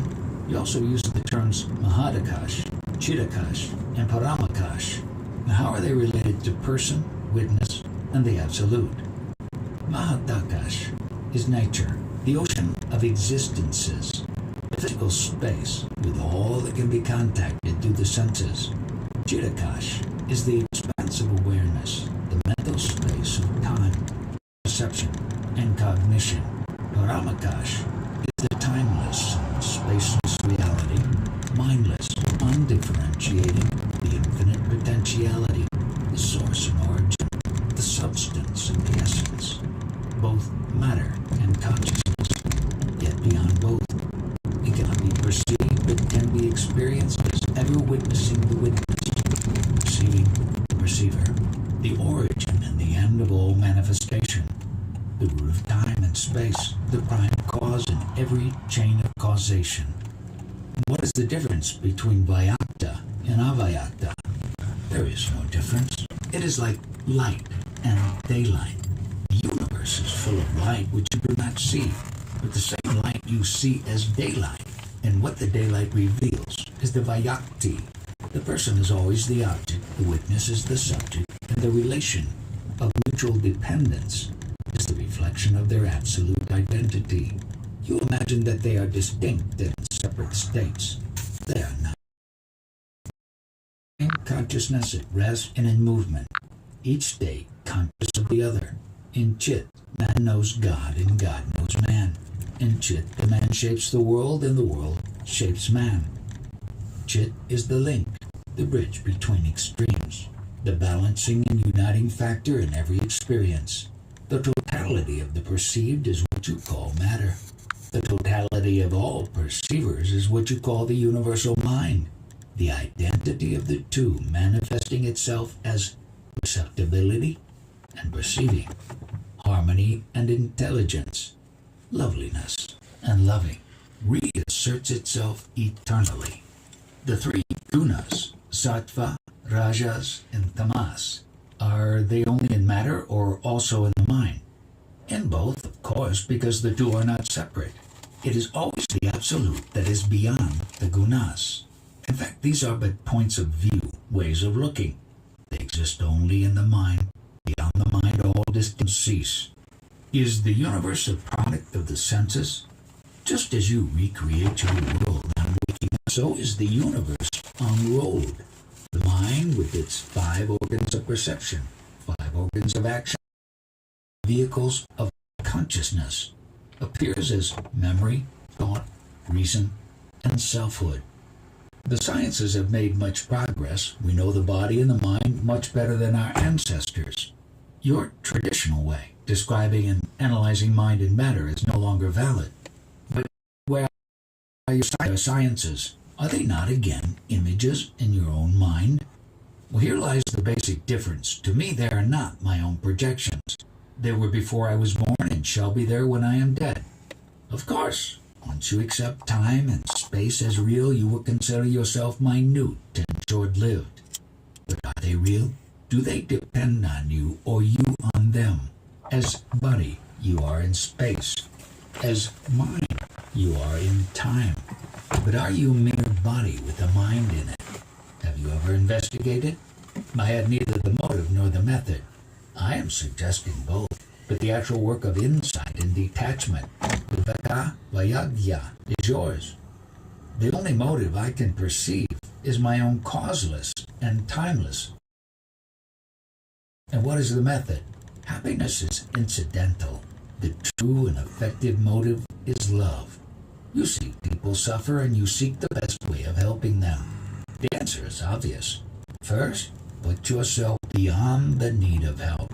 Be sure your attitude is of pure goodwill, free of expectation of any kind. Those who seek mere happiness may end up in sublime indifference, while love will never rest. As to method, there is only one. You must come to know yourself, both what you appear to be and what you are. Clarity and charity go together. Each needs and strengthens the other. Compassion implies the existence of an objective world full of avoidable sorrow. The world is not objective and the sorrow of it is not avoidable. Compassion is but another word for the refusal to suffer for imaginary reasons. If the reasons are imaginary, why should the suffering be inevitable? It is always the faults that makes you suffer. The false desires and fears, the false values and ideas, the false relationships between people. Abandon the false, and you are free of pain. Truth makes happy. Truth liberates. The truth is that I am a mind imprisoned in a body. And this is a very unhappy truth. You are neither the body nor in the body. There is no such thing as body. You have grievously misunderstood yourself. To understand rightly, investigate. But I was born as a body, in a body, and shall die with the body as a body. This is your misconception. Inquire, investigate, doubt yourself and others. To find the truth, you must not cling to your convictions. If you are sure of the immediate, you will never reach the ultimate. Your idea that you were born and that you will die is absurd. Both logic and experience contradict it. All right, I shall not insist that I am the body. You have a point here. But here and now, as I talk to you, I am in my body, obviously. The body may not be me, but it is mine. The entire universe contributes incessantly to your existence. Hence, the entire universe is your body. In that sense, I agree. My body influences me deeply. In more than one way, my body is my destiny, my character, my moods, and the nature of my reactions. My desires and fears, inborn or acquired, they are all based on the body. A little alcohol, some drug or other, and all changes. Until the drug wears off, I become another man. All this happens because you think yourself to be the body.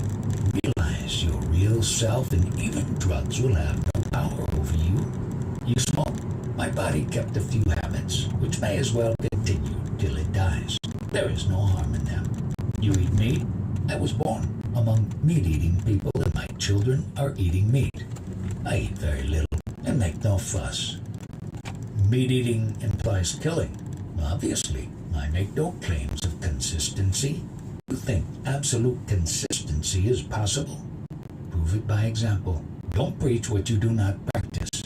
Coming back to the idea of having been born, you are stuck with what your parents told you.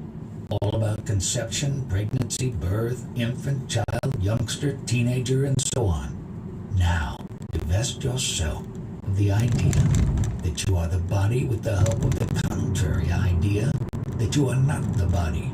It is also an idea, no doubt, treated like something to be abandoned when its work is done.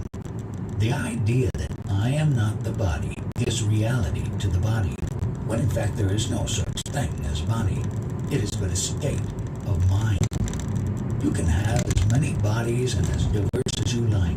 Just remember steadily what you want and reject the incompatibles. I am like a box within a box within a box, the outer box acting as the body and the one next to it as the indwelling soul. Abstract the outer box and the next becomes the body and the one next to it the soul. It is an infinite series, an endless opening of boxes. Is that last one the ultimate soul? If you have a body, you must have a soul. Here your simile of a nest of boxes applies.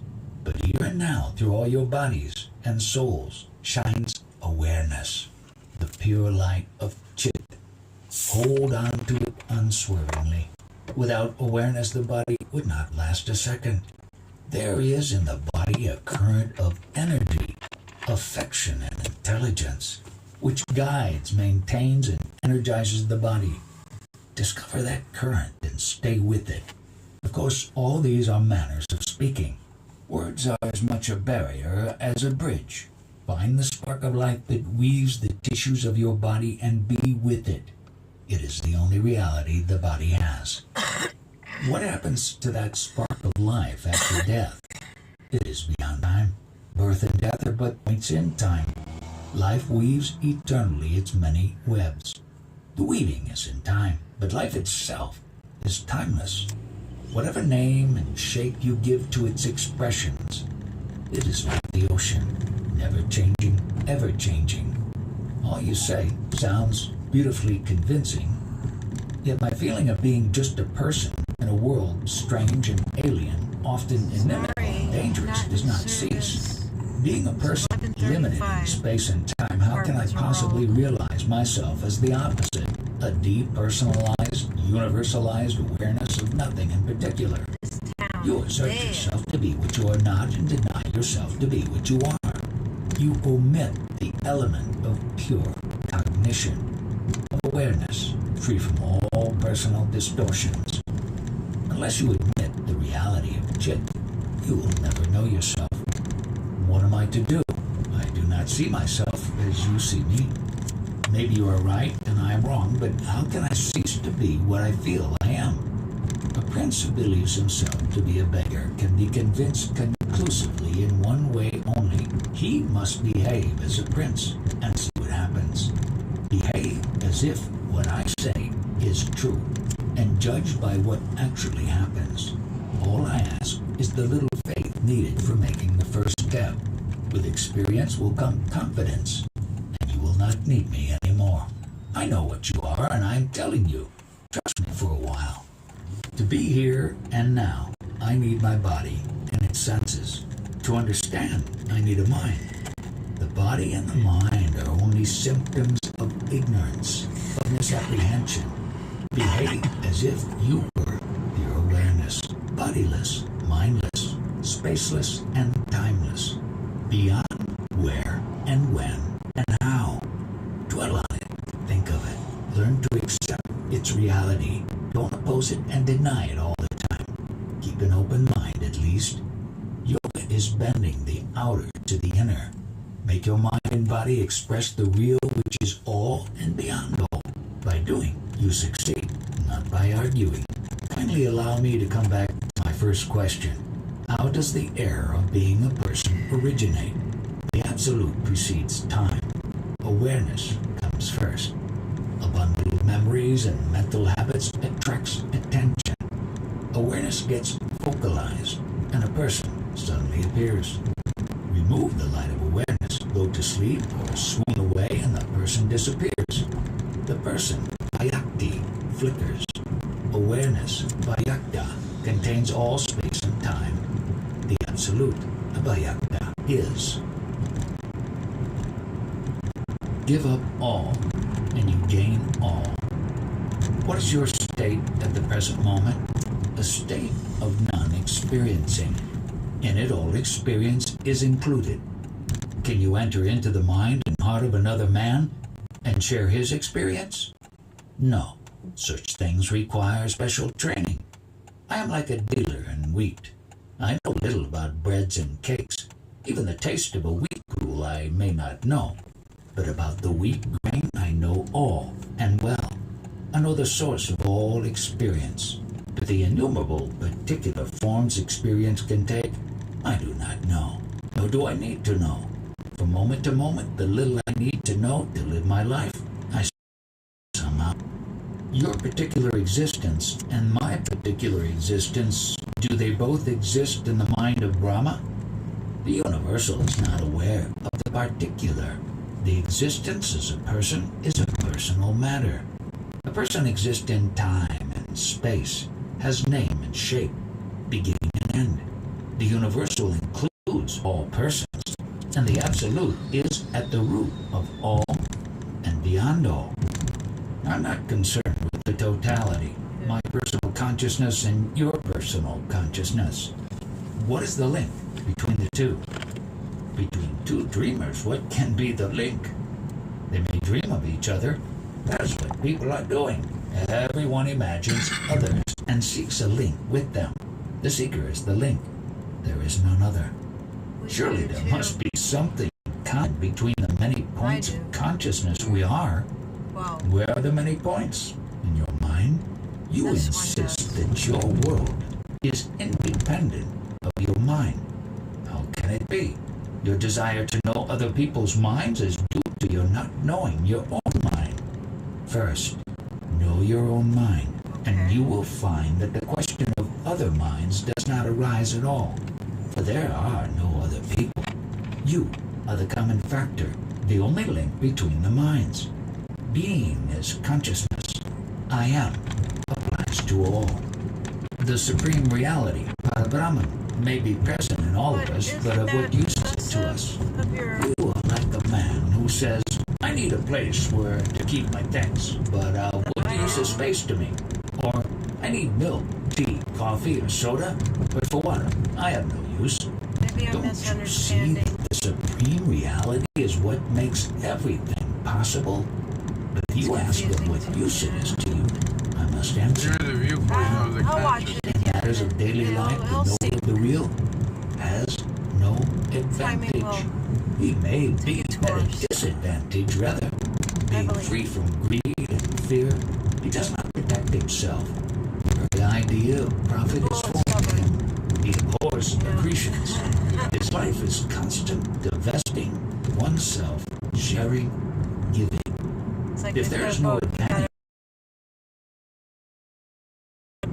there is trouble only when you cling to something. When you hold on to nothing, no trouble arises. The relinquishing of the lesser is the gaining of the greater. Give up all, and you gain all. Then life becomes what it was meant to be. Pure radiation from an inexhaustible source. In that light, the world appears dimly like a dream. Oh, I want that. If my world is merely a dream and you are part of it, what can you do for me? If the dream is not real, having no being, Halloway. how can reality affect it? Why at last the dream has I do. temporary We do. being? Here, this It one. is your desire to hold on to it that creates the problem. Let go. Stop imagining that the can't speak dream for anyone is else. yours. It's mine. You seem to take for granted that there can be a dream without a dreamer, and that I identify myself with the dream of my own sweet will. But I am the dreamer, and the dream too. Who is stop dreaming. Let the dream unroll itself to its very end. You cannot help it, but you can't look at the dream as a dream. I know my own Refuse it, traps. the stamp of reality. Here I am, sitting before you. I am dreaming and you are watching my dream. What is the link between us? My intention to wake you up is the link. My heart wants you awake. I see you suffer in your dream, and I know that you must wake up to end your woes. When you see your dream as dream, you wake up. But in your dream itself, I am not interested. Enough of me to know that you must wake up. You need not bring your dream to a definite conclusion or make it noble or happy or beautiful. All you need is to realize that you are dreaming. Stop imagining. Stop believing. See the contradictions, the incongruities, the falsehood, and the sorrow of the human state. The need to go beyond. Within the immensity of space floats a tiny atom of consciousness, and in it, the entire universe is contained. There are affections in the dream which seem real and everlasting. Up. In a dream, you love some and not others. On waking, you find you are love itself, embracing all. Personal love, however, intense and genuine, invariably binds. Love in freedom is love of all. People come and go. One loves whom one meets. One cannot love all. When you are love itself, you are beyond time and numbers. In loving one, you love all. In loving all, you love each. One and all are not exclusive. You say you are in a timeless state. Does it mean that past and future are open to you? Did you meet Vashita Muni, Rama's guru? The question time and about time. Again, you are asking me about the contents of a dream. Timelessness is beyond the illusion of time. It is not an extension of time. He who called himself Vashita knew Vashita. I am beyond all names and shapes. Vashita is a dream in your dream. How can I know him? You are too much concerned with past and future. It is all due to your longing to continue, to protect yourself against extinction. And as you want to continue, you want others to keep you company. Hence your concern with their survival. But what you call survival is but the survival of a dream. Death is preferable to it. There is a chance of waking up. You are aware of eternity, therefore you are not concerned with survival.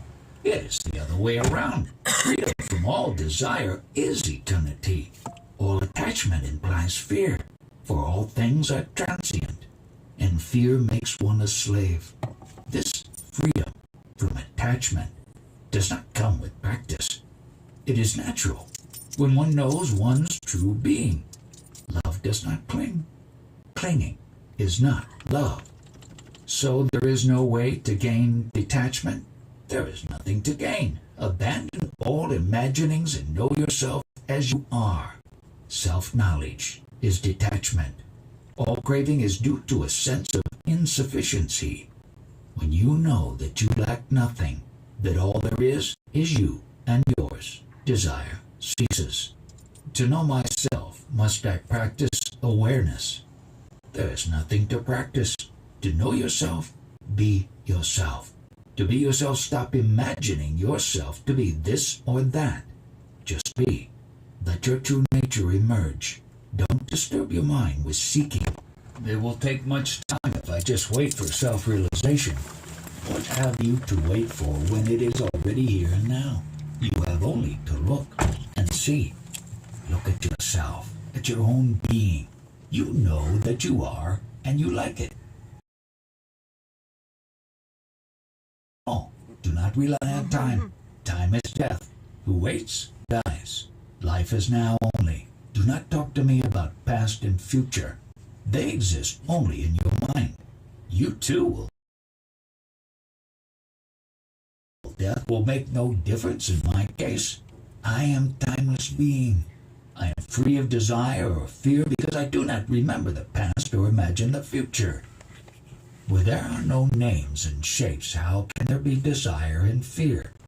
With desirelessness comes timelessness.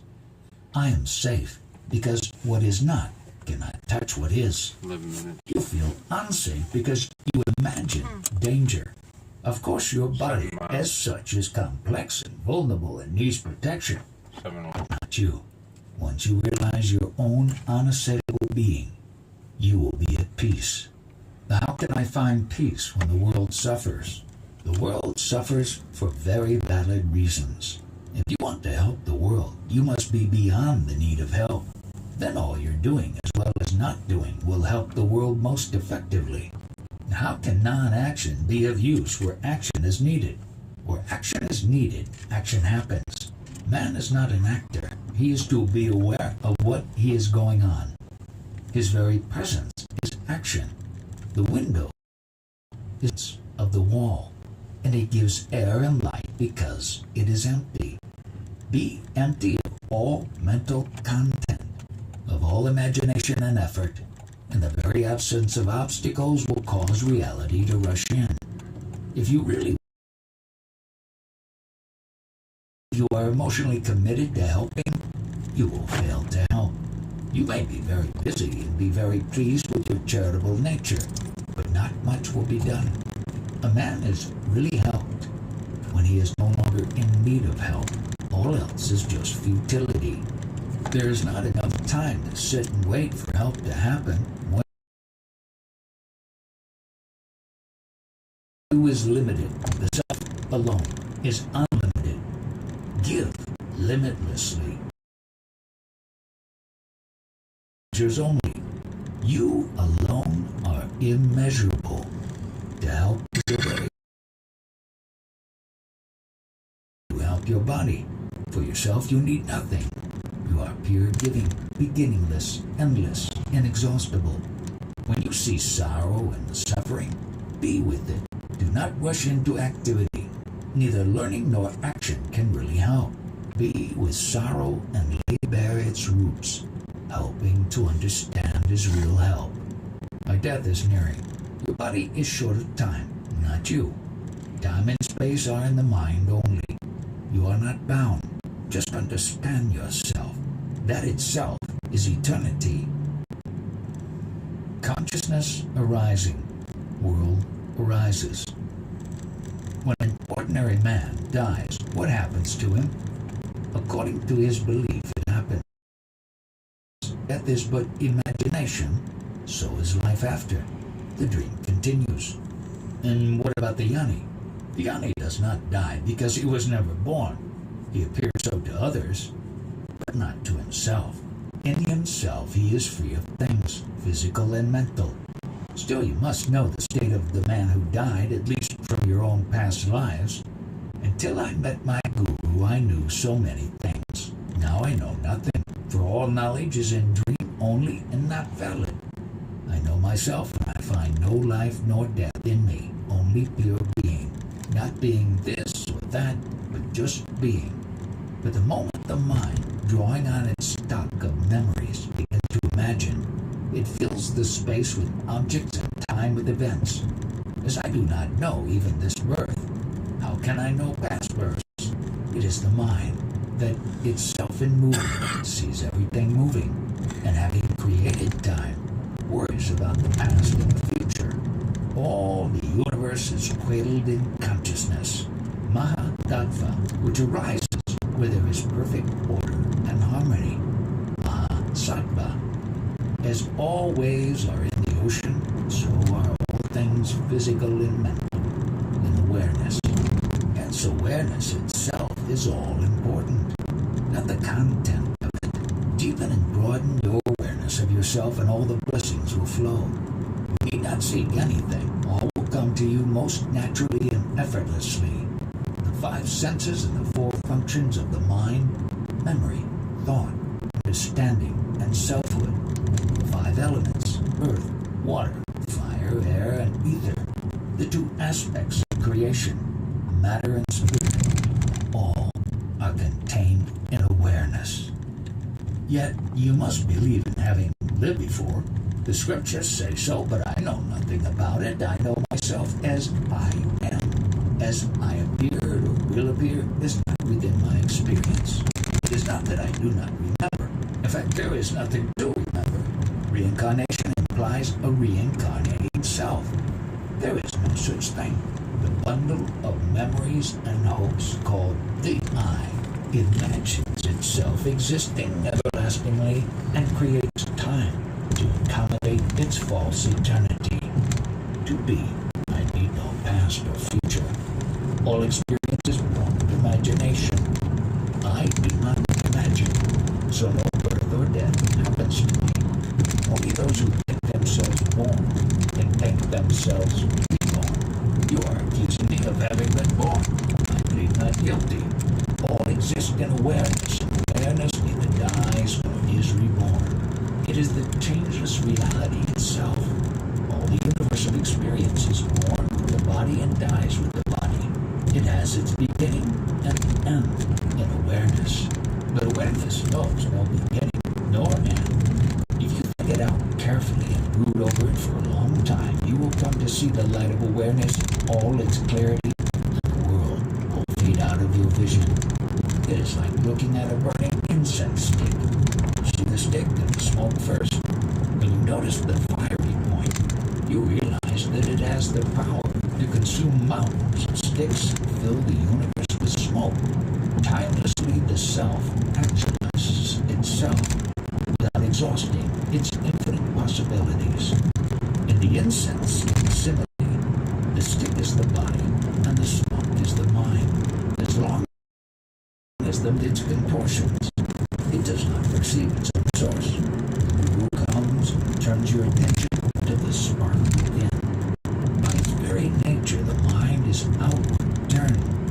It always tends to seek for the source of things among the things themselves. To be told to look for the source within is, in a way, the beginning of a new life. Awareness takes the place of consciousness. In consciousness, there is the I, who is conscious while awareness is undivided. Awareness is aware of itself. It is a thought, but awareness is not thought. There is no I in awareness. Consciousness is an attribute, while awareness is not. One can be aware of being conscious, but not conscious of awareness. God is the totality of consciousness, but awareness is beyond all, being as well as not being. I had started with a question about the condition of a man after death. When his body is destroyed, what happens to his consciousness? Does he carry his senses of seeing, hearing, etc. along with him, or does he leave them behind?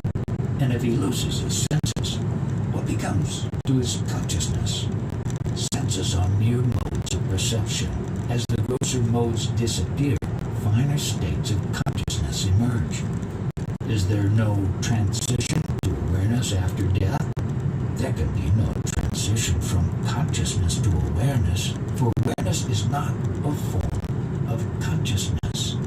Consciousness can only become more subtle and refined, and that is what happens after death. As the various vehicles of man die off, the modes of consciousness induced by them also fade away, until only unconsciousness remains. Look at yourself talking of unconsciousness as something that comes and goes. Who is there to be conscious of unconsciousness? As long as the window is open, there is sunlight in the room. With the window shut, the sun remains, but does it see the darkness in the room? Is there anything like darkness to the sun? There is no such thing as unconsciousness, for unconsciousness is not experienceable. We infer unconsciousness when there is a lapse in memory or communication. If I stop reacting, you will say that I am unconscious. In reality, I may be most acutely conscious, only unable to communicate or remember. I am asking a simple question. There are about 4 billion people in the world, and they are all bound to die. What will be their condition after death? Not physically, but psychologically. Will their consciousness continue? And if it does, in what form? Do not tell me that I'm not asking the right question, or that you do not know the answer, or that in your world my question is meaningless. The moment you start talking about your world and my world is different and incompatible, you build a wall between us. You live in one world, or your experience is of no use to us. Of course we live in one world, only I see is, while you don't. You see yourself in the world, while I see the world in myself. To you, you get born and die, while to me the world appears and disappears. Our world is real, but your view of it is not. There is no wall between us except the one built by you. There is nothing wrong with the senses. It is your imagination that misleads you. It covers up the world as it is, with what you imagine it to be. Something existing independently of you and yet closely following your inherited or acquired patterns. There is a deep contradiction in your attitude, which you do not see and which is the cause of your sorrow. You cling to the idea that you were born into a world of pain and sorrow. I know that the world is a child of love, having its beginning, growth, and fulfillment in love. But I am beyond love even. If you have grown out of love, why is it so full of pain? You are right from the body's point of view. But you are not the body. You are the immensity and infinity of consciousness. Don't assume what is not true. You will see things as I see them. Pain and pleasure, good and bad, right and wrong. These are relative terms and must not be taken absolutely. They are limited and temporary. In the Buddhist tradition, it is stated that a nirvani, enlightened Buddha, has the freedom of the universe. He can know and experience for himself all that exists. He can command, interfere with nature, with the chain of causation, change the sequence of events, even undo the past. The world is still with him, but he is free in it. Of course, where there is a universe will also be its counterpart, which is God. But I am beyond both. There was a kingdom in search of a king. They found the right man and made him king. In no way had he changed. He was merely given the title, the rights, and the duties of a king. His nature was not affected, only his actions. Similarly, with the enlightened man, the content of his consciousness undergoes a radical transformation. But he is not misled. He knows the changeless. The changeless cannot be conscious. Conscious change. The changeless leaves no trace in consciousness. Yes and no. The paper is not the writing, yet it carries the writing. The ink is not the message, nor is the reader's mind the message. But they all make the message possible. Does consciousness come down from reality, or is it an attribute of matter? Consciousness as such is the subtle counterpart of matter, just as inertia, tamas, and energy, rajas, are attributes of matter. So does harmony, sattva, manifest itself as consciousness. You may consider it in a way as a form of very subtle energy. Whatever matter organizes itself into a stable organism, consciousness appears spontaneously. With the destruction of the organism, consciousness disappears. Then what survives? That of which matter and consciousness are but aspects, which is neither born nor dies. If it is beyond matter and consciousness, how can it be experienced? It can be known by its effects on both. Look for it in beauty and in bliss. But you will understand neither body nor consciousness unless you go beyond both. Please tell us squarely, are you conscious or unconscious? The enlightened Jnani is neither, but in his enlightenment, jhana, all is contained. Awareness contains every experience, but he who is aware is beyond every experience. He is beyond awareness itself. There is the background of experience, call it matter. There is the experiencer, call it mind. What makes the bridge between the two? The very gap between is the bridge. That which at one end looks like matter and at the other is mind. The bridge. Don't separate reality into mind and body, and there will be no need of bridges. Consciousness arises, the world arises. When you consider the wisdom and the beauty of the world, you call it God. Know the source of it all, which is in yourself, and you will find all your questions answered. Are they one or two? There is only seeing. Both the seer and the seen are contained in it. Don't create differences where there are none. I began with a question about the man who died. You said that his experiences will shape themselves according to his expectations and beliefs. Before you were born, you expected to live according to a plan, which you yourself had laid down. Your own will was the backbone of your destiny. Surely karma interfered. Karma shapes the circumstances. The attitudes are your own. Ultimately, your character shapes your life, and you alone can shape your character. How does one shape one's character? By seeing it as it is and being sincerely sorry. This integral seeing feeling can work miracles. It is like casting a bronze image. Metal alone or fire alone will not do it, nor will the mold be of any use. You have to melt down the metal in the heat of the fire and cast it in the mold. Beyond mind, there is no suffering. I see you sitting in your son's house waiting for lunch to be served, and I wonder whether the content of your consciousness is similar to mine, or partly different, or totally different. Are you hungry and thirsty as I am, waiting rather impatiently for the meals to be served? Or are you in an altogether different state of mind? There is not much difference on the surface, but very much of it in depth. You know yourself only through the senses and the mind. You take yourself to be what they suggest.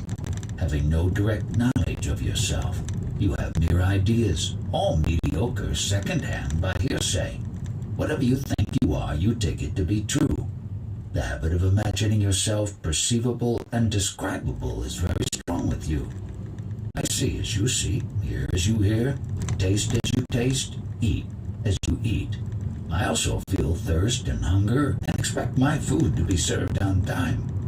When starved or sick, my body and mind go weak. All this I perceive quite clearly. Somehow I am not in it. I feel myself as if floating over it, aloof and detached, even not aloof and detached. There is aloofness and detachment as there is thirst and hunger.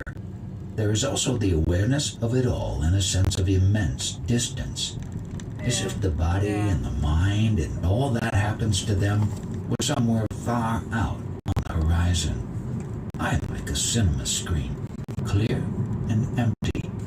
Pictures pass over it and disappear, leaving it as clear and empty as before. In no way is the screen affected by the pictures, nor are the pictures affected by the screen. The screen intercepts and reflects the pictures. It does not shape them. It has nothing to do with the rolls of films. These are as they are, lumps of destiny, prarabdha, but not my destiny. The destinies of the people on the screen. You do not mean to say that the people in a picture have destinies. They belong to the story. The story is not theirs. And what about you? Do you shape your life or are you shaped by it? Yes, you are right. A life story unrolls itself of which I am one of the actors. I have no being outside it, as it has no being without me. I am merely a character, not a person. The character will become a person. He begins to shape his life instead of accepting it as it comes and identifying himself with it. When I ask a question and you answer, what exactly happens? The question and the answer both appear on the screen. The lips move, the body speaks, and again the screen is clear and empty. When you say clear and empty, what do you mean? I mean free of all contents. To myself, I am neither perceivable nor conceivable. There's nothing I can point out and say, this I am. You identify yourself with everything so easily. I find it impossible. The feeling I am not this or that, nor is anything mine, is so strong in me that as soon as a thing or a thought appears, there comes at once the sense, this I am not. Do you mean to say that you spend your time repeating this I am not, that I am not? Of course not. I am merely verbalizing for your sake. By the grace of my guru, I have realized once and for good that I am neither object nor subject, and I do not need to remind myself all the time. I find it hard to grasp what exactly do you mean by saying that you are neither the object nor the subject. At this very moment as we talk, am I not the object of your experience and you the subject? Look, my thumb touches my forefinger. Both touch and are touched. When my attention is on the thumb is the feeler and the forefinger is the self. Shift the focus of attention and the relationship is reversed. I find that somehow by shifting the focus of attention, I become the very thing I look at and experience the kind of consciousness it has. I become the inner witness. I call this capacity of entering other focal point consciousness love. You may give it any name you like. Love says, I am everything. Wisdom says, I am nothing. Between the two, my life flows. Since at any point of time and space, I can be both the subject and the object of experience. I express it by saying that I am both and neither, and beyond both. You make all these extraordinary statements about yourself. What makes you say those things? What do you mean by saying that you are beyond space and time? You ask, and the answer comes. I watch myself. I watch the answer and see no contradiction. It is clear to me that I am telling you the truth. It is all very simple. Only you must trust me that I mean what I say, that I am quite serious. As I told you already, my guru showed me my true nature, and the true nature of the world. Having realized that I am one with and yet beyond the world, I became free from all desire and fear. I did not reason it out that I should be free. I found myself free, unexpectedly, without the least effort. This freedom from desire and fear remained with me since then. Another thing I noticed was that I do not need to make an effort in friction. I have also found that thoughts become self-fulfilling. Things would fall in place smoothly and readily. The main change was in the mind. It became motionless and silent, responding quickly but not perpetuating the response. Spontaneity became a way of life. The real became natural, and the natural became real. And above all, infinite perfection. Love, dark and quiet, radiating in all directions, embracing all, making all interesting and beautiful, significant and auspicious. We're told that various yogic powers arise spontaneously in a man who has realized his own true being. What is your experience in these matters? Man's fivefold body, physical, etc., has potential powers beyond our wildest dreams. Not only is the entire universe reflected in man, but also the power to control the universe is waiting to be used by him. The wise man is not anxious to use such powers, except when the situation calls for them. He finds the abilities and skills of the human personality quite adequate for the business of daily living. Some of the powers can be developed by specialized training, but the man who flaunts such powers is still in bondage. The wise man counts nothing as his own. When at some time and place some miracle is attributed to some person, he will not establish any causal link between events and people, nor will he allow any conclusions to be drawn. All happened as it happened because it had to happen. Everything happens as it does because the universe is as it is. The universe does not seem a happy place to live in. Why is there so much suffering? Pain is physical. Suffering is mental. Beyond the mind, there is no suffering. Pain is merely a signal that the body is in danger and requires attention. Similarly, suffering warns us that the structure of memories and habits, which we call the person, Vyakti, is through loss or change. Pain is essential for the survival of the body, but none compels you to suffer. Suffering is due entirely to clinging or resisting. It is a sign of our unwillingness to move on, to flow with life. As a sane life is free of pain, so is a saintly life free from suffering. Nobody has suffered more than saints. Did they tell you? Total acceptance of the present moment, harmony with things as they happen. A saint does not want things to be different from what they are. He knows that considering all factors, they are unavoidable. He is friendly with the inevitable and therefore does not suffer. Pain, he may know, but it does not shatter him. If he can, he does the needful to restore the lost balance, or he lets things take their course. He may die. So what? What does he gain by living on, and what does he lose by dying? What was born must die. What was never born cannot die. It all depends on what he takes himself to be. Imagine you fall mortally ill. Would you not regret and resent? But I'm dead already, or rather neither alive nor dead. You see my body behaving the habitual way and draw your own conclusions. You will not admit that your conclusions bind nobody but you. Do you see that the image you have of me may be altogether wrong? Your image of yourself is wrong too, but that is your problem. But you need not create problems for me and then ask me to solve them. I am neither creating problems nor solving them. Perfection, destiny of all. When asked about the means for self-realization, you invariably stress the importance of the mind dwelling on the sense I am. Where is the causal factor? Why should this particular contemplation of I am affect me?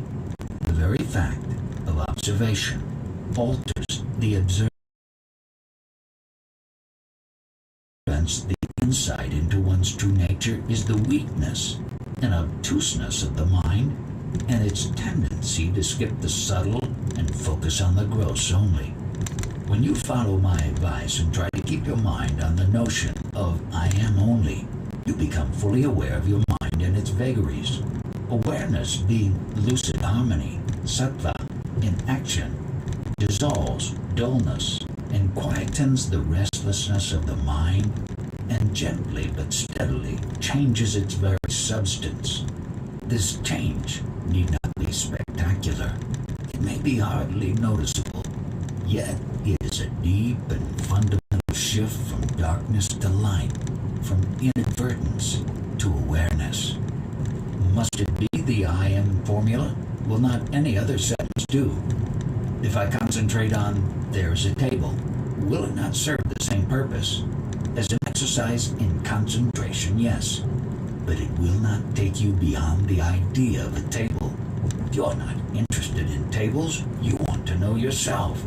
For this, keep steadily in the focus of consciousness, the only clue you have, your certainty of being. Be with it, play with it, ponder over it, delve deeply. The shell of ignorance breaks open and you emerge into the realm of reality. Is there any causal link between my focusing the I am and the breaking of the shell? The urge to find oneself is a sign that you are getting ready. The impulse always comes from within. Unless your time has come, you will have neither the desire nor the strength to go for self-inquiry wholeheartedly. Is not the grace of the Guru responsible for the desire and its fulfillment? Is not the Guru's radiant face the bait on which we are caught and pulled out of this mire of sorrow? It is the inner Guru, Sadguru, who takes you to the outer Guru, as a mother takes her child to a teacher. Trust and obey your Guru, for he is the messenger of your real self. How do I find a Guru whom I can trust? Your own heart will tell you. There is no difficulty in finding a Guru because the Guru is in search of you. The Guru is always ready. You're not ready.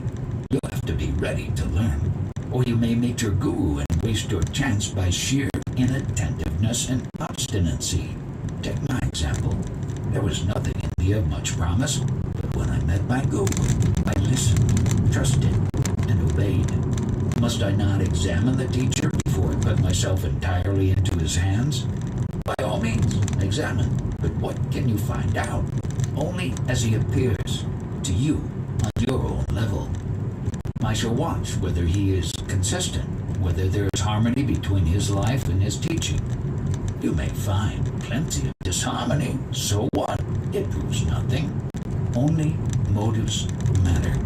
How will you know his motives? I should at least expect him to be a man of self-control who lives a righteous life. Such will you find many and of no use to you. A guru can show you the way back home to your real self. What has this to do with the character or temperament of the person he appears to be? Does he not clearly tell you that he is not the person? The only way you can judge is by the change in yourself when you are in his company. If you feel more at peace and happy, if you understand yourself with more than usual clarity and depth, it means you have met the right man. Take your time. Once you have made up your mind to trust him absolutely, and follow every instruction fully and faithfully.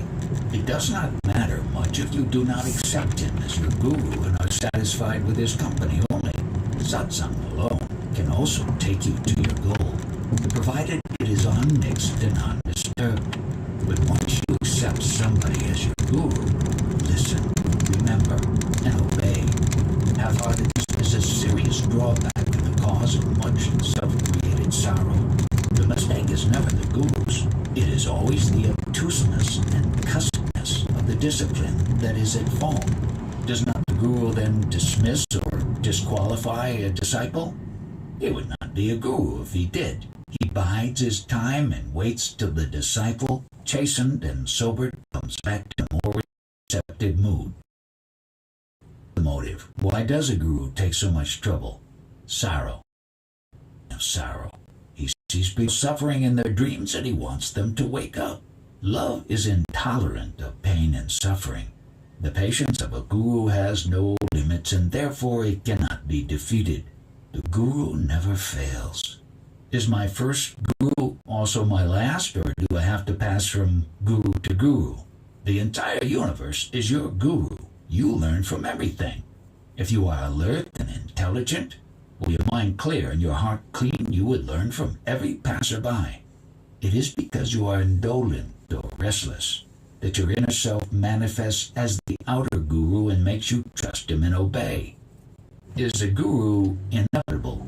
It is like asking the mother inevitable. To rise in consciousness from one dimension to another, you need help. The help may not always be in the shape of a human person. It may be a subtle presence or a spark of intuition, but help must come. The inner self is watching and waiting for the son to return to his father.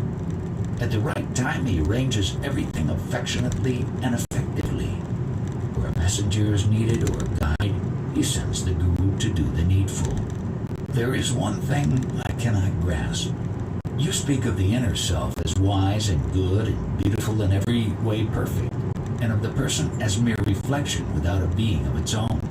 On the other hand, you take so much trouble in helping the person to realize itself. If the person is so unimportant, why be so concerned with its welfare? Who cares for a shadow? You have brought in duality where there is none. There is the body and there is the self.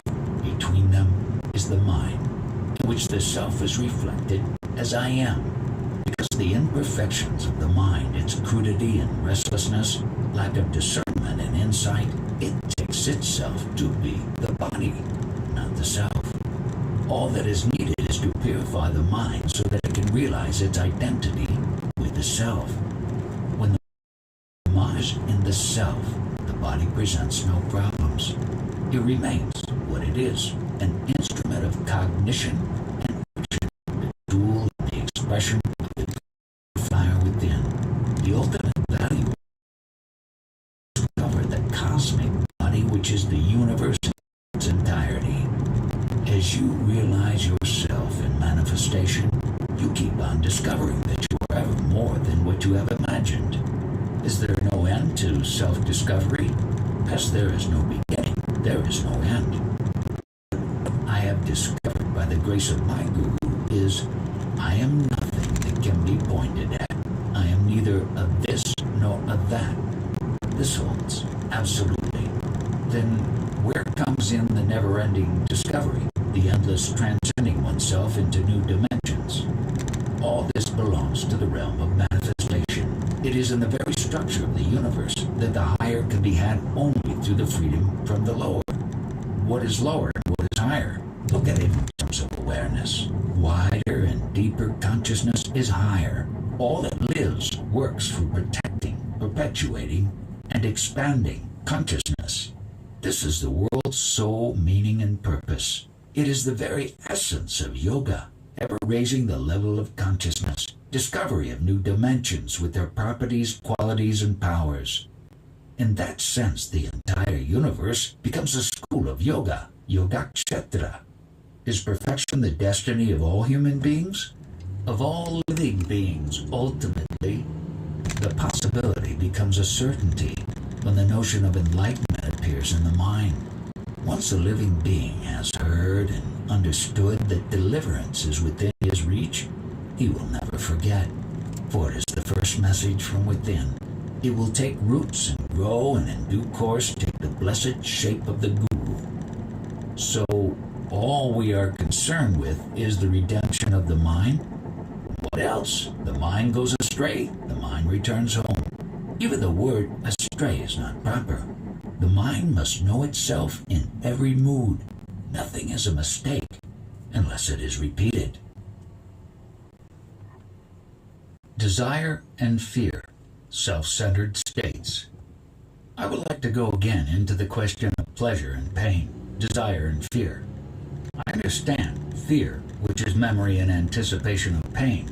It is essential for the preservation of the organism and its living pattern. Needs, when felt, are painful, and their anticipation is full of fear. We are rightly afraid of not being able to meet our basic needs. The relief experienced when a need is met or an anxiety allayed is entirely due to the ending of pain. We may give it positive names like pleasure or joy or happiness, but essentially it is relief from pain. It is this fear of pain that holds together our social, economic, and political institutions. What puzzles me is that we derive pleasure from things and states of mind which have nothing to do with survival. On the contrary, our pleasures are usually destructive. They damage or destroy the object, the instrument, and also the subject of pleasure. Otherwise, pleasure and pursuit of pleasure would be no problem. This brings me to the core of my question. Why is pleasure destructive? Why, in spite of its destructiveness, is it wanted? I may add, I do not have in mind the pleasure-pain pattern by which nature compels us to go her way. I think of the man-made pleasures, both sensory and subtle, ranging from the grossest, like overeating, to the most refined. Addiction to pleasure, at whatever cost, is so universal that there must be something significant at the root of it. Of course, not every activity of man must be utilitarian, designed to meet a need. Play, for example, is natural, and man is the most playful animal in existence. Play fulfills the need for self-discovery and self-development. But even in his play, man becomes destructive of nature, others, and himself. In short, you do not object to pleasure, but only its price in pain and sorrow. If reality itself is bliss, then pleasure in some way must be related to it. Let us not proceed by verbal logic. The bliss of reality does not exclude suffering. Besides, you know only pleasure, not the bliss of pure being. So let us examine pleasure at its own. At yourself in your moments of pleasure or pain, you will invariably find that it is not the thing itself that is pleasant or painful, but the situation of which it is a part. Pleasure lies in the relationship between the enjoyer and the enjoyed. The essence of it is acceptance. Whatever may be the situation, if it is acceptable, it is pleasant. If it is not acceptable, it is painful. What makes it acceptable is not important. The cause may be physical or psychological or untraceable. Acceptance is the decisive factor. Obviously, suffering is due to non-acceptance. Pain is not acceptable. Why not? Did you ever try? Do try and you will find in pain a joy which pleasure cannot yield. For the simple reason that acceptance of pain takes you much deeper than pleasure does. The personal self by its very nature is constantly pursuing pleasure and avoiding pain. The ending of this pattern is the ending of the self. The ending of the self with its desires and fears enables you to return to your real nature, the source of all happiness and peace. The perennial desire for pleasure is the reflection of the timeless harmony within. It is an observable fact that one becomes self-conscious only when caught in the conflict between pleasure and pain, which demands choice and decision. It is this clash between desire and fear that causes anger, which is the great destroyer of sanity in life. When pain is accepted for what it is, a lesson and a warning, and deeply looked into and heeded, the separation between pain and pleasure breaks down. Both become experience, painful when resisted, joyful when accepted. Do you advise shunning pleasure and pursuing pain? No, nor pursuing pleasure and shunning pain. Accept both as they come. Enjoy both while they last. Let them go as they must. How can I possibly? Physical pain calls for action. Of course, and so does mental. The bliss is in the awareness of it, in not shrinking or in any way turning away from it. All happiness comes from awareness. The more we are conscious, the deeper the joy. The acceptance of pain, non-resistance, courage, and endurance, these open deep and perennial sources of real happiness, true bliss. Why should pain be more effective than pleasure? Pleasure is readily accepted, while all the powers of the self reject pain. As the acceptance of pain is the denial of the self, and the self stands in the way of true happiness, the wholehearted acceptance of pain releases the springs of happiness. Does the acceptance of suffering act the same way? The fact of pain is easily brought within the focus of awareness. With suffering, it is not that simple. To focus suffering is not enough, for mental life as we know it is one continuous stream of suffering. To reach the deeper layers of suffering, you must go to its roots and uncover their vast underground network. Fear and desire are closely interwoven, and the currents of life's energy oppose, obstruct, and destroy each other. How can I set right a tangle which is entirely below the level of my consciousness? It's kind of hard being I am. By watching yourself in daily life with alert interest, the intention to understand rather than to judge, in full acceptance of whatever may emerge because it is there. You encourage the deep to come to the surface and enrich your life and consciousness with its captive energies. This is the great work of awareness. It removes and releases energies by understanding the nature of life and mind. Intelligence is the door to freedom, and alert attention is the mother of intelligence. One more question. Why does pleasure end in pain? Everything has a beginning and an end, and so does pleasure. Anticipate and regret, and there will be no pain. It is memory and imagination that cause suffering. Of course, pain after pleasure may be due to the misuse of the body or the mind. The body knows its measure, but the mind does not. Limitless and limitless. Watch your mind with great diligence, for there lies your bondage and also the key to freedom. My question is not yet fully answered. Why are man's pleasures destructive? Why does he find so much pleasure in destruction? Life's concern lies in protection, perpetuation, and expansion of itself. In this it is guided by pain and pleasure. At what point do they become destructive? When the mind takes over, remembers and anticipates, it exaggerates, it distorts, it overlooks. The past is projected into the future, and the future betrays the expectations. The organs of sensation and action are stimulated beyond capacity, and they inevitably break down. The objects of pleasure cannot yield what is expected of them, and get worn out or destroyed by misuse. It results in excess of pain where pleasure was looked for. We destroy not only ourselves but others too. Naturally, selfishness is always destructive. Both are self-centered states. Between desire and fear, anger arises. With anger, hatred. With hatred, passion for destruction. War is hatred in action, organized and equipped with all the instruments of death. Is there a way to end these horrors? When more people come to know their real nature, their influence, however subtle, will prevail and the world's emotional atmosphere will sweeten up. People follow their leaders, and when among the leaders appears some great in heart and mind, absolutely free from self-seeking, their impact will be enough to make the crudities and crimes of the present age impossible. A new golden age may come and last for a time and succumb to its own perfection. For ebb begins with the tide at its highest. Is there no such thing as permanent perfection? Yes, there is, but it includes all imperfection. It is the perfection of our self-nature which makes everything possible, perceivable, interesting. It knows no suffering, for it neither likes nor dislikes, neither accepts nor rejects. Creation and destruction are the two poles between which it weaves its ever-changing pattern.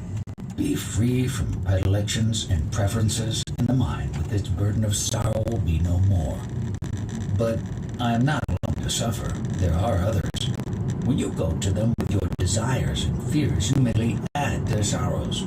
First, be free of suffering yourself, and then only hope of helping others. You do not even need hope. Your very existence will be the greatest help a man can give his fellow man. Live facts, not fancies. You say that whatever you see is yourself. You also admit that you see the world as we see it. Here's today's newspaper with all the horrors going on. Since the world is yourself, how can you explain such misbehavior? Which world do you have in mind? Our common world in which we live. Are you sure we live in the same world? I do not mean nature, the sea and the land, plants and animals. They are not the problem, nor the endless space, the infinite time, the inexhaustible power. Do not be misled by my eating and smoking, reading and talking. My mind is not here. My life is not here. Your world of desires and their fulfillments of fears and their escapes is definitely not my world. I do not even perceive it, except through what you tell me about it. It is your private dream world, and my only reaction to it is to ask you to stop dreaming. Surely wars and revolutions are not dreams. Sick mothers and starving children are not dreams. Wealth, ill-gotten and misused, is not a dream. What else? A dream cannot be shared. Nor can the waking state. All the three states, waking, dreaming, and sleeping, are subjective, personal, intimate. They all happen to and are contained within the little bubble in consciousness called I. The real world lies beyond the self. Self or no self, facts are real. Of course, facts are real. I live among them. But you live with fancies, not with facts. Facts never clash, while your life and world are full of contradictions. Contradiction is the mark of the false. The real never contradicts itself. For instance, you complain that people are abjectly poor, yet you do not share your riches with them.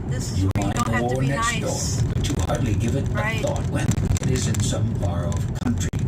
The shifting fortunes of your ego determine your values. I think I want are made into absolutes. Living yours. Nevertheless, the evil is real, not more real than you are. Evil is in the wrong approach to problems created by misunderstanding and misuse. It is a vicious circle. Can the circle be broken? A false circle need not be broken. It is enough to see it as it is, not existent, but real enough to make us submit to and inflict indignities and atrocities. Insanity is universal. Sanity is rare. Yet there is hope, because the moment we perceive our insanity, we are on the way to sanity. This is the function of the guru, to make us see the madness of our daily living. Life makes you conscious, but the teacher makes you aware. Sir, you are neither the first nor the last. Since immemorial times, people were breaking into reality. Yet how little it affected our lives. The Ramas and the Krishnas, the Buddhas and the Christ have come and gone, and we are as we were, wallowing in sweat and tears. What have the great ones done, whose lives we've witnessed? What have you done, sir, to alleviate the world's thrall? You alone can undo the evil you have created. Your own callous selfishness is at the root of it. But first, your own house in order, and you will see that your work is done. The men of wisdom and love who came before us did set themselves right, often at a tremendous cost. What was the outcome? A shooting star, however bright, does not make the night less dark. To judge them and their work, you must become one of them. A frog in a well knows nothing about the birds in the sky. Do you mean to say that between good and evil there is no wall? There is no wall, because there is no good and no evil. In every concrete situation, there is only the necessary and the unnecessary. The needful is right, the needless is wrong. Who decides? The situation decides. Every situation is a challenge which demands the right response. When the response is right, the challenge is met and the problem ceases. If the response is wrong, the challenge is not met and the problem remains unsolved. Your unsolved problems, that is what constitutes your karma. Solve them rightly and be free. You seem to drive me always back into myself. Is there no objective solution to the world's problems? The world problems were created by numberless people like you, each full of his own desires and fears. Who can free you of your past, personal and social, except yourself? And how will you do it unless you see the urgent need of your being first, free of cravings born of illusion? You need help yourself. In what way did the ancient sages help? In what way do you help?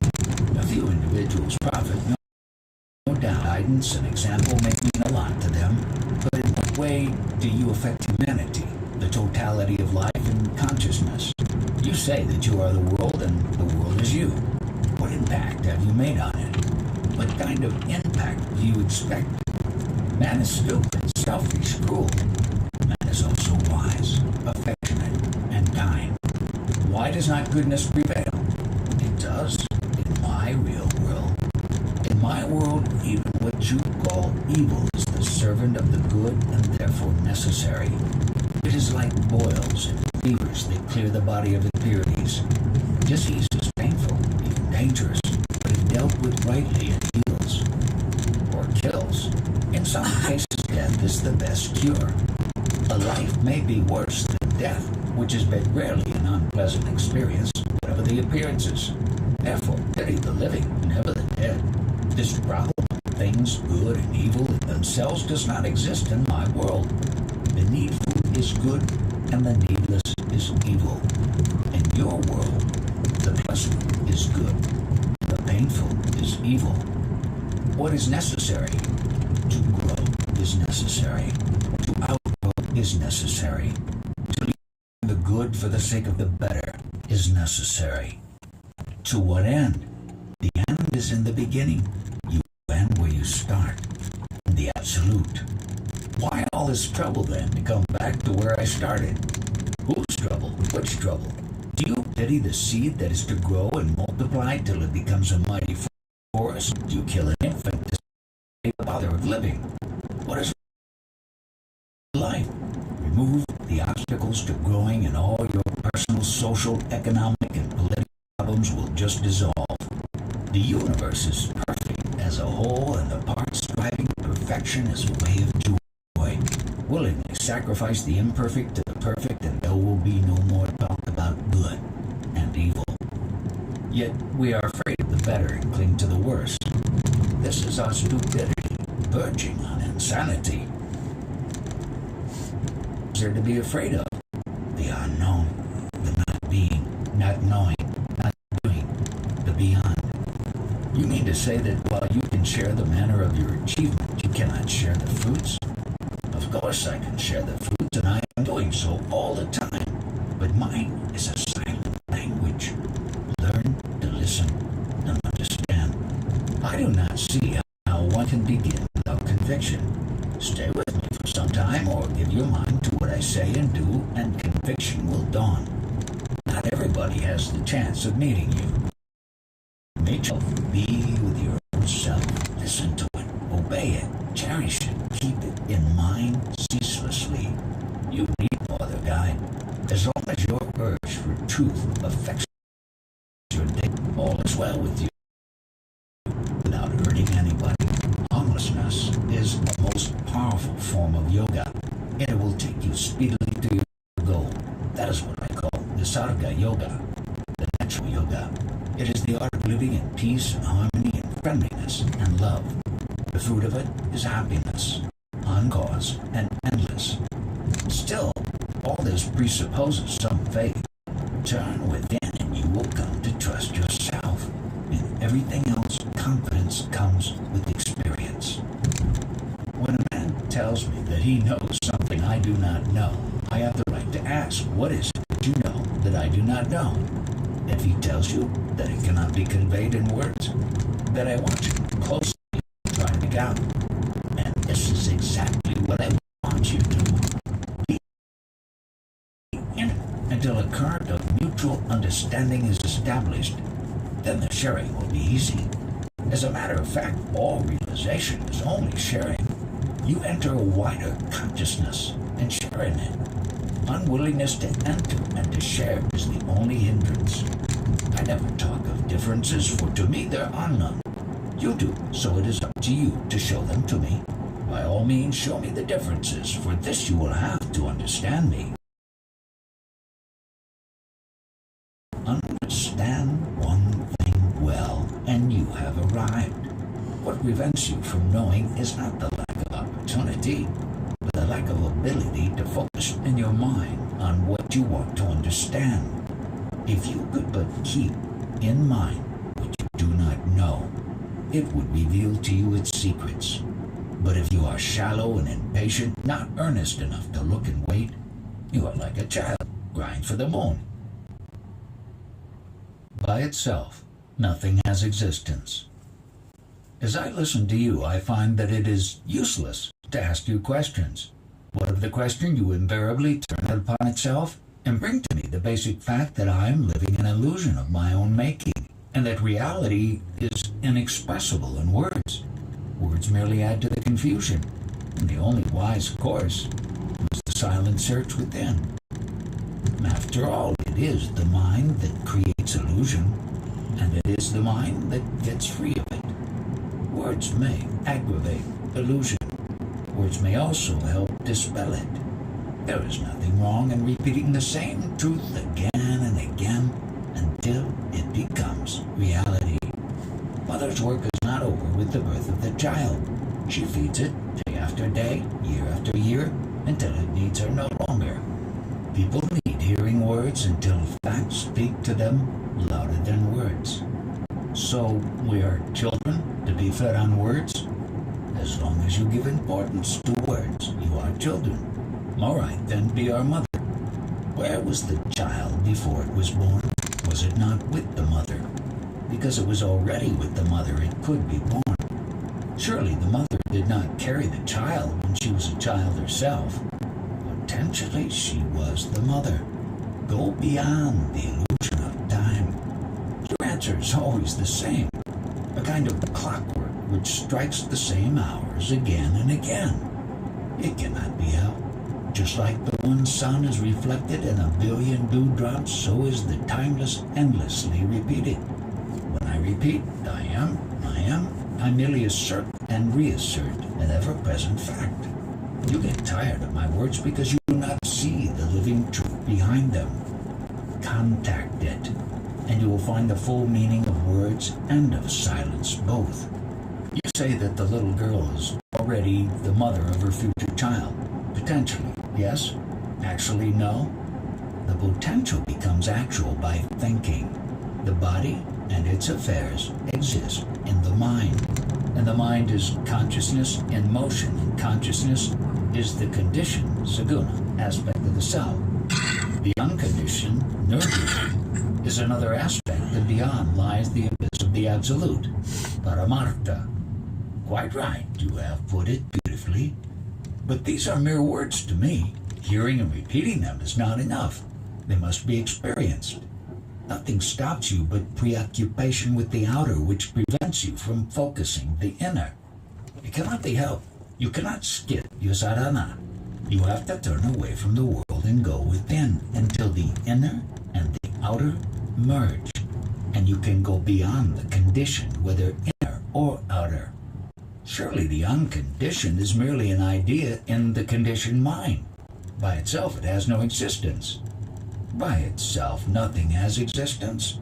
Everything needs its own absence.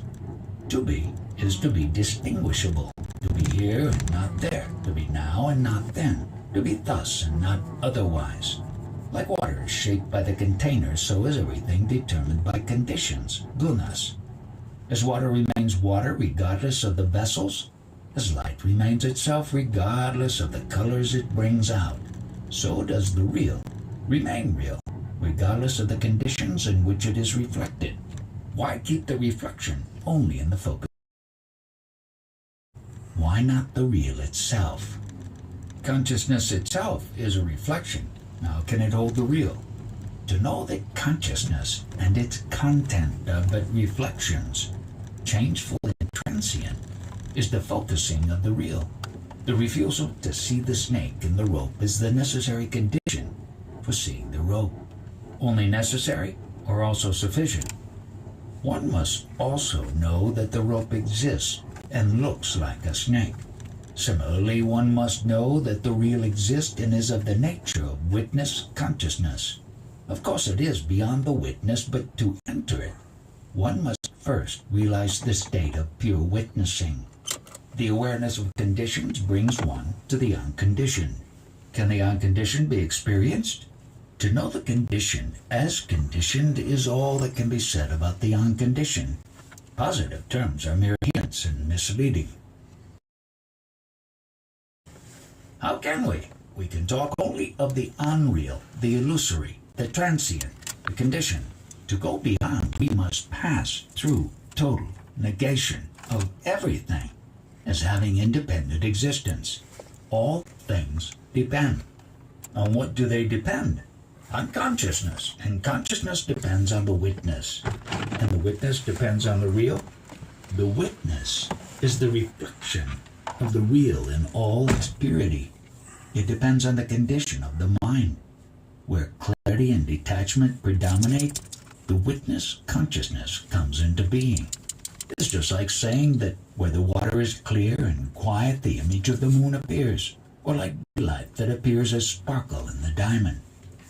Can there be consciousness without the witness? Without the witness, it becomes unconsciousness, just living.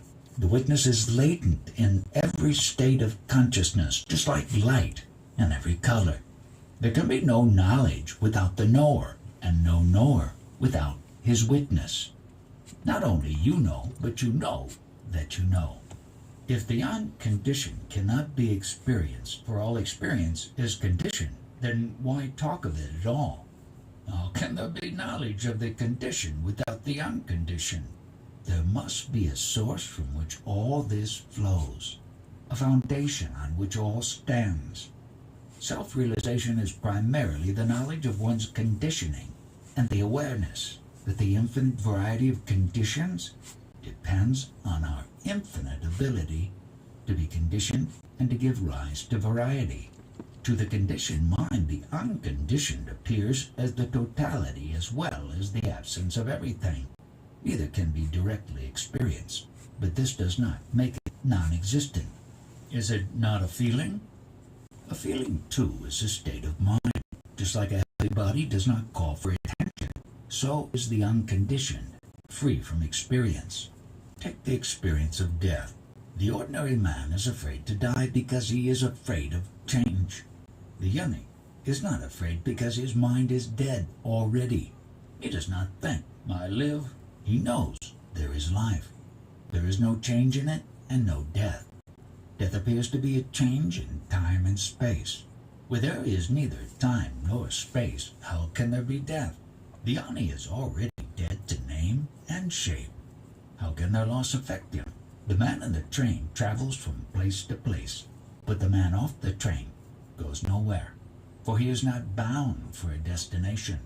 He has nowhere to go, nothing to do, nothing to become. Those who make plans will be born to carry them out. Those who make no plans need not be born. What is the purpose of pain and pleasure? Do they exist by themselves or only in the mind? Still they exist. Never mind the mind. Pain and pleasure are merely symptoms, the results of wrong knowledge and wrong feeling. The result cannot have a purpose of its own. In God's economy, everything must have a purpose. Do you know God that you talk of him so freely? What is God to you? A sound, a word on paper, an idea in the mind? By his power I am born and kept alive, and suffer and die. Are you glad? It may be my own fault that I suffer and die. I was created unto life eternal. Why eternal in the future and not in the past? As a beginning must have an end. This is endless. A mere concept, a working theory, a very useful concept all the same. But this it must be free of inner contradictions. It's not based. Why not work on the theory of its own creation and creator? At least no external God to battle with. The world is so rich and complex. How could I create it? Do you know yourself enough to know what you can do and what you cannot? You do not know your own powers. You never investigated. Begin with yourself.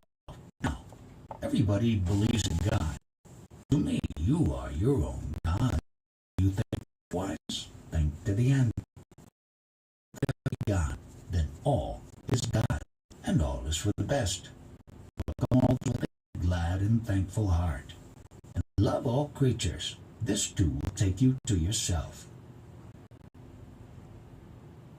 Only the self is real. The world is but a show, glittering and empty.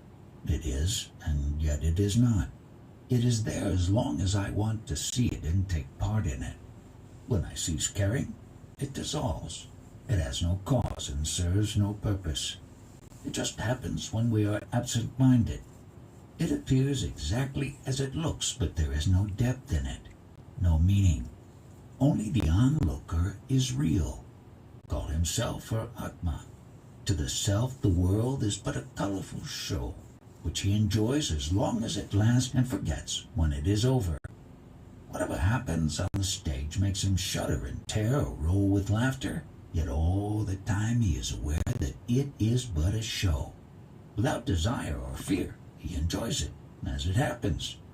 The person immersed in the world has a life of many flavors. He weeps, he laughs, loves and hates, desires and fears, suffers and rejoices.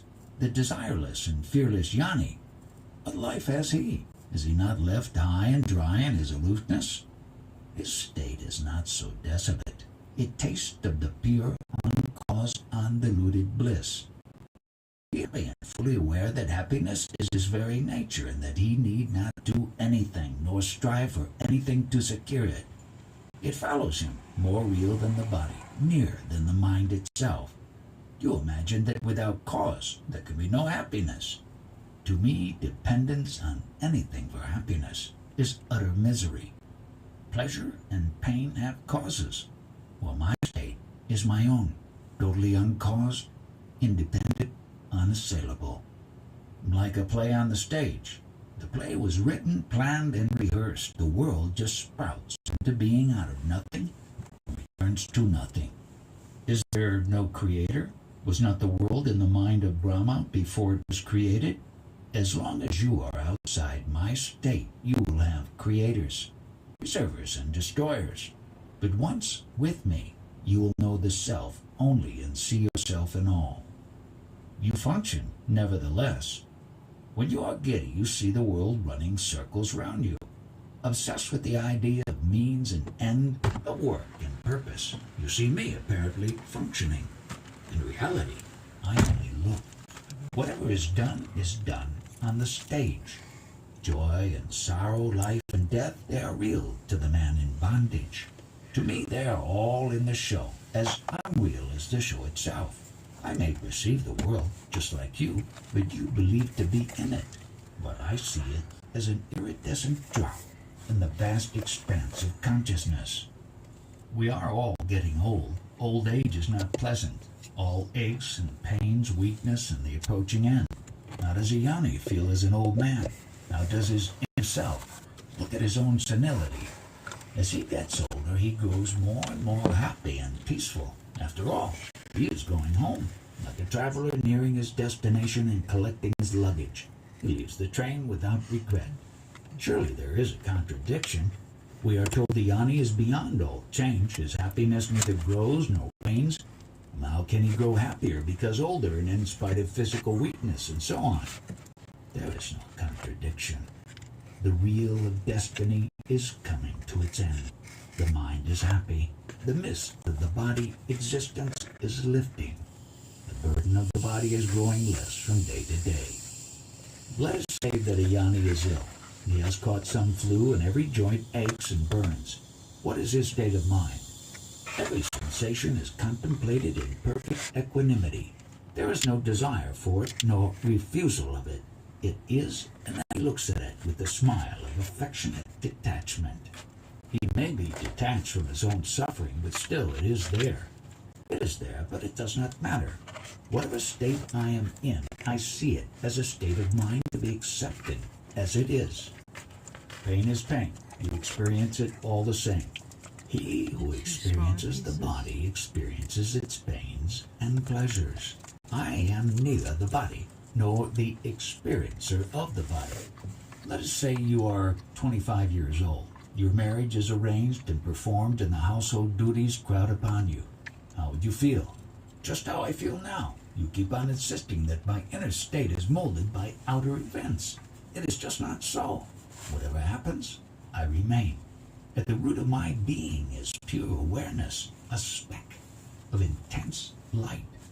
This speck, by its very nature, radiates and creates space, events, and time, effortlessly and spontaneously, as long as it is merely aware there are no problems. But when the discriminative mind comes into being and creates distinctions, pleasure and pain arise. During sleep, the mind is in abeyance, and so are pain and pleasure. The process of creation continues, but no notice is taken. The mind is a form of consciousness, and consciousness is an aspect of life. Life creates everything, but the Supreme is beyond all. The Supreme is the master, and consciousness his servant. The master is in consciousness, not beyond it. In terms of consciousness, the Supreme is both creation and dissolution, concretion and abstraction, the focal and the universal. It is also neither. Words do not reach there, nor mind. The Yanni seems to be a very lonely being, all by himself. He is alone, but he is all. He is not even a being. He is the beingness of all beings. Not even that. No words apply. He is what he is, the ground from which all grows. Are you not afraid to die? I shall tell you how my guru's guru died. After announcing that his end was nearing, he stopped eating without changing the routine of his daily life. On the 11th day, at prayer time, he was singing and clapping vigorously and suddenly died, just like that, between two movements, like a blown-out candle. Everybody dies as he lives. I am not afraid of death because I am not afraid of life. I live a happy life and shall die a happy death. Misery is to be born, not to die. All depends on how you look at it. There can be no evidence of your state. All I know about it is what you say. All I see is a very interesting old man. You are the interesting old man, not me. I was never born. How can I grow old? What I appear to be to you exists only in your mind. I am not concerned with it. Even as a dream, you are a most unusual dream. I am a dream that can wake you up. You will have the proof of it in your very waking up. Imagine news reaches you that I have died. Somebody tells you, you know, so-and-so, he died. What would be your reaction? I would be very happy to have you back home. Yep. Really glad to see you out of this foolishness. Which foolishness? Of thinking that you were born and will die. That you are a body displaying a mind and all such nonsense. In my world, nobody is born and nobody dies. Some people go on a journey and come back. Some never leave. What difference does it make since they travel in dreamlands, each wrapped up in his own dream? Only the waking up is important. It is enough to know the I am as reality and also love.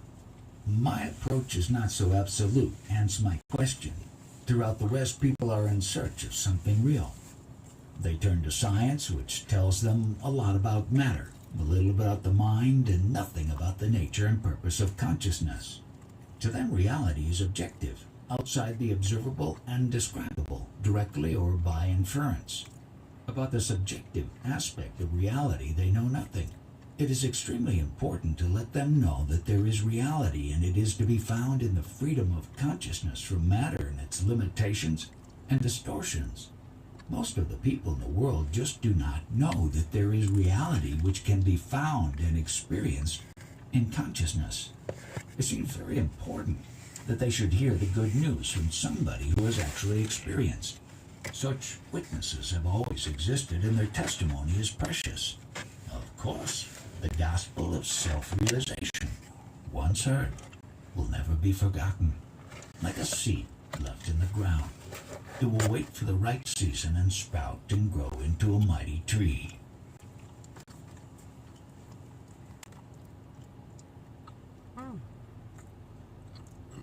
Nice leave off.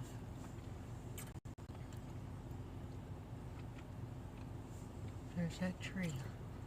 Fantastic.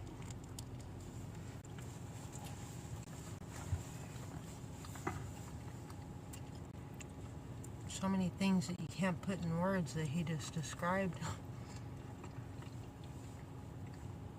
Different ways that we see things and feel.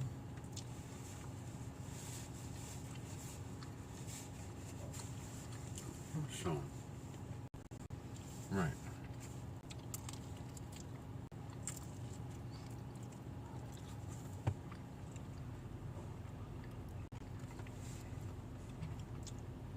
So enjoy it. I'm happy with my pizza. Something to eat.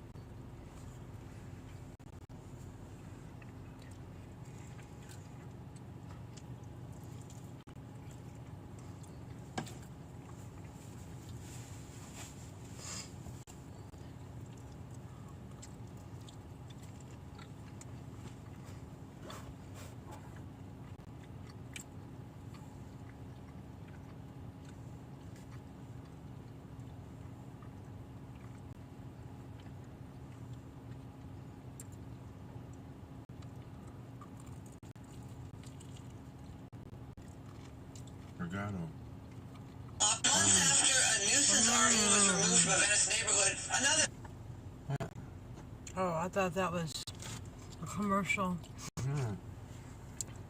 Regado Bonner. Taking this very spot. The occupant. It's his RV on TV. What? It's his RV being hauled away on TV. Oh, no way. Yeah. Oh, no. Oh, man.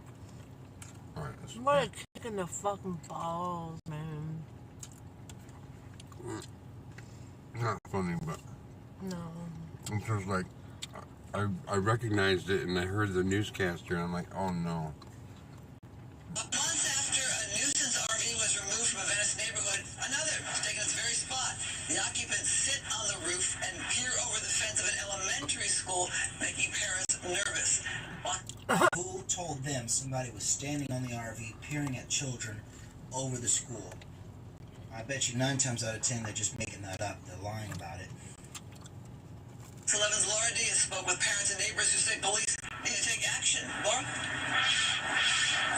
Yes, residents tell us that this latest RV that you see over my shoulder, that it showed up on Friday.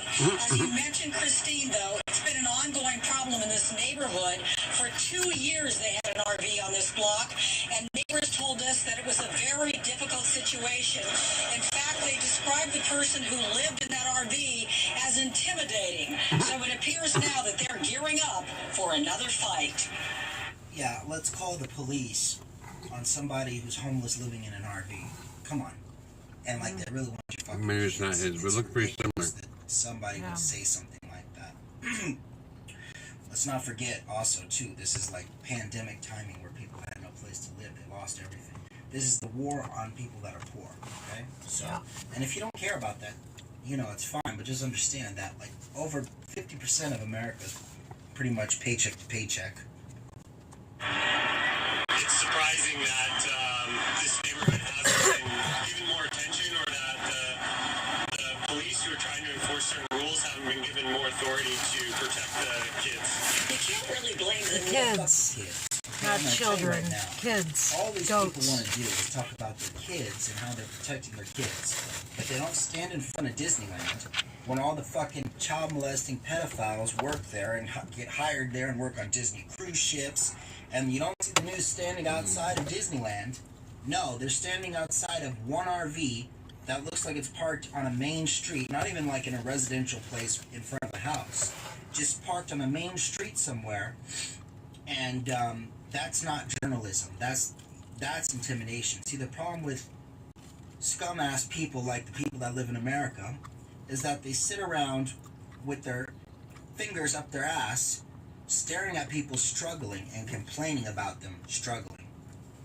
And they don't realize that they're putting themselves in even more danger and more problems. By putting people out of their vehicles, you're going to force them to be out on the streets, and then you're going to have break-ins. So you're not too smart.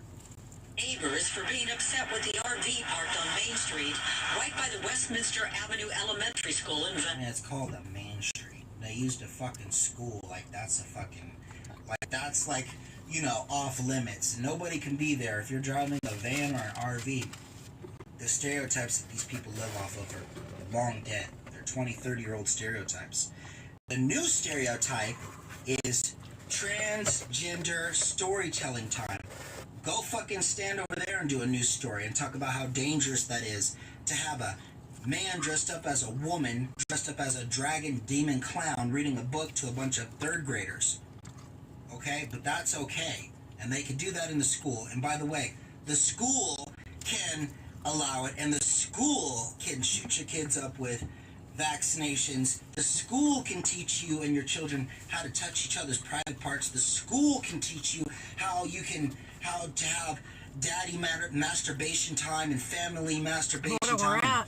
All kinds of perverted shit. The school can tell you your kids are a girl or a boy if they want to be a boy. If they're a girl, they can do that, and that's okay too, and they can do everything else. So, but you're worried about an RV. Regatta Banner, everyone. There's no parking here during the school day. The RV with It's in the 11 vision prep. parking tickets on the windshield. That's a hit job. There's an RV with a bunch of Virginia plates, and they keep using the school. They like throwing the school. I mean, this is like, gosh, this is psychological warfare. Just repeating school, school, school, children, school, school, school, knowing that, you know, really a dumbed-down nation of cowards are gonna be scared about a RV parked out of their school. You got kids that go to schools and shoot the fucking schools up. What are you worried about an RV for? And chalk scrawled on tires with the letters LAPD. But the RV remains. The city relaxed parking enforcement during COVID, but I'll tell you too, something else for the cops out there. You want to follow these orders? Go ahead. But you see, cops are cowards too. Look, how do you work for somebody and they tell you to do something, and then when you do it, they go on the national news and say, look what he did. They're such bad people. And they put you out on the news and post you up as all kinds of shit. Most of you are pretty much assholes, but you know, I mean, some of you aren't. But you really shouldn't do jobs like that. You really shouldn't go out and harass the poor for these people here, because they're mostly Democrats, okay? They're mostly going to be people that are going to screw you. If one of these people is black, and it fits the description, and it's at the right timing during some political event, you know, they're going to use it to their advantage, and you're going to be left to hang. So I wouldn't enforce anything if I were you. Neighbors and parents say the RV with drawn curtains is a cause of worry. What goes through your mind as a concerned parent? Is it a pedophile? And look how dumb she is. Now, come on, how damn dumb are you with your kids in the back? Really? You know what I mean? Who want to be touched up on your kids? Why don't you go to Disneyland? Okay? Just, you look like you belong in Disneyland. Hey, is it? Who is it? It is concerning. And it's so close to the school. The drugs is a big thing. Who the fuck is this? I know who this is. Is that Akon? That's somebody I know. I know who that is. That's an actor. Got a bunch of actors. It's concerning. They're close to the kids, and it's the drugs is a big thing. How did any of these people know that these people do drugs? They're peeking over the school. What are they talking about with their curtains drawn? What they really need to say is they get their own life. They're not on any chain. You know, everybody's leashed to some chain. That's why you go around and see all these people throwing up signs and stuff for safety. They all belong to that thing. There's a few little stragglers here and there that are out just kind of like, you know, lamb. They're not really participating in it. They're just trying to survive. And you have all these people, which are called conformed Satanists. They basically join in and they go after the poor, but not because they're poor. It's because they're not part of the system. It's the butterflies. If you're part of the system, you wouldn't be like that. It's all their You'd fault. have a house and a car and kids. They should be What do you think arrested. this guy works? You think that other lady Slam works? them up against the windshield. Come on. Handcuff Kids them. play right there. They walk back and forth from home from school. I don't know what to call them, their Camera, legs. neighbors told Fox 11 they contacted their local councilman with no help received. They gave us this image of a homeless woman sprawled near a tree as school children played in the background. Others told us they see residents of the RV standing on the roof of their vehicle so they can peer over the fence at the children in the schoolyard.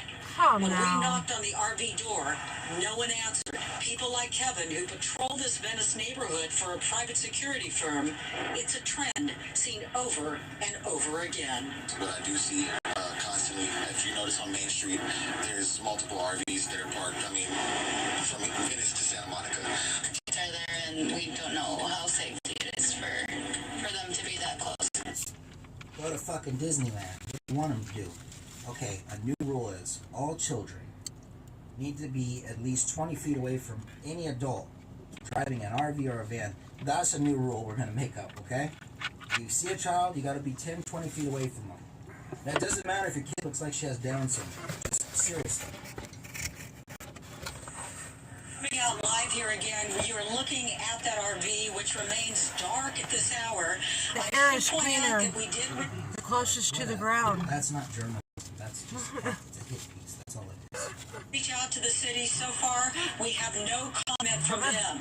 But this is an exclusive for Fox 11. We will stay on this story and update it as we get more information. You're fucking losers, man. Seriously. Come on. You're going to stay on a story like this. Who pays these people to do this shit? Come on. Can I go get $70,000, $80,000 a year to do stories like that? A broke-ass homeless person, some crackhead lying out on the sidewalk. You know what I mean? The people try to... The hit pieces can make anyone look bad. Really. Now, see, now that could have been us with our dogs trespassing. No dogs allowed. That's what's coming next.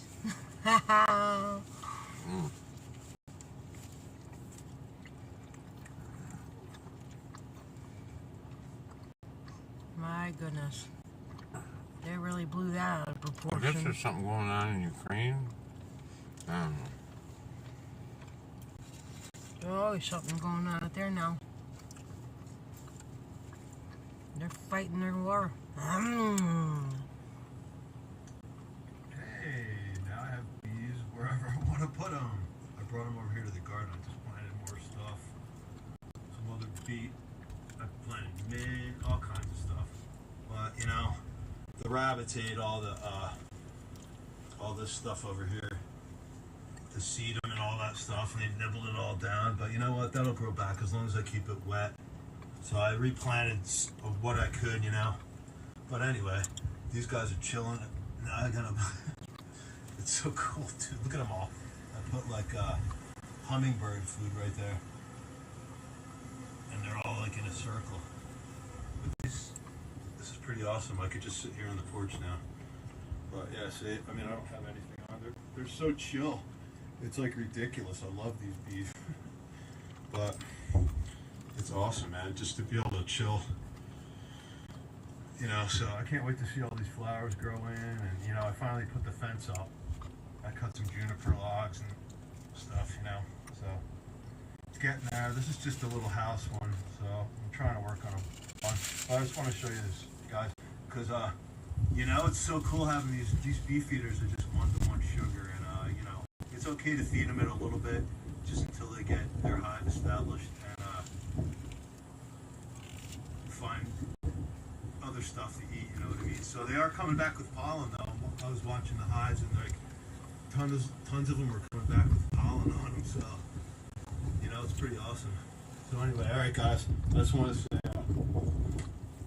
hi and give an update. And you know, the other day, you know, yesterday was a shitty day, but you know what I mean? Like, you go through it sometimes, but today's a better day, and I just wanted to give you guys an update, and that's all. So, thank you. You know, I love you guys, and sometimes I'll bitch, you know, whatever. So that's it. But I love you guys, and you know, see everybody when they get here. Can't be happy all the time. Love you guys. Check these guys out one more time right here. Like, this little circle broke up there. All right, guys. Look how many are in there. Oh, it's so dark, you can't really see. Alright guys, love you. Nice. You can see that in the 11 Vision Prep as well in the playlist. My mother said that back in the day they used to use sugar and water. After a nuisance RV was removed from a Venice neighborhood. Well, Used to just put a little bit of sugar and water in. oh, Yeah. She said I didn't need to buy all the hummingbird stuff. She said all it was sugar and water. Good food coloring. There might be a little bit extra in it or something, but it worked. Hummingbirds were okay with it.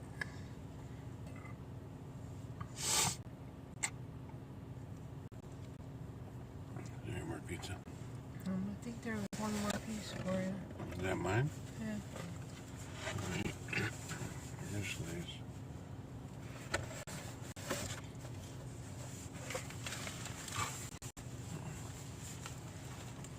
I don't know. What's this about?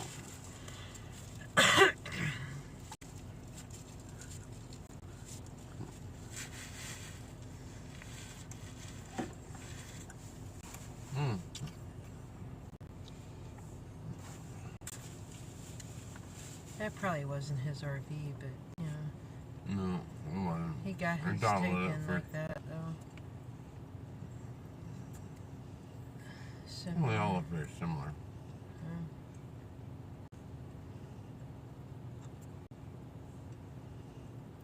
He's so cool. He's cool.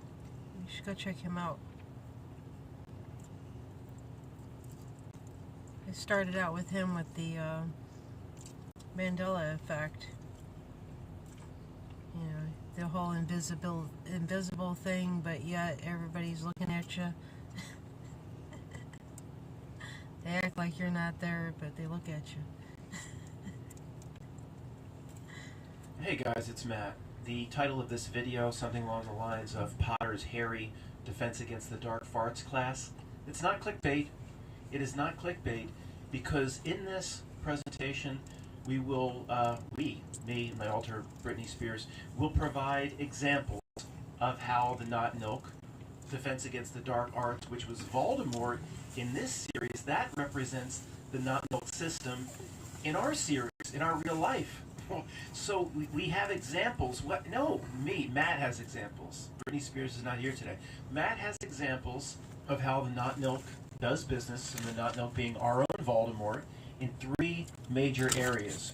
One, we've talked about tons of times, so we'll be very brief, move on to the other areas. The examples are in other areas.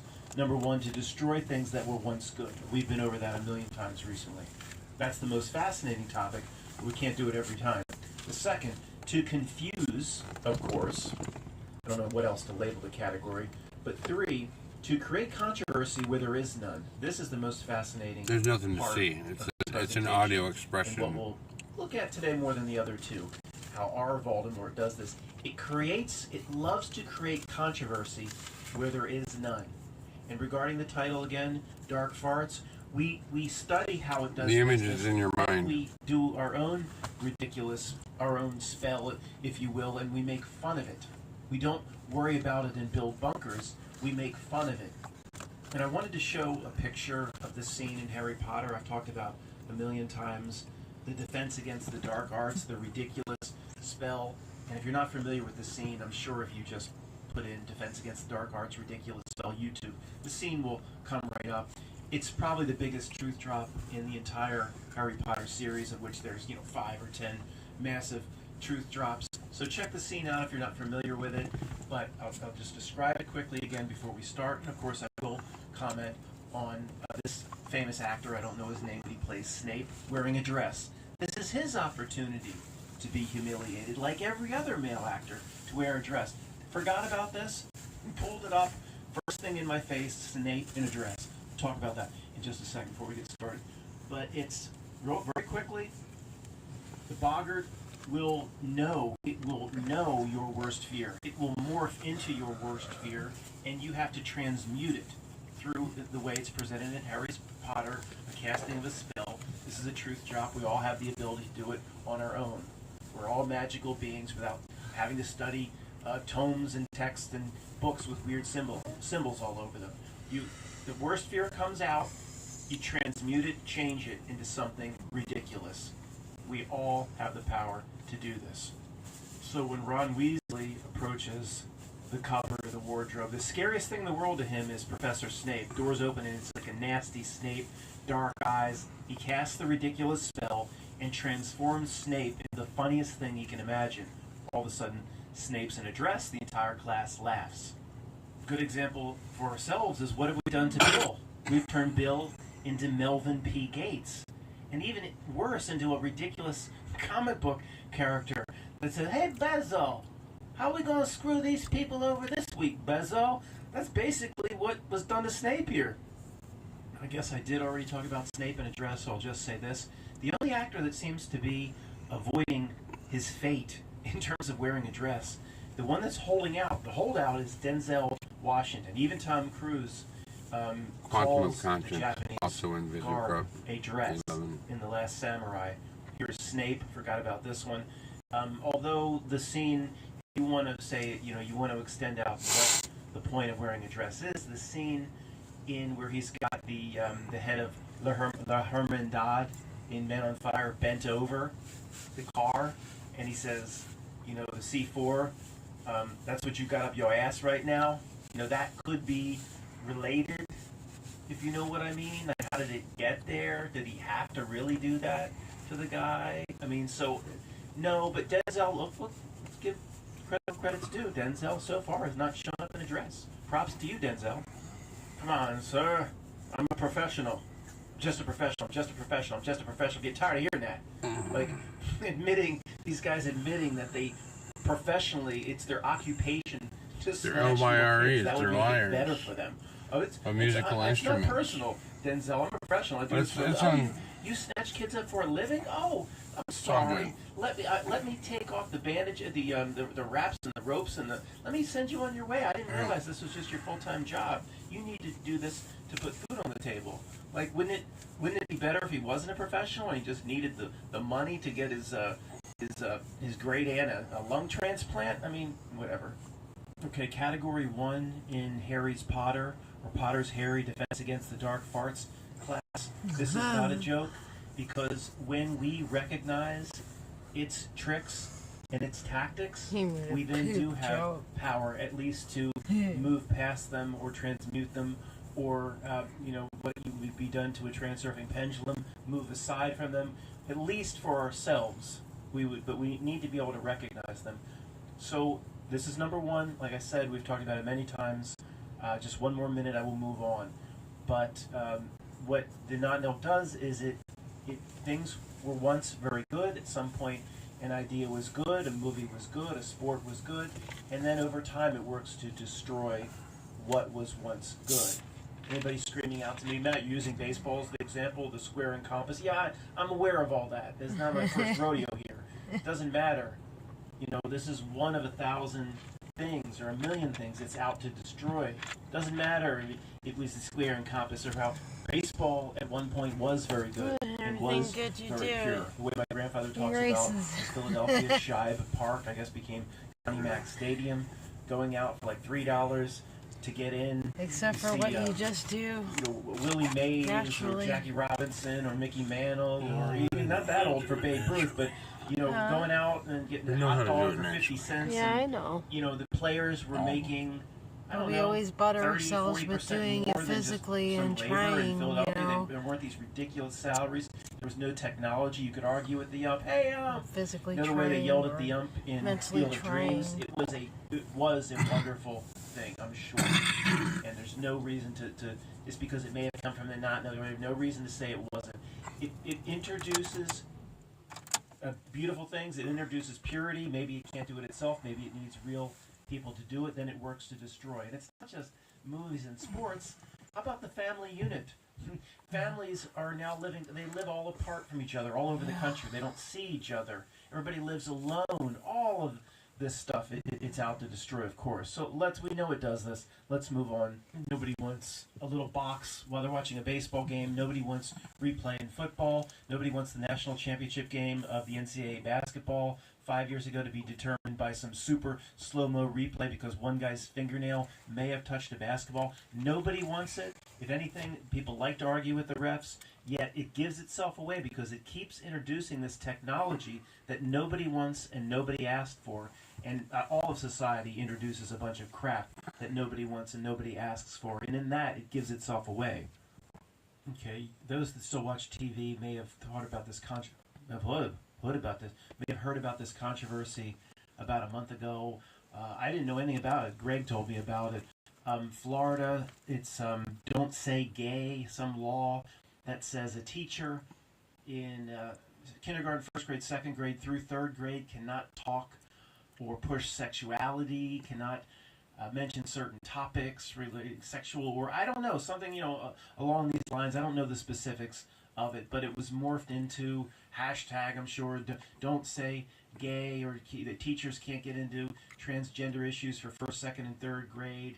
And, okay, well, the conservatives, of course, or there's still a conservative faction that's probably even at this channel that still is holding on to first grade truth. They'll be like, what are you talking about, Matt? This is a gigantic, you're using this as an example, this is a gigantic win for conservatives. Oh, I'm sure, I don't watch these shows, I haven't watched them for 7 or 8 years, but I'm sure Michael Savage and Hannity and Glenn Beck and all these people this was a huge win, and wasn't it great what this Governor DeSantis did? No, it's all a manipulation. A total conservative manipulation here. It's creating a problem where none existed. And it actually calls attention to the other side and actually creates the other side, backfiring on the conservatives. So those that watch Hannity, I'm sure, like Greg describes his dad as just Fox News all the time. Fox News, every single, those people, I used to do that 10 or 12 years ago. I came through conservatism, and then all the ridiculous bang events were so absurd that I went through that phase and started to say, wait, no real world to be pulling this off all the time in all these different areas. And I evolved my understanding of things, so where I am today. But the conservatives would say, this is a huge win. This is a huge win because they're convinced, the point is they're convinced that there's just hundreds of thousands of these super left-wing teachers that are just dying to talk about masturbation and human sexuality and gay issues with their first and second graders and trans this and push them into questioning their gender. And you know what? Do these radical elements exist in education? Are there teachers that really want to talk to their first graders about questioning their gender and strange sexuality issues? Of course this exists. I'm not saying it doesn't, but the Not Milk is expert at the psychology of this. It presents these sorts of things, and the takeaway from conservative America and trickling down even to in the middle of the road America is that this is a huge issue, and there's just tens of thousands of teachers that just can't wait to talk to the first grader. It's a problem that's very small that the Not Milk presents is a huge problem that needs to be addressed, and it probably didn't need to be addressed. If it needed to be addressed, it could be addressed on a local situation. It didn't have to be a national theme here. It actually ends up calling attention to the other side. The people are becoming so normalized and habituated to the other side that the other side is becoming normalized. They're actually normalizing the behavior that it looks like they want to stop. Okay, of course, well, but Matt, all these radicals came out and they protested. Of course they're always going to find the radical element to protest with their flags and this. You should be able to talk to first graders about anything. But again, the point of this section is Not Milk tactics. Whether maybe you don't even agree with me 100% on this one, but a Not Milk tactic, I'll show you more examples, is to create controversy, create a problem where one didn't or doesn't exist. Or if one does exist like this, to magnify it. So, of course, it's like the Hegelian dialectic. How you feel? But that's actually, we have to talk about that sometime, because the Hegelian dialectic that's problem, reaction, solution. That's not what the Hegelian dialectic is. That's been adulterated into thesis solution. But anyway, we'll talk about that some other time. Oh man, dude. Truth channels. So that terminology. So let me just do another example. If you don't love this one, but trust me, guys, this is how it operates. It's just like pepperoni, mushroom, gate. That thing. That actually, Matt, people got all over me because I was saying that was such bullcrap from day one. You know what that story did? By pushing that story, the pepperoni, gate, by people that pushed it out, like David Seaman, it actually protected those that do all the weird stuff or want to do weird and perverted and illegal things. It actually protected the you-know-whatos. It protected them. People at first were like, Matt, you're saying that the pepperoni gate is not what they say it is. Oh, you're protecting the sick. You're protecting those people. No, it was the opposite. If you believed in the tunnels were being dug between pizza places, if you believe, it actually ended up protecting the behavior. Okay, I'm not sure everybody can see this, or if I'm not presenting it the right way. So let's move on to another example. Example number 2 of the system creating problems that don't exist at all, or exist at a 1 out of 10, but the system will make it seem like it's a 9 or 10 out of 10. It needs to be addressed on a national level. Now, this has nothing to do with it, but I had to put this in as the first image.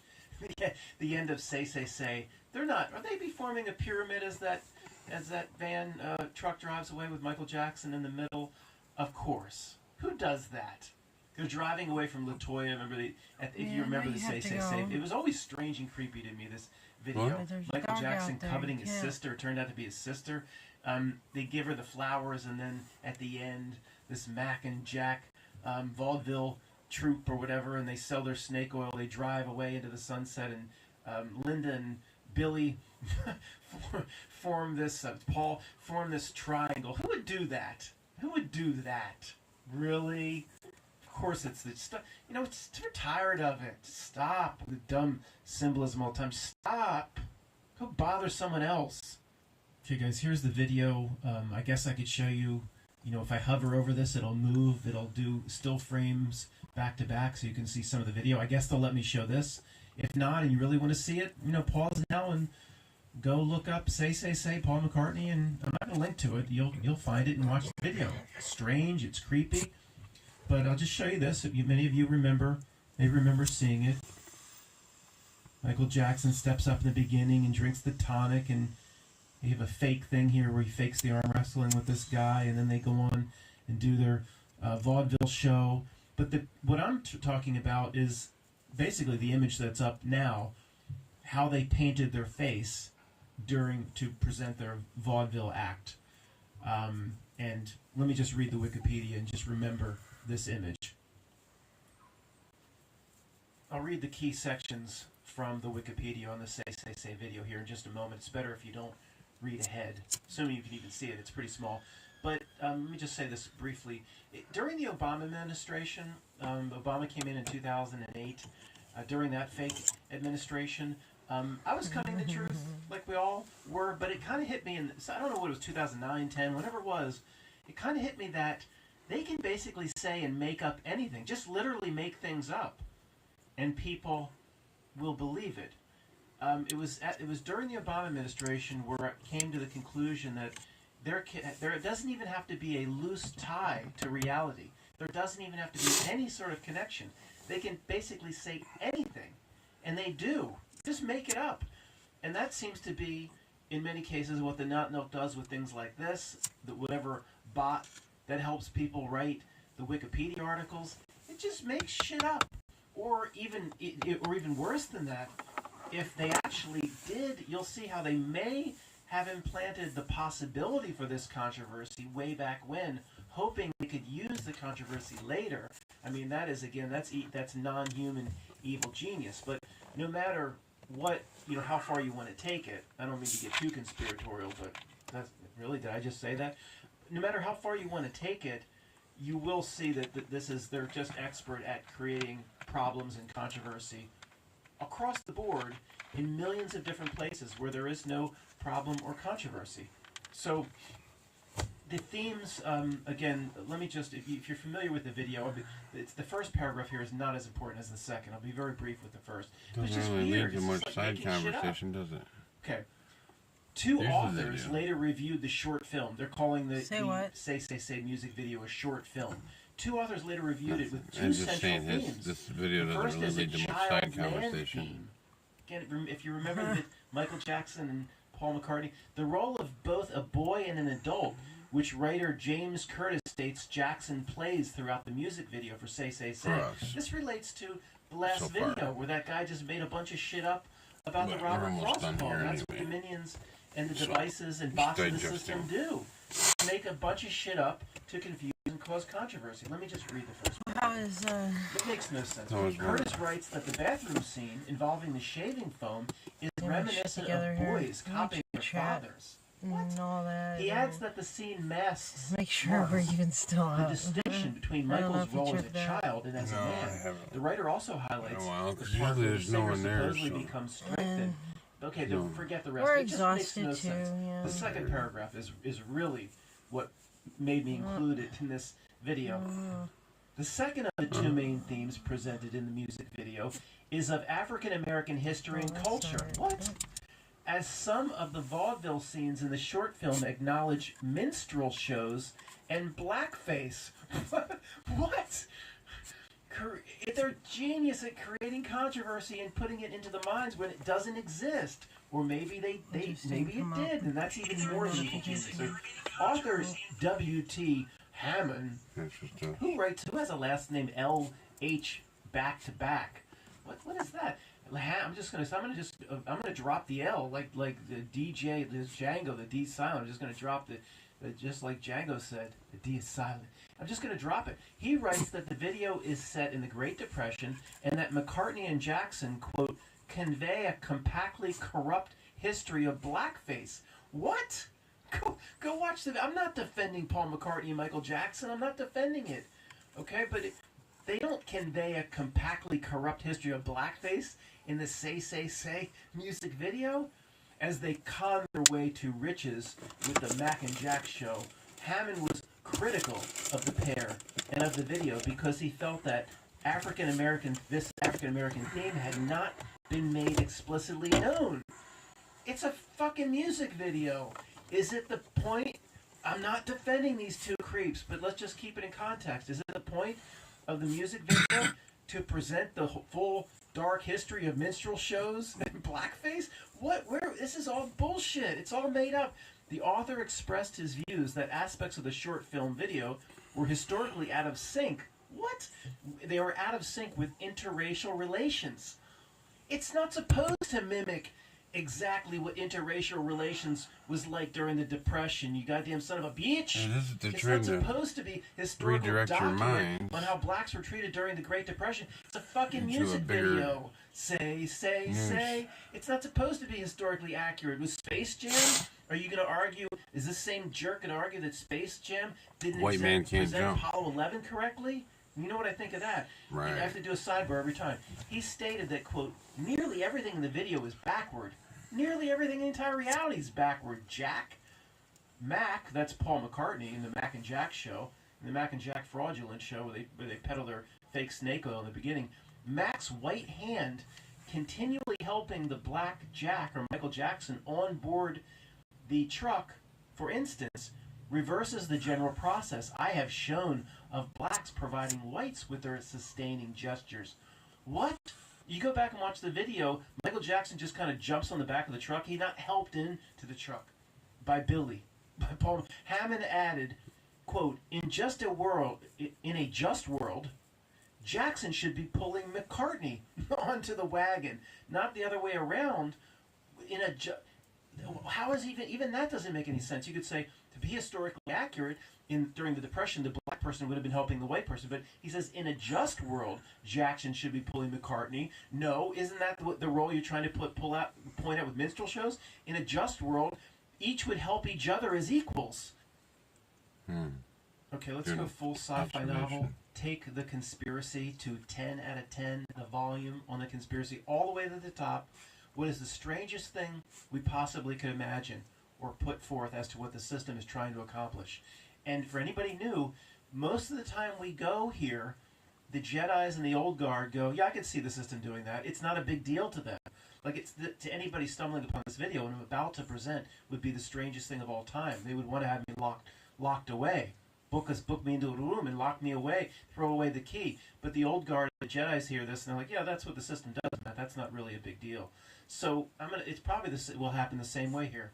Where I'm going with this is there any chance they painted up Paul McCartney and Michael Jackson in such a way where it's right down the line, a Goldilocks, where if they needed to bring forth a blackface controversy later on, they could if they needed it?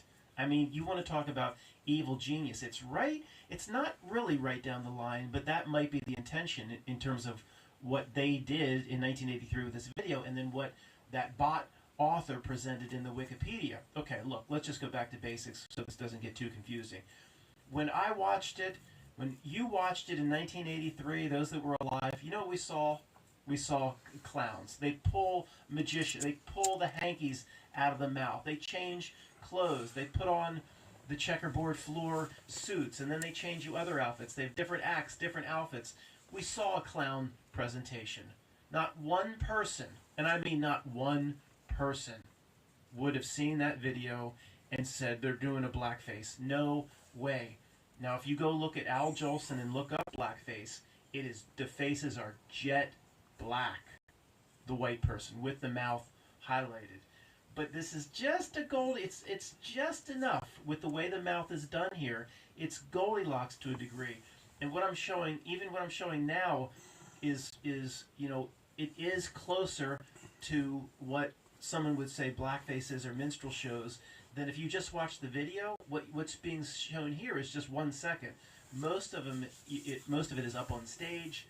In no way do you see what these authors are trying to correlate with. You just see a vaudeville act or clowns, or you don't see it as prominently as it's even here. But the way they have the little tear under the eyes, which says clown, but they have the mouth. Okay, the mouth. But see, look, no, it's creating a controversy where there is none at the very minimum. The way whatever the bot tried to do at the end of the Wikipedia article, whether a real person wrote it or not. Of course, we all agree it's trying to create this controversy around black and white relations. Matt, it has to do this. Everywhere it can introduce this or insert this into this reality, it does.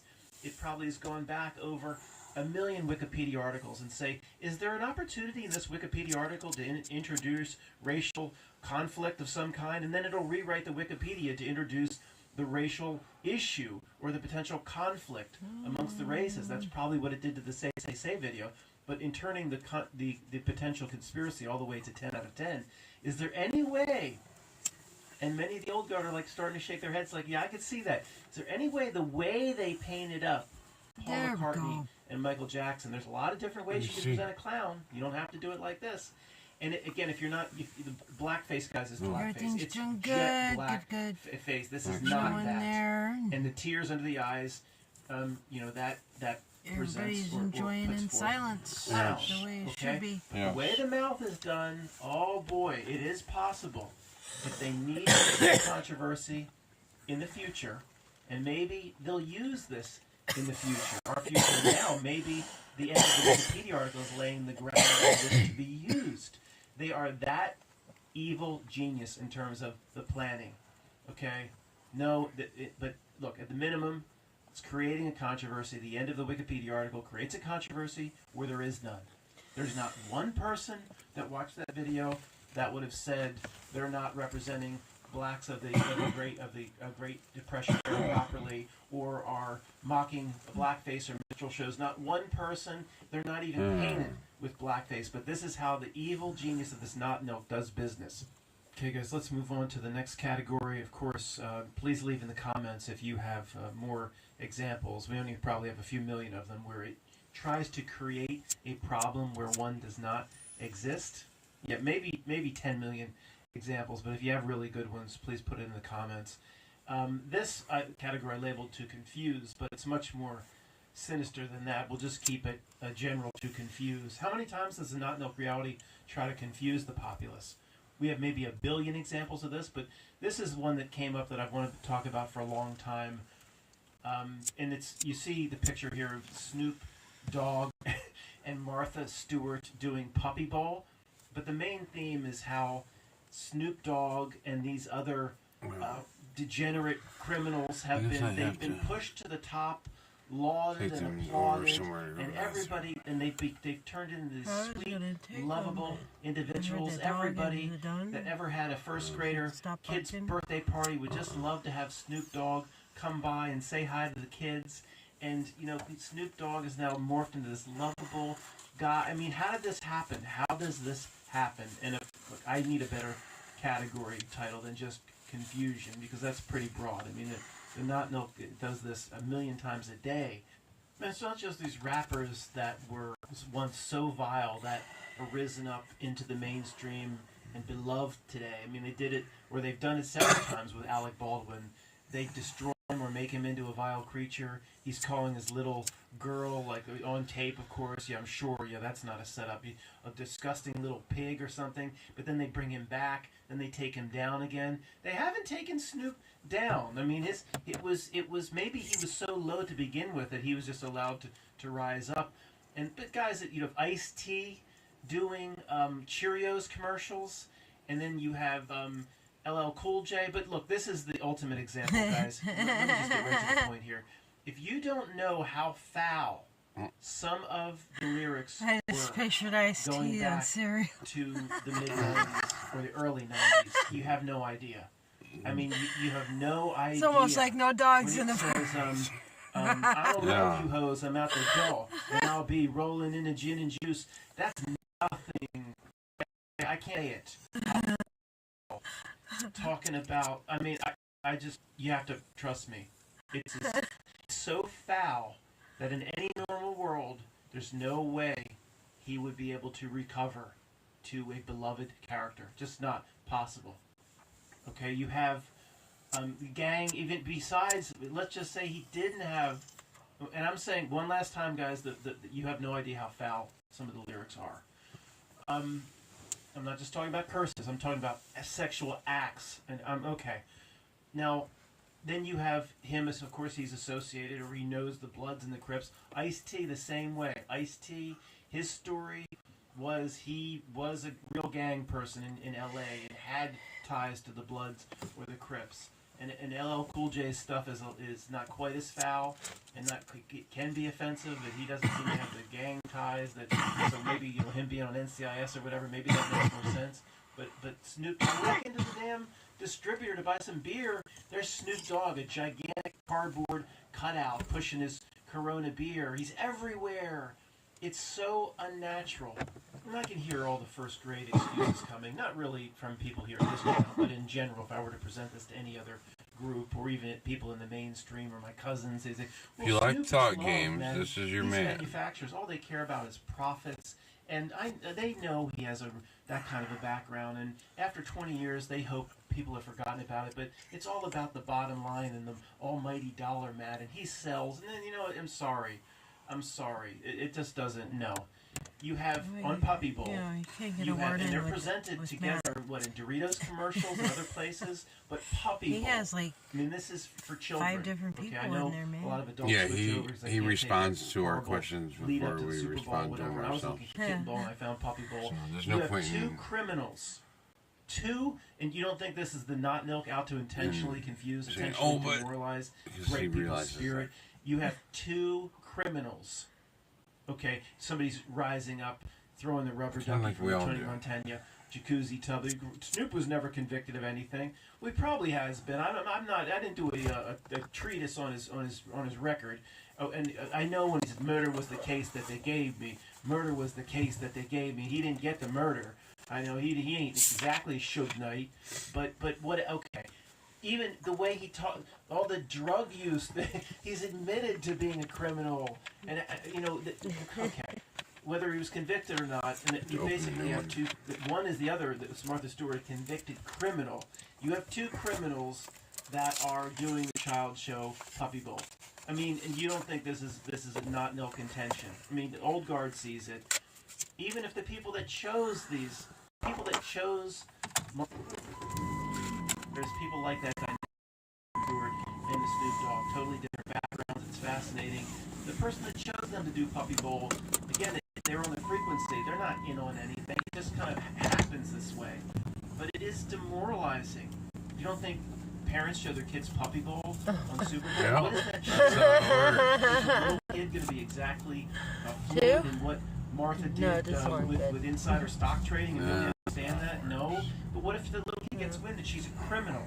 And then he's a criminal. I mean, what's the message? I'm not saying it should be Jim Neighbors, laughing about it. one Puppy Bowl with, I'm trying to think of somebody else wholesome. I can't. Don Nazi, who's still alive. Yeah, I can't. Nobody's wholesome anymore. But it's just a never-ending demoralization strategy. I have this general heading of confusion. This needs to change because there's 8,000 subheadings under confusion. But I think you guys basically understand what I'm saying here. I went over to Puppy Bowl. I was looking for Kitten Bowl. I don't think it exists anymore. And there's two criminals presenting. You gotta laugh at it. You gotta laugh at it. Harry's Potter Defense Against the Dark Farts. Most of you guys know this one. The controversy around the quote Christmas song, "Baby, It's Cold Outside." Now I love this one because I love it. It goes under confusion category, and it also goes under make a controversy. They went over there and turned around. Probably other categories. The one that Not came no through gloves. the second time. This one. Now, let me just 30 seconds for anybody that doesn't know. It's not. It shouldn't even be a Christmas song because Christmas isn't mentioned, but it's played on radio stations or has been for 50 years on Christmas stations. Where they start playing now the day before Halloween. Baby, it's cold outside. I gotta go. No stay. They're turning it into some sexual pressure, date rape scenario, and radio stations are stopped playing it. And the guys, the point, most of you know about this quote controversy. The point is, before I read the Wikipedia here, it's mostly hip hop, 1,000 songs, and 100 of those extremely popular that crossed over into the top 40 or whatever, where you need so many bleeps, where it is so offensive, and what I talked about the Snoop Dogg, that it would make that even look tame. Just, just sexual acts. I mean, look, here we go again. All of this exists, it's just wonderful. That's my head. Right? You know, hip hop is just wonderful to the mainstream now. It was it was brought into mainstream about 15 years ago Her when the leg's getting Oscars worse. gave an Academy Award to. It was Dolly Parton was up for the best song. I agree, it wasn't the most stellar year for music in movies. It wasn't exactly like something that Hans Zimmer just came up with. But it was, I remember the lyrics, we used to make fun of it. It's got an Oscar. Look at this shit. It's got it was, I don't know the band. It's hard up here for a pimp. Are you fucking when you're kidding trying me? to get the money for the rent, you ain't knowing. I'm not joking. It's This hard is a up here blocked for a off pimp. place. When you're trying to get the money for the rent, you ain't knowing. That won an Oscar. So, okay, but that's okay. That's not foul or anything, and maybe I strayed a little bit. But you know the foul crap I'm talking about. But let's talk. Oh, but baby, it's cold outside. That's really harmful, and all of society has to rally. You know, be consistent. If you're going to remove that, remove basically every rap song ever made. In 2018, I'm reading now. In 2018, the airing of the song was canceled.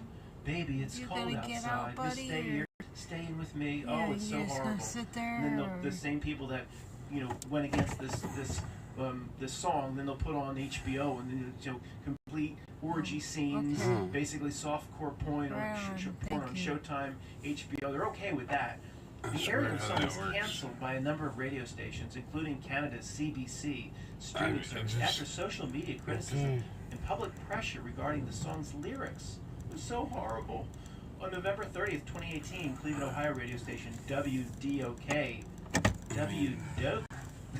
Star 102, announced that, guys, if anything were real, one radio station should not exist today.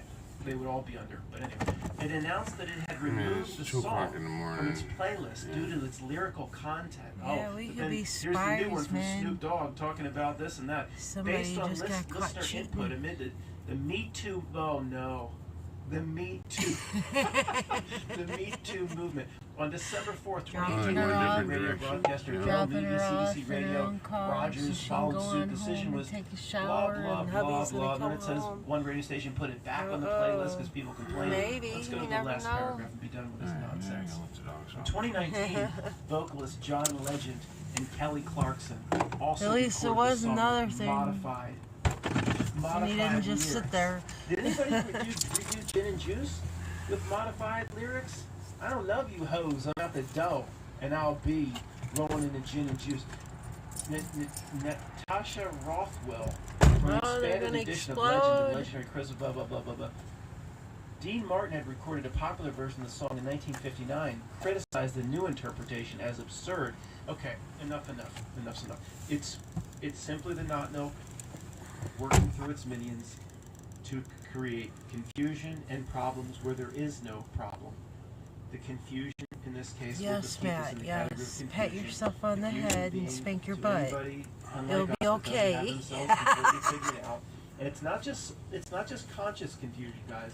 This stuff plays on one's unconscious or subconscious or superconscious or whatever Freud term you want to use. It's unsettling to people, and they're not even aware of it.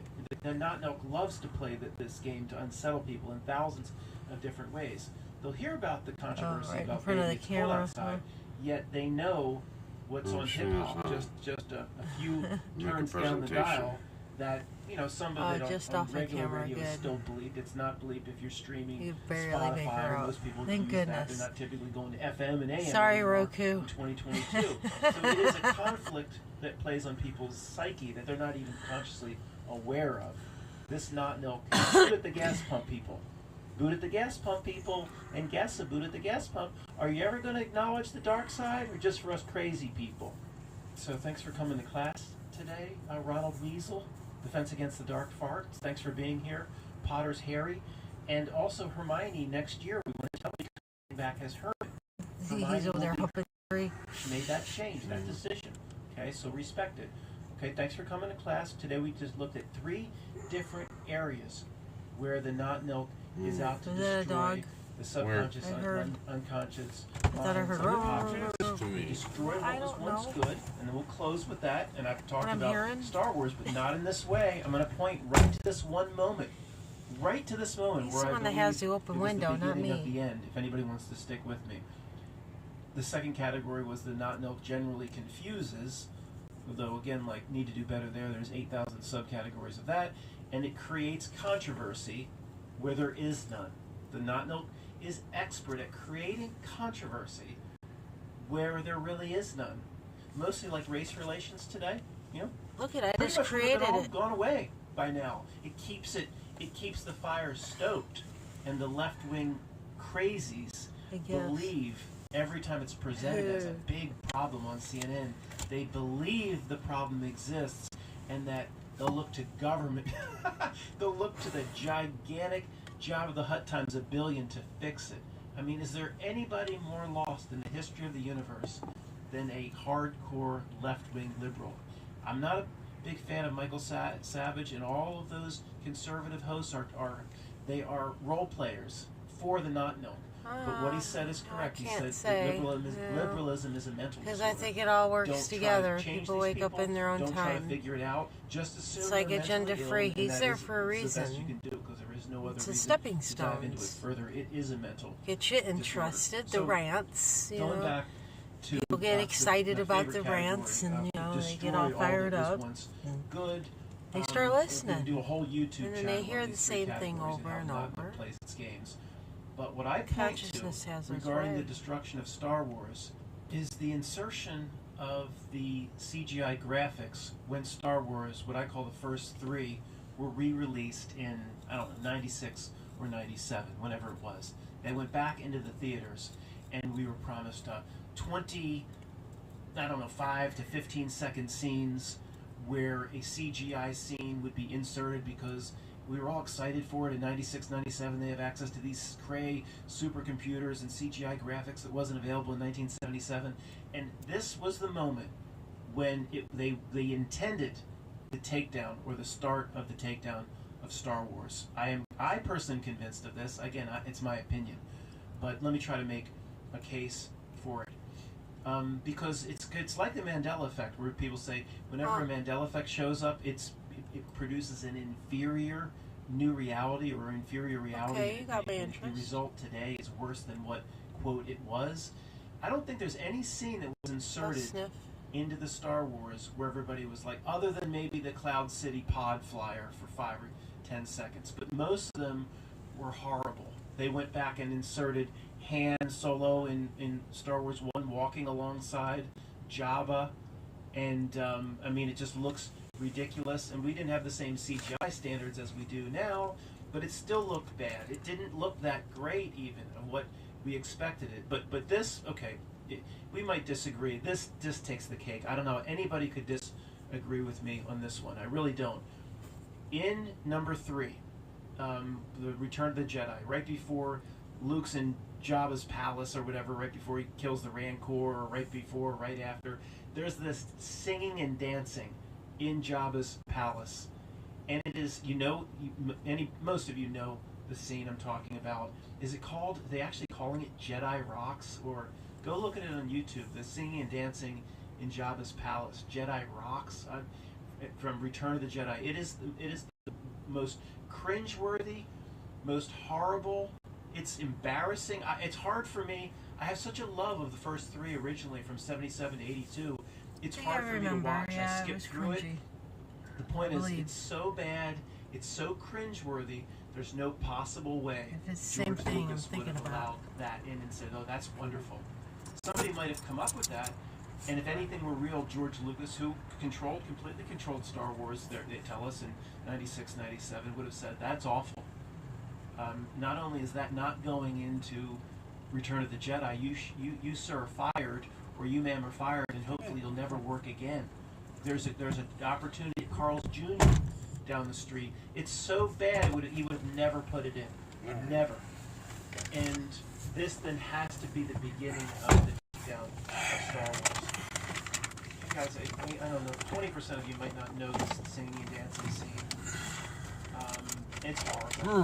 And if anybody said, "Oh, it's trying to appeal to kids," and it just would have never made it in. And again, most of those scenes where the CGI was put in are bad. And you know, this means to me This means they knew in '96 that it would be taken out. And if anybody's screaming at me throwing a rubber ducky, the plans go a lot longer than that, and they knew before they even started filming the first scene in A New Hope that it would be taken out. I hear you. That is how they do business.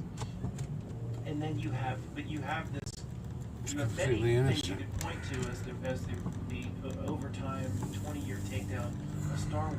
How the bar scene with Greedo in hand evolved. I think it evolved 3 or 4 times. The original is actually still on YouTube, where hand shot first. The original is still there. I don't know how they're allowing it to be there, but it morphed into them shooting at the same time. And then the new one, if you watch it on Disney Plus now, where they show Greedo trying to shoot first, and Han, of course, he's just defending himself.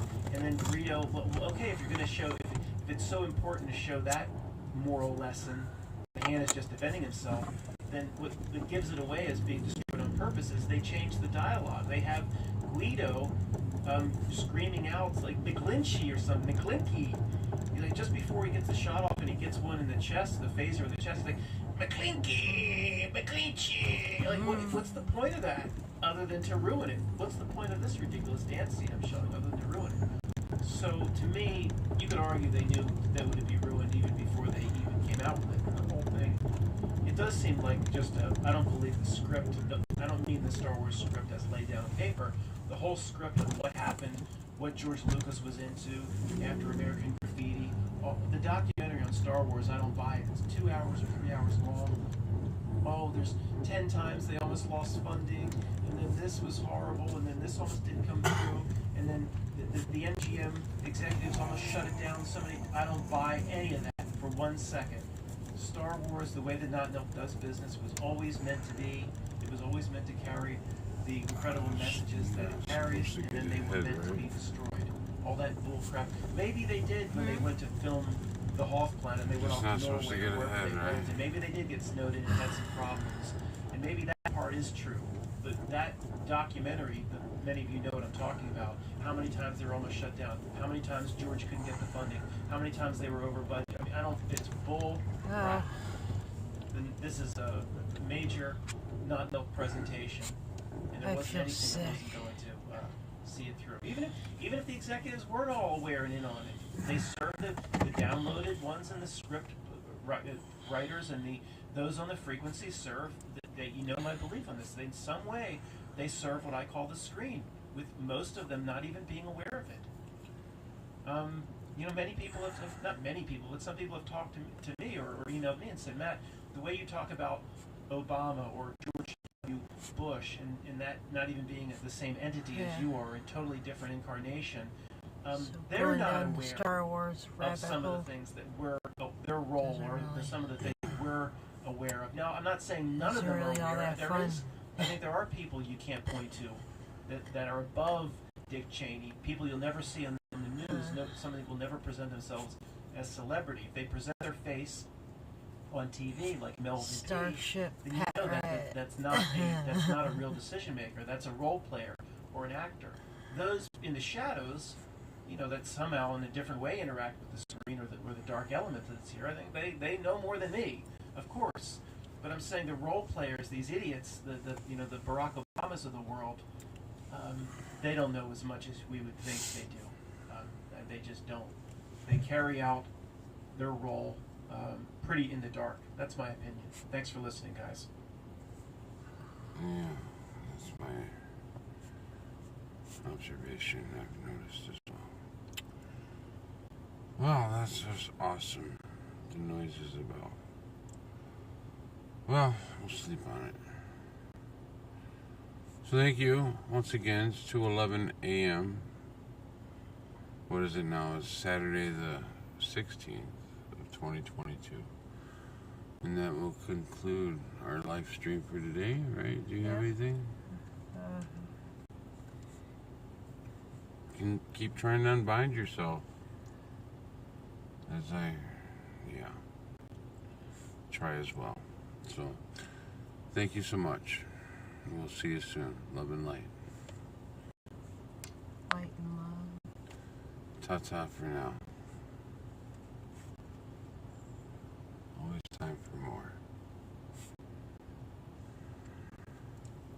pet, right? Starship.